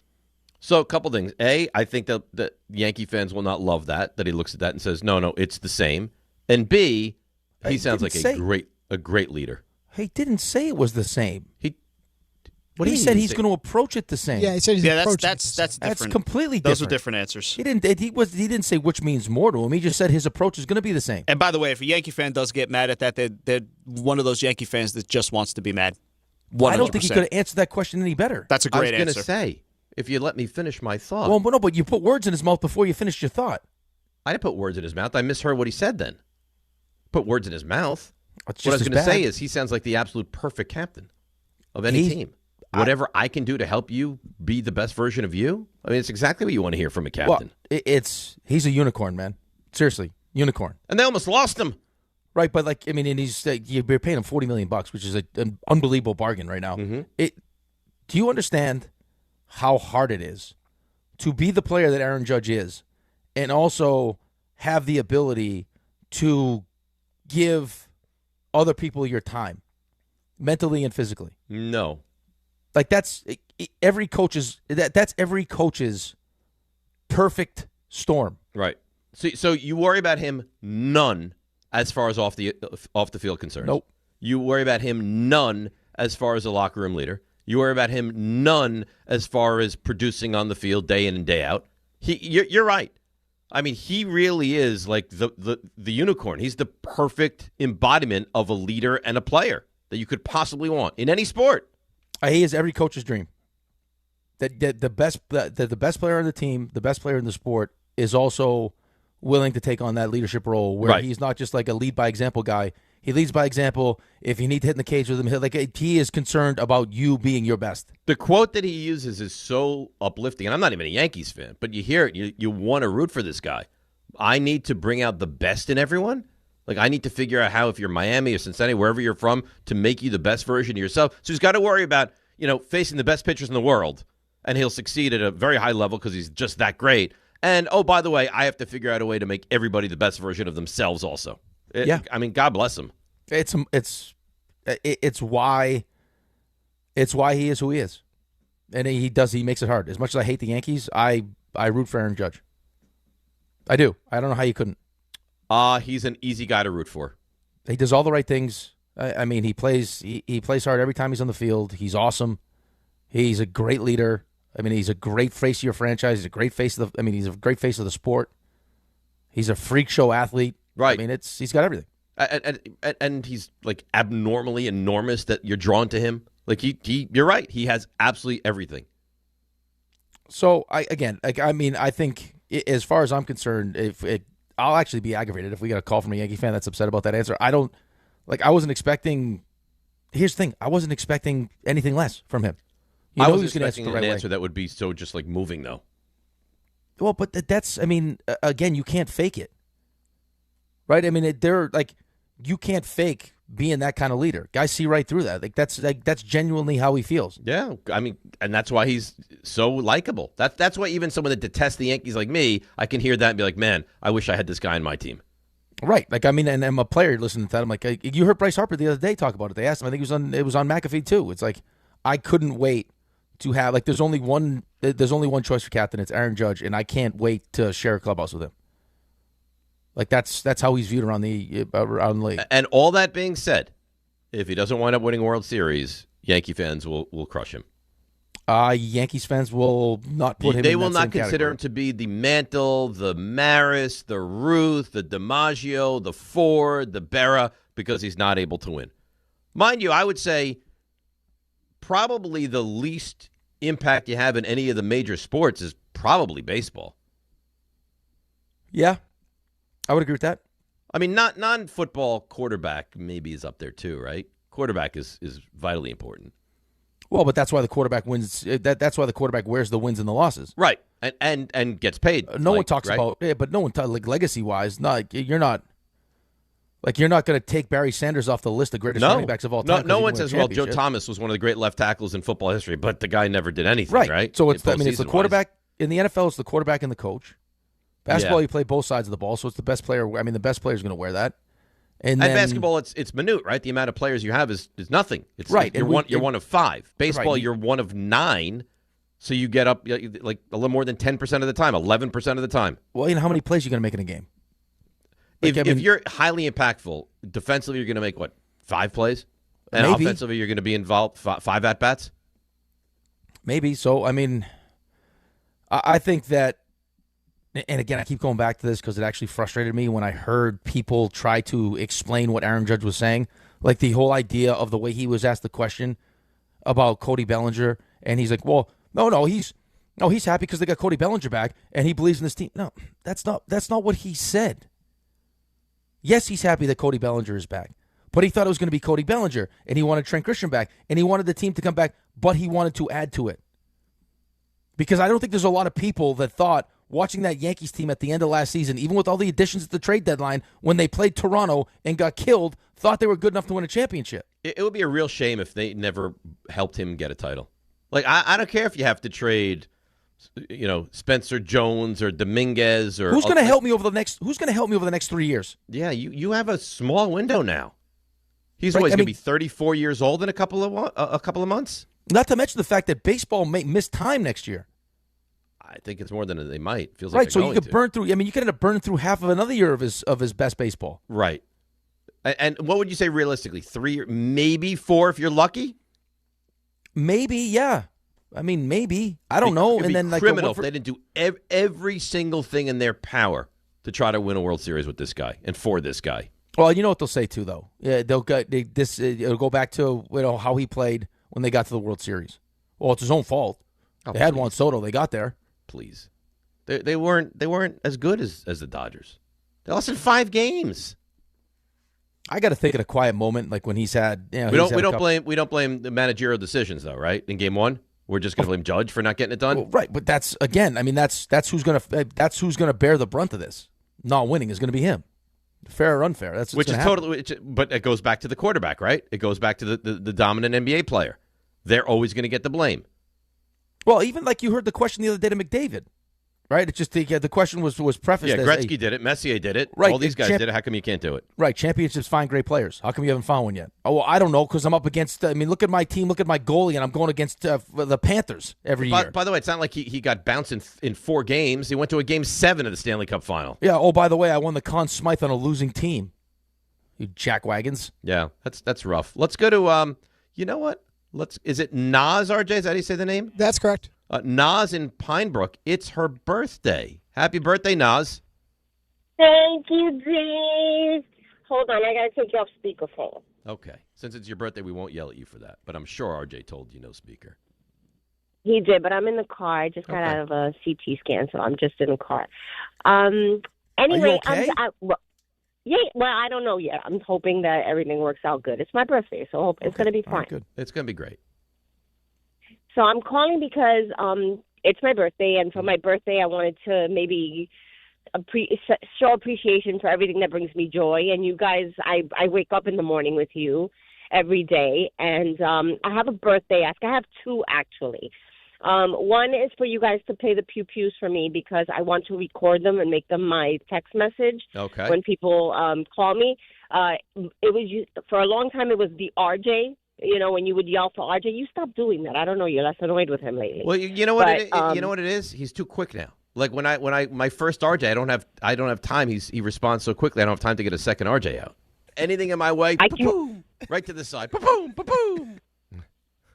Yeah, I can't tell you how many times I've been texted, like in a public space, and people just look over because it's like, RJ. But I have a new phone, and I lost that audio, and now I'm obsessed with the Pew Pew, so I'm going to make that my sound. All right, well, you know what we'll do? When we say goodbye to you, start to record like 30 seconds after, and we'll have RJ go on a full tour of the Pew Pew, so you have something for your phone. Is that fair as a birthday present to you? That sounds fair. And then I have another ask. So I have a list of favorite, like, palms to the temple sports moments. You're my spirit animal, Dave. My husband calls me Davida sometimes because I'm obsessed with sports, and I'm the only person in my house that is obsessed with sports. I watch every single thing. And the only difference between you and I is that, you know, I'm Dory from Nemo, and you're like Russell Crowe from A Beautiful Mind, and you remember everything. And one of my favorite sports moments involves Peyton Manning.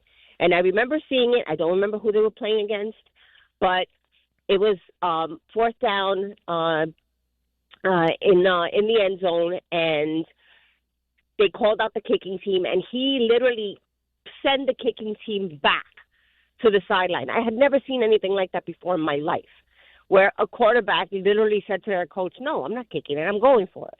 And then he threw a touchdown pass. Do you remember that play? I don't. I wish I did. I'm sure somebody listening does and can shoot over some information, but I don't remember that play. So they wanted to bring the field goal unit on, and he said, no, you stay off the field. I'm going to run the fourth down play. And Peyton Manning was like, no, he literally shooed them away. Yeah, I don't remember defied his coach, and then threw to I believe it was Harrison. And I was like, I literally put my pumps, like I'd never seen a quarterback defy his coach like that. And been like, you know what? And then make the play. Yeah, it was one of the most beautiful things I'd ever seen. So it's on my list. Nas, happy birthday. I hope you have a healthy, certainly happy birthday. Give 30 seconds. Start the recording, and RJ's going to go through the full gamut of Pew Pews, okay? Yay. Thank you so much. I love you guys so much. Thank you. I mean, you couldn't say happy birthday, Nas, at the end there? Well, you kept talking. I was going to say happy birthday. I mean, it's her birthday. She loves the show. Say it again. I know she loves the show. Happy birthday, Nas. Okay. And I'm hopeful, fingers crossed, knock on wood, it's your birthday, that the whole CT scan turns out great, and that you can be Dave's spirit animal. You get nervous in the CT tube? CT, no. No. MRI. Full body MRI. Sometimes I get a little bit sketchy. Yeah. Because I don't fit well in it. It's amazing that they haven't figured out a better way to do the MRI tube. Well, they have the open air one, but sometimes I get stuck in the closed one. Those are scary. Yeah, but then when I got to go head first in it, I don't like it. Head first in it is scary, and then it's very, very, and then the noise. Oh, but it's not even the noise. It's like when you look up and it's right there in your face. It's right there in front of you. RJ, for Nas, can we go on a tour of the Pew Pews and she can record them? Anything in my way, boom, right to the side, boom, boom. Boo, boo, boo, boo, boo, boo. Boo, boo, boo, boo.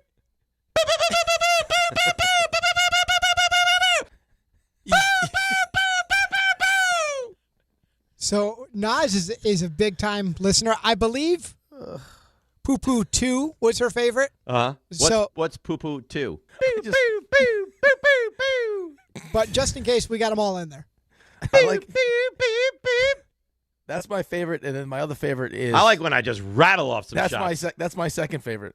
Boo, boo, boo, boo, boo, boo. No, the other one, the last one. No, like the real fast.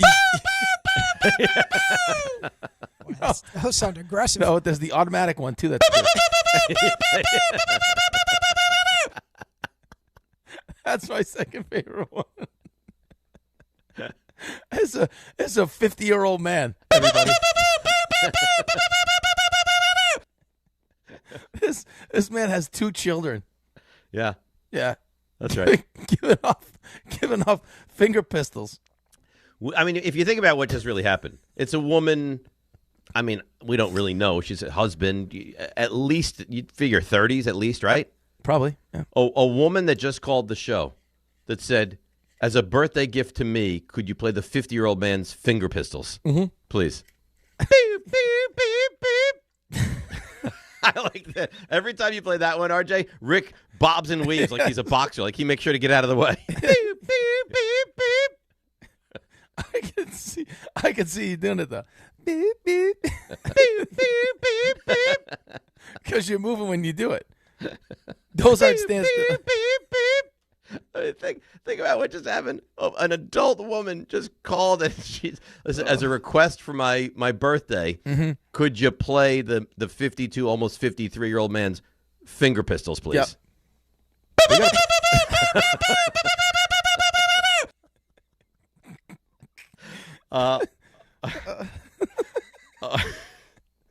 We got a big birthday coming up too. For me? Oh yeah. Yeah, I don't know what your plan is for next week, but I'll be here. I got your birthday, and then on the same day, I got a big casino night.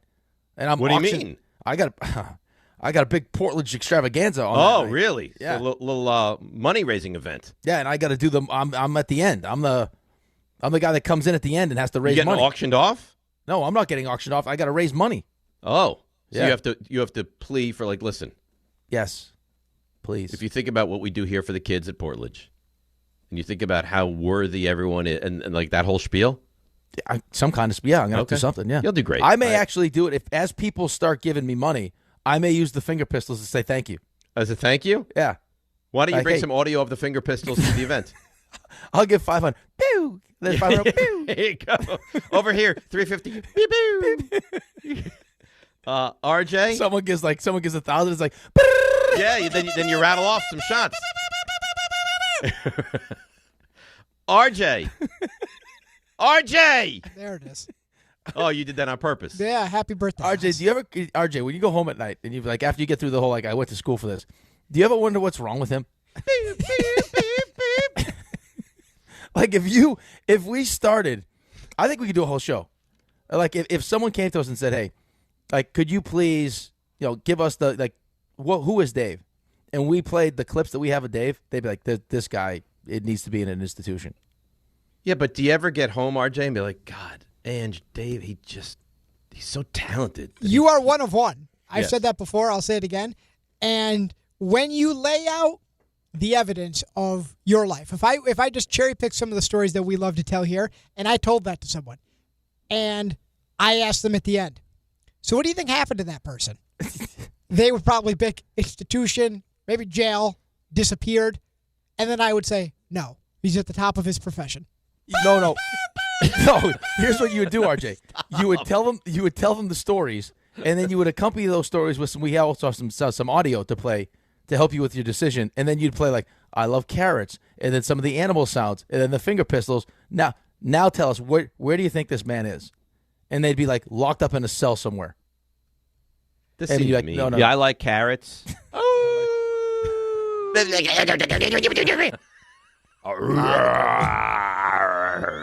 All right. Give me all your money.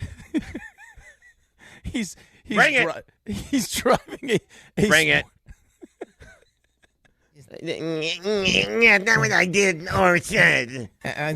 I'll promise. Just do whatever you want. And if this were a situation where that person was like, well, can I talk to him? What can I learn from him? Nothing. You can't be him, so don't try. No. Don't try anything he does. Hey, bassoon, you get going. But is that what you want? RJ, how about some songs? You want like Cookie Cutter at like Radio 101? A licky boom boom down. Dart. Jackson, dart. Jackson,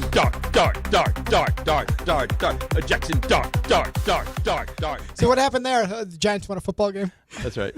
Here's one where the Giants lost a football game. Parker Romo, he can make every kick. Joel Pinheiro, he can make whatever his name is. Freddie Pinheiro, whatever Pinheiro's name is. I don't know his name. Intense contract negotiation going on with Joel Pinheiro now. And Freddie. So is that, you know what? I can change my ways and just be cookie cutter morning show host. No, I mean, I please do can that. sing this if you'd like. Let's hear some. I don't know it that well. Bring all your Johnsons. Go and show that you were going to. How's the football he throws? Is it nice? Is it spirally? Top of his profession. Pew, pew, pew. And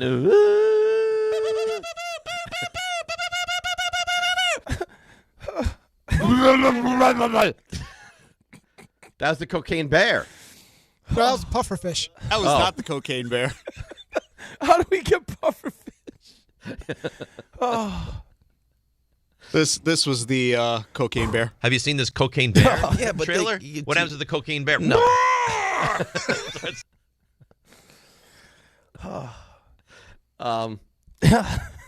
Well, RJ? Yes. Yeah, we can try. Yeah. Sure. Now, Walk up three-pointer. He got it. See ya. Put in the box. the you missed. Oh, that'll be one when John asks what happened to the clock. I'll just have to play it for him. Like, you'll understand. Yeah. Alrighty. I'm not taking the blame for that, by the way. No, you shouldn't. Rick, you mentioned Connor McDavid getting help. Well, they got another Connor Murphy. So that should do it in a trade with the Blackhawks. So maybe that puts the Oilers over the top. Did they get a goalie? No, they did not. So, Columbus Blue Jackets, they had a 4-goal lead, and then they gave it away. And then they beat the Rangers 5-4 at the Garden. Takeaway from this is the Vinny Trocheck discussion is heating up. He has a 12-team no-trade list, including all the teams out west. So he ain't going out there. Did you hear what his son said? Oh, I was going to bring this up. This is one of the great quotes ever. Go ahead. No, you tell him. So I guess he had the discussion with his family. Like, there's a chance that I'm going to get moved, going to get traded. And I guess his son said, all right, well, good luck. We're going to move as a family. Well, I'm not going. I got hockey. I got hockey. I didn't get traded. So his son does not intend to go That is with. such a good quote. Yeah. I didn't get traded. You got traded. Why should I have to go? I have my team here. I didn't get traded. Yeah. Good luck in Minnesota. Right. I'm going to hang out here. Let me know how it is. Listen, we all have priorities. Also, should tell you, Hillary Knight of Team USA on the women's side in hockey played with a torn MCL in the Olympics. Wow. Hockey player. Today at 4 o'clock, that is your tag deadline in the NFL. So obviously keep an eye on Brees Hall. Transition tag, that's $11.3 million. Franchise tag, $14.4 What do we have so far? Pickens, and that's it? And Kyle Pitts. Pitts, right. Commanders, they're releasing corner Marshawn Lattimore. Khalil Mack says he will play in 2026. He's 35 years old, and he's a free agent. Giannis was back last night, missed almost 6 weeks. He played for the Bucks. He scored 19 points, and they lost to the Celtics. Trae Young, he's going to make his debut, long awaited, with the Wizards on Thursday. But before that, last night, he was ejected from the sideline for going up to a ref during a dead ball and having words with him. Men's college hoops, number 1 team in the country, Duke. They clinched an ACC title. They smashed NC State. Number 2 team in the country, that's Arizona. They clinched the Big 12 title with a win over, a nice one, by the way, over number 6 Iowa State.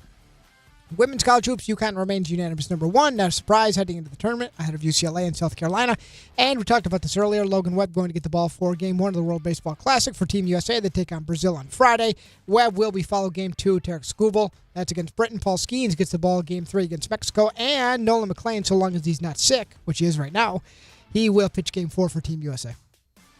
And there you go. USA going to play a couple exhibitions starting today and another one tomorrow before they get going for real on Friday. That's nice. Good job by you. And was nice and tidy as well. All right, let's take a break. We'll come back. We'll get to your calls. Rick has a glorious read, so there's still plenty to do. 800-919-3776. DNR with you right here on ESPN New York. Good Karma Brands is proud to be an equal opportunity employer, providing equal employment, development, and advancement opportunities to all teammates and applicants. To learn more about careers with us, please send an email to talentacquisition@goodkarmabrands.com. That's talentacquisition@goodkarmabrands.com. All right, let's see what's happening on the roads. And apparently there's some ice and sleet. Here is Debbie Duhane.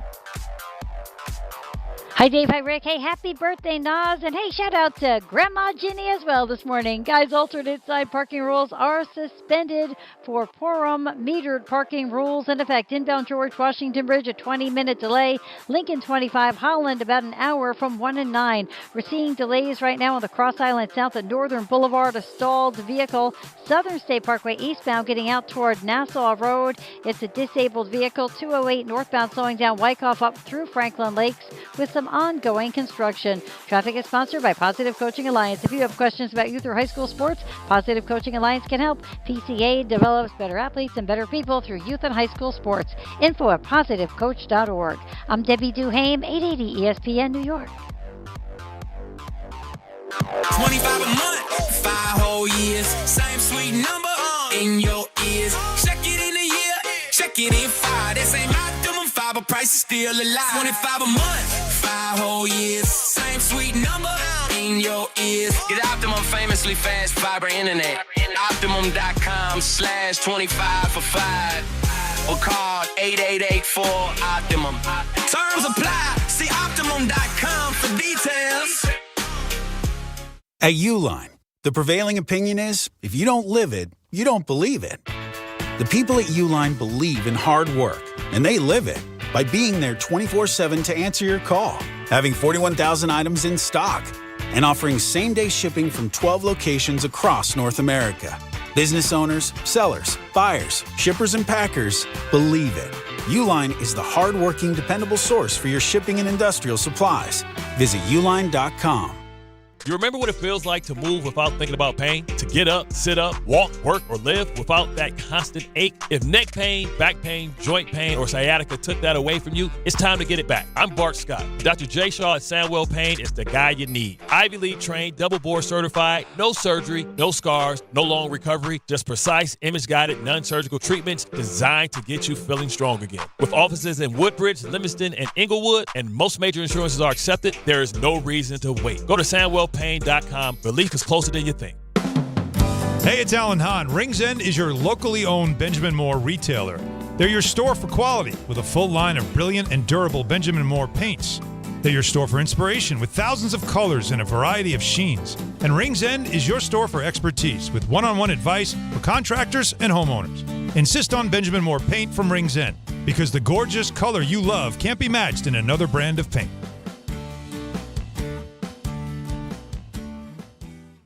Hey Yankees fans, 2026 Yankees individual game and group tickets are on sale now at Yankees.com/tickets. Next season's home schedule is highlighted by interleague games against the Dodgers, Braves, and Cardinals. As always, we'll host the annual series of games against the Mets, as well as baseball's best rivalry with the Red Sox. Don't miss out on all the exciting action in the Bronx. Get your 2026 Yankees tickets today at Yankees.com/tickets. We expect our information in real time. US Med carries continuous glucose monitors, which provide real-time readings of blood glucose levels. US Med is an approved provider for Medicare and over 500 private insurers.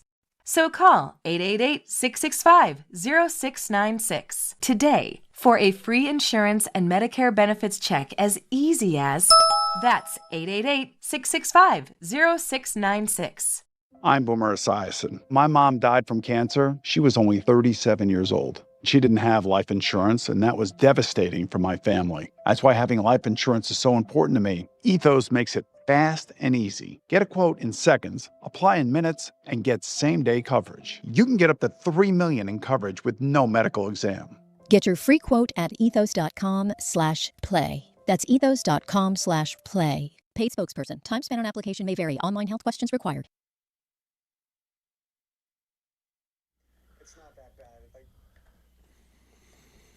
All right, DNR with you, ESPN New York. Let's get to some of the calls because they are lined up, and we would be remiss if we didn't get to them. Every day, this guy makes the call, and he's Edgar. Good morning, Edgar. How are you? What's up, boys? I just saw the pic they threw up of you two. It looks like you guys went down the shore and you went into one of those little booths and took a picture together. Very nice. Oh, I don't know Very nice. what you're talking about. But Hey, it's me sitting on your lap. Oh, yeah, Yeah, right. it's That's that nice. one. Yeah. Yeah. We have pictures and next Dave, week, by the way, Edgar. What? We're doing show pictures next week. Oh, very nice, very nice. You lost some weight. You look nice. Go do it, boys. Yeah. Wear the hats. Wear the hats. Why not? Yeah, that would be nice if we wore the hats. So what do you got? What's on your mind today? The World Baseball Classic. I'm Colombian. You're right, Dave. There's some teams that, why are you in this thing? Chechnya, the countries you mentioned. If you told 100 Colombians, would you take getting embarrassed in this thing by, let's say there was a 10-run rule, and after 10 runs, you lose every game? Or we get to the knockout round in the World Cup, 100 out of 100 go, give me that knockout round. Well, of course. They're never going to. Soccer is way more popular than baseball. Yeah, I don't understand how they, how do they get these teams? At least in the World Cup, there's World Cup qualifiers. Is there a World Baseball Classic qualifier? There must be. How do you?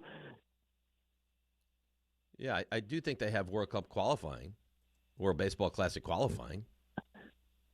And before I go, I've been burnt at an Army game. It's like sunburn in October. Bucket hat. Get yourself a nice big blue New York Giants. I have a hat. I have a bucket hat. I did not realize that in February, when the weather has been so miserable, that in 52-degree weather, I could get sunburned. That happened to me in October. I understand it happened to you at the Army game. I did not realize it. It will not happen again. All right. All right, Eddie. All right. Goodbye. And that's it. Have a great day, boys. You as well. Apparently, so the qualifying round for the this year's World Baseball Classic was held on from February 21st to March 6th, 2025. Raymond did some investigative work, and he said Colombia won a pool with Brazil, Germany, and China to qualify. But didn't Brazil make it anyway? Top 2 make it in each pool. Oh, God. The other pool was Nicaragua, Chinese Taipei, and Spain and South Africa. Yeah. It doesn't look like Germany made it. Can I bring it up an idea, and I think you'll agree with me on air?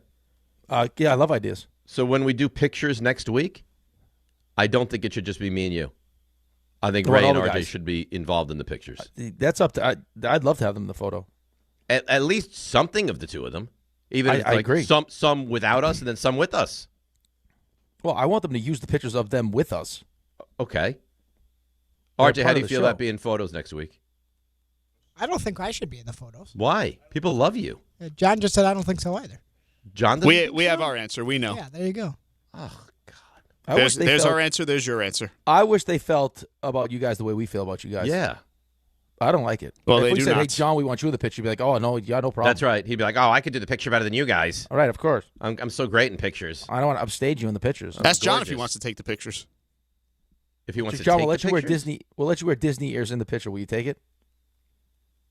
John said he's going to be directing the photo shoot. I bet you if RJ dressed up as Minnie Mouse, he would let him in. The Oh my goodness! Why Minnie? I don't even know who you're taking a shot at. Me, Minnie, John, It all actually of us? wasn't meant to be you. Why couldn't you say something else, though? Why is it Minnie? All right, if RJ dressed up as Dumbo, I bet he'd let him in the pictures. Why not Mickey? It could have been Mickey. Yeah. Well, 'cause Donald. you used Mickey ears for John, so I was going good somewhere point. different. Good point. It would be strange if they dressed up the same way. Point being, we won't be in the pictures. Great. Strange that John's obsessed with the Disney the way he's obsessed with Disney. Yeah, you think? This is He's what got- it is he's at got this his point. cruise booked for next year now. Disney cruise. Because he keeps telling me that these things sell out quickly. He needs to be on that list. Do you know how many months he had this cruise that he's going on starting tomorrow booked for? A year? No. More than 18 months. 18 months. Jeez. I don't know how he does it. And I said, it's cool with your kids missing school? He goes, well, it's not great. I said, did you not realize 18 months ago your kids would be like in actual school? 18 months. That's all. Come on. That's all semantics. That doesn't matter. No. First grade. Come on. He's in it for the experience. Who else doesn't want to be on a Disney cruise all the time? That's who he is. It's His who life. he is. Speaking of who you are, I find you to be a really good reader. Wow. A really good reader of live reads. It's high praise. Yeah, well, when you All deserve right, well, it, you deserve it. I don't want to let you down here. So Basketball fans, it's almost time for the Super Trade Day sweepstakes. FanDuel is all about those three-pointer moments, and on March 3rd, that's 3-3 on the calendar, you'll have your own shot at a big win from downtown. Place a 3-point wager, and you'll be entered to win a share of over $3.3 million in bonus bets. Download the Sportsbook app by going to FanDuel.com/local now to claim your profit boost to enter. You got to be 21 and older and physically present in New York. No purchase necessary. Opt-in required. Limit one entry. Profit boost bonus issued as non-withdrawable profit boost token. Prizes issued as non-withdrawable bonus bets, which expire 7 days after receipt. Restrictions do apply, including any token expiration and max wager amount. For help with a gambling problem, call 1-877-8-HOPE-NY or text HOPE-NY at 467369. Very well done, like I figured. Let's take a break, come back. Raymond's got his 3 stars. We got more calls to get to as well, and we'll get you ready for your night in sports. It's DNR with you right here on ESPN New York. Gold prices are soaring, and silver is near an all-time high. If you've got gold or silver just laying around and you want top dollar, then go to the Estates Roadshow this Friday through Tuesday at TMT Cash for Gold in Old Bridge. For info, go to tmtcashforgold.com. If you've been injured on a construction site, then you need a lawyer who knows New York's unique labor laws. At the Parisman Firm, they have decades of experience handling construction accident cases and a proven track record of delivering huge results. Their team has already recovered nearly $1 billion for hardworking New Yorkers. From scaffold accidents to slip and falls and equipment failures, they've got your back. Call the Parisman Firm now at 718-WORKERS. That's right, 718-WORKERS, because your case is their cause. Get the justice you deserve today. Finding great candidates to hire can be like, well, trying to find a needle in a haystack. Sure, you can post your job to some job board, but then all you can do is hope the right person comes along, which is why you should try ZipRecruiter for free at ZipRecruiter.com/ESPN. ZipRecruiter doesn't depend on candidates finding you. It finds them for you. Its powerful technology identifies people with the right experience and actively invites them to apply to your job. You get qualified candidates fast. So while other companies might deliver a lot of hay, ZipRecruiter finds you what you're looking for. The needle in the haystack. See why 4 out of 5 employers who post a job on ZipRecruiter get a quality candidate within the first day. ZipRecruiter, the smartest way to hire. And right now, you can try ZipRecruiter for free. That's right, free at ZipRecruiter.com/ESPN. That's ZipRecruiter.com/ESPN. ZipRecruiter.com/ESPN. ZipRecruiter. Wild Turkey Bourbon and ESPN New York are bringing you the ultimate New York game day. 2 games, 1 damn day. We're kicking things off on Friday at Supply House at 1647 2nd Avenue starting at 9 p.m. Stop by for Wild Turkey tastings, exclusive giveaways, and your chance to win an epic New York sports experience. Opening day energy in the Bronx, Knicks at night vibes, all in one unforgettable day. So grab your crew and experience Wild Turkey at Supply House this Friday. Must be 21 or older. Drink responsibly. Evan Cohen here. In life, as in sports, the pros make it look easy. That's why pro golfers like Jason Day, Ben Griffin, and Patton Kazire trust the pros in lawn care. True Green. They have the experience and expertise to give you a lawn worthy of the PGA Tour. And since True Green does the work for you, you get more free time, or more tee times. So stop stressing over your lawn and start loving it. Sign up now at TrueGreen.com because nobody makes it easier to get a golf course quality lawn than True Green, the official lawn care treatment provider of the PGA Tour. Bundling your home and auto with Progressive could help you save without sacrificing quality. It's the smart thing to do. And as a hockey fan, you always know the smart thing to do. Shoot the puck! And you let the players know it. Shoot the puck! All game. Shoot it! Come on, shoot! And sometimes even after. Man, rough game, huh? Yeah, they should have shot the puck. So bundle your home and auto with Progressive. It's the smart thing to do. But you already knew that. Get a quote at Progressive.com. Progressive Casualty Insurance Company affiliates and other insurers. Not available in all states or situations. Don, Hahn, and Rothenberg is live from the Big East Tournament presented by Schweppes, Sun Cruiser Vodka Iced Tea, and Samuel Adams. Join DHR broadcasting live from the Irish Exit inside Moynihan Train Hall for a Big East extravaganza. Big East legends Charles Smith and Walter Berry will join us on site as we break down the action and relive the glory days. All courtesy of Schweppes. Stop by beginning at 3 p.m. Enter to win great prizes and make the Irish Exit your headquarters when the Big East takes center stage. Sun Cruiser Vodka Iced Tea is available at Avenida and the Rutherford. Must be 21 or older to purchase. Please drink responsibly.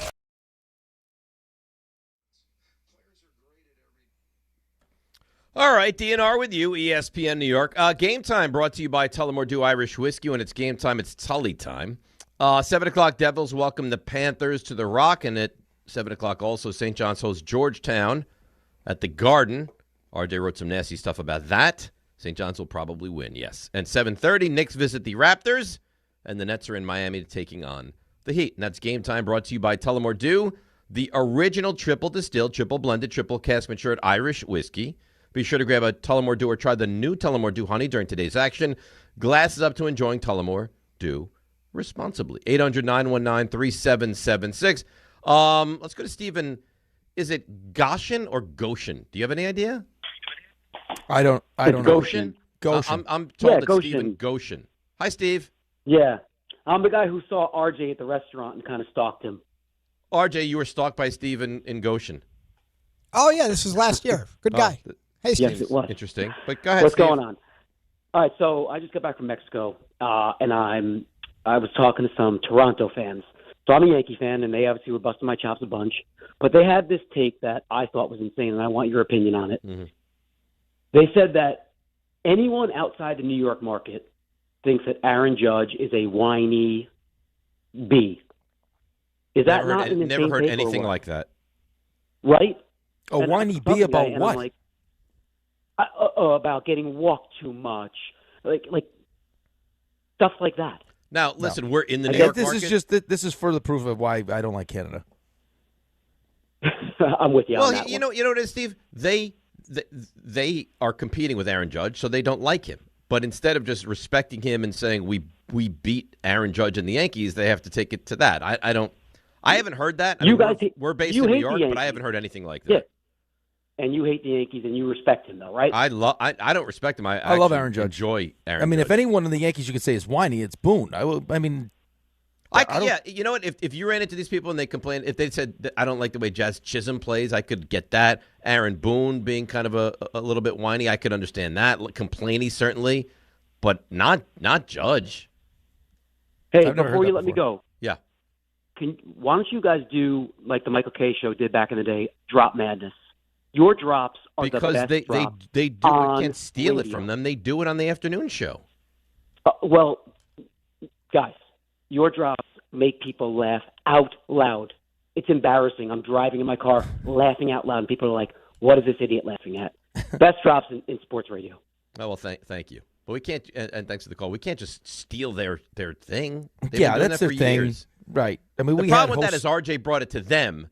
Now RJ's with us. Right. It should travel with RJ. Well, we had host sadness, but we heard too many feelings, so we can't do host sadness anymore. Right. That's really the problem. Do we know who got upset with host sadness? I think it was multiple people. But why? Because people don't want to be don't want to realize or don't want to have the fact that people don't like them is thrown in their face. But it's not that people don't like them. It's that people like other people more than them. Which is sometimes a tough pill to swallow. I guess. I thought it was highly enjoyable. I liked it. Did you guys happen to see the Hillary Knight and the Hughes brothers on Fallon? No. Did you get a chance to see that at all? Mm-mm. No. So I was watching the clip this morning, and it gave me goosebumps. So they did the whole spiel about Jack losing his tooth and maybe this should be his thing and all this different. So then Fallon pulls out a letter that Jack wrote to himself. Like how they do that exercise, like write a letter to your. Well, how did Fallon get the letter? I don't know how he got it, but he read it. So Jack didn't even know. Jack didn't remember it. So he reads the letter, and it's about, remember the winners. That's where it all started. And then, the effect your brothers had on your life. And hopefully I had the similar effect. I hope they have great NHL careers. And maybe one day we play on the same team together. Even better, maybe we play on the Olympics together, on the Olympic team together and win a gold medal. Wow. As Quinn Quinn you is have any sitting next idea to how him. old he was when he wrote that letter? I'm assuming maybe as he was getting drafted, maybe. Okay, all right. So it's not. It'd be cool if he was like 7. Right, but I think it was probably like listening to it was probably when he got drafted. Like, hey, write a letter to your yourself now Your as future to self, yeah. Right, but how awesome is that? Sitting next to your brother after you just scored the game-winning goal in the gold medal game. It's amazing. It It's really unbelievable. is. Nothing short of amazing. Let's get to Joe in Ocean Gate. Joe, hey, how you doing, buddy? Morning, fellas. How are you today? Good. So, Dave, I want you to know you're not alone with the whole sunburn thing. I went skiing for the first time back when I was in high school, and it was a seasonably warm day, so there was no goggles needed, nothing. I came think the back phrase to would be school the next day. unseasonably warm, not seasonably warm. Well, it was yeah, you're right. That's why you're the best, Dave. Unseasonably warm. And they called me Red Lobster. I was literally fried, and everybody else is, pasty white from being in the middle of winter. So the Giants and the draft and stuff, I'm a huge fan of Sonny Styles, too. I think he would be fantastic. I mean, anyone really that, loves football, I'm trying not to put expectations because it's so hard to not have expectations with now having, Harbaugh. But to have expectations also means that you could be disappointed, too. So I just want them to pick, the best overall player and not really worry about, position because they kind of need help everywhere. All right, so but Joe, here's the thing that I'm confused with. On the screen, it says can't draft Love at 5. How about if they determine Love to be the best player at 5? Oh, now he's gone. Like, it kind of feels counterintuitive. He says you can't draft Love at 5, and then he comes on the air and he says, I just want to take the best player. Well, but at the could be the best player. Right. Yeah, I think it's the Saquon Barkley thing. I think it's just you've been down that road before with the running back. And if I need like a finishing piece, like my defense was really good and my line was good and my receivers and Dart, and it was like, okay, this will get them over the top and they could be a championship contending team, I could be talked into it. I don't think they're that close to where they need to get to. No, I know, but you're also talking about a team that you think that's going to win a Super Bowl in the next 5 years. 5 years, yeah. Right. So you're getting the best out of him. It's not like you're drafting him now and then you don't think you're going to be ready to win a Super Bowl for 7 years. Well, my mindset is the coach-quarterback combination is the most important duo in sports. And I think the Giants have that right now. Right. So, yes, and it's also trying to get the best out of your quarterback. Sure. So if you think that's a combination of Kenneth Walker and Scattaboo and Tyrone Tracy, or if you think that Jeremiyah Love is just one of those like just different level kind of players that I can use to run the ball, to throw the ball to, you got to take a great player because you need great players. But you should get a great player regardless. Right. And I think I was just reading an article in the break. I think Connor Hughes was saying it's no secret that the Giants love Sonny Styles. Good. I'm glad because that's who I want them to take. Raymond? Hi. Bring you in with the whole Sonny Styles conversation. Yeah, sure. Why not? He could wind up being a Giant, Most likely. Yeah. That's going to pain you, isn't it? Makes me very unhappy. Good. Are you ready with the 3 stars? Yeah, I guess. Let's go. Today's 3 stars. Number 3. Oh, you may not want the nasty emails to be around, but they will be. Email from Clay. He says, you tell that little nugget, RJ, that these emails better stay. Not that you'll ever read mine, you diaper. Still don't understand the diaper thing. Number 2. Rickleball Madness. Because he's full of crap. Yeah, is that what it is? I think so. Probably. Rickleball Madness is still a thing. Slots open. Come see Dave. Be a ball boy. I'll scoot across. That's what I'll do. I'll scoot. I'll be the ball boy of the matches you play in. Yeah, because Rick is in his head. I'm in your burnt up little face head. Or face head, rather. Number 1. Oh, big update on Nana Ginny. Spoke to Nana Ginny yesterday. And? She got a boyfriend. Yeah. Is that really true? Yeah, she's got a boyfriend. Oh, 96-year-old man. They met at bingo. So he won. He's screaming bingo across the facility. She took notice, and she's like, Yep. Got to be careful in those facilities, though. One day she came home. There was a 93-year-old man who passed away. Unfortunately, he passed away on top of his 90-year-old girlfriend. Unfortunate. Well, we did find out it's not that, physical, I guess is the word you would use. Nana Ginny and this gentleman, also 96 years old, are not, They're not? No. It's a surprise. Apparently he has his own, he's got a side piece for that. Wait. Yeah. 96 years old. God bless him, and God bless Nana Ginny. I hope it's a great love for both of them. Wow. For a long That's long a nice time. story. That's a nice story. Yeah, that was well done, Raymond. Yeah. Uplifting. It's Rule 76. No excuses, blanket champion. It's DiPietro, Rothenberg, and Nana Ginny. Right here on ESPN New York and on YouTube. I'm in your burnt up little face head. Really? Monkey Sports, built by players for players, is your one-stop shop for hockey, baseball, lacrosse, and more. Find top-name equipment and expert in-store services like sharpening, break-ins, and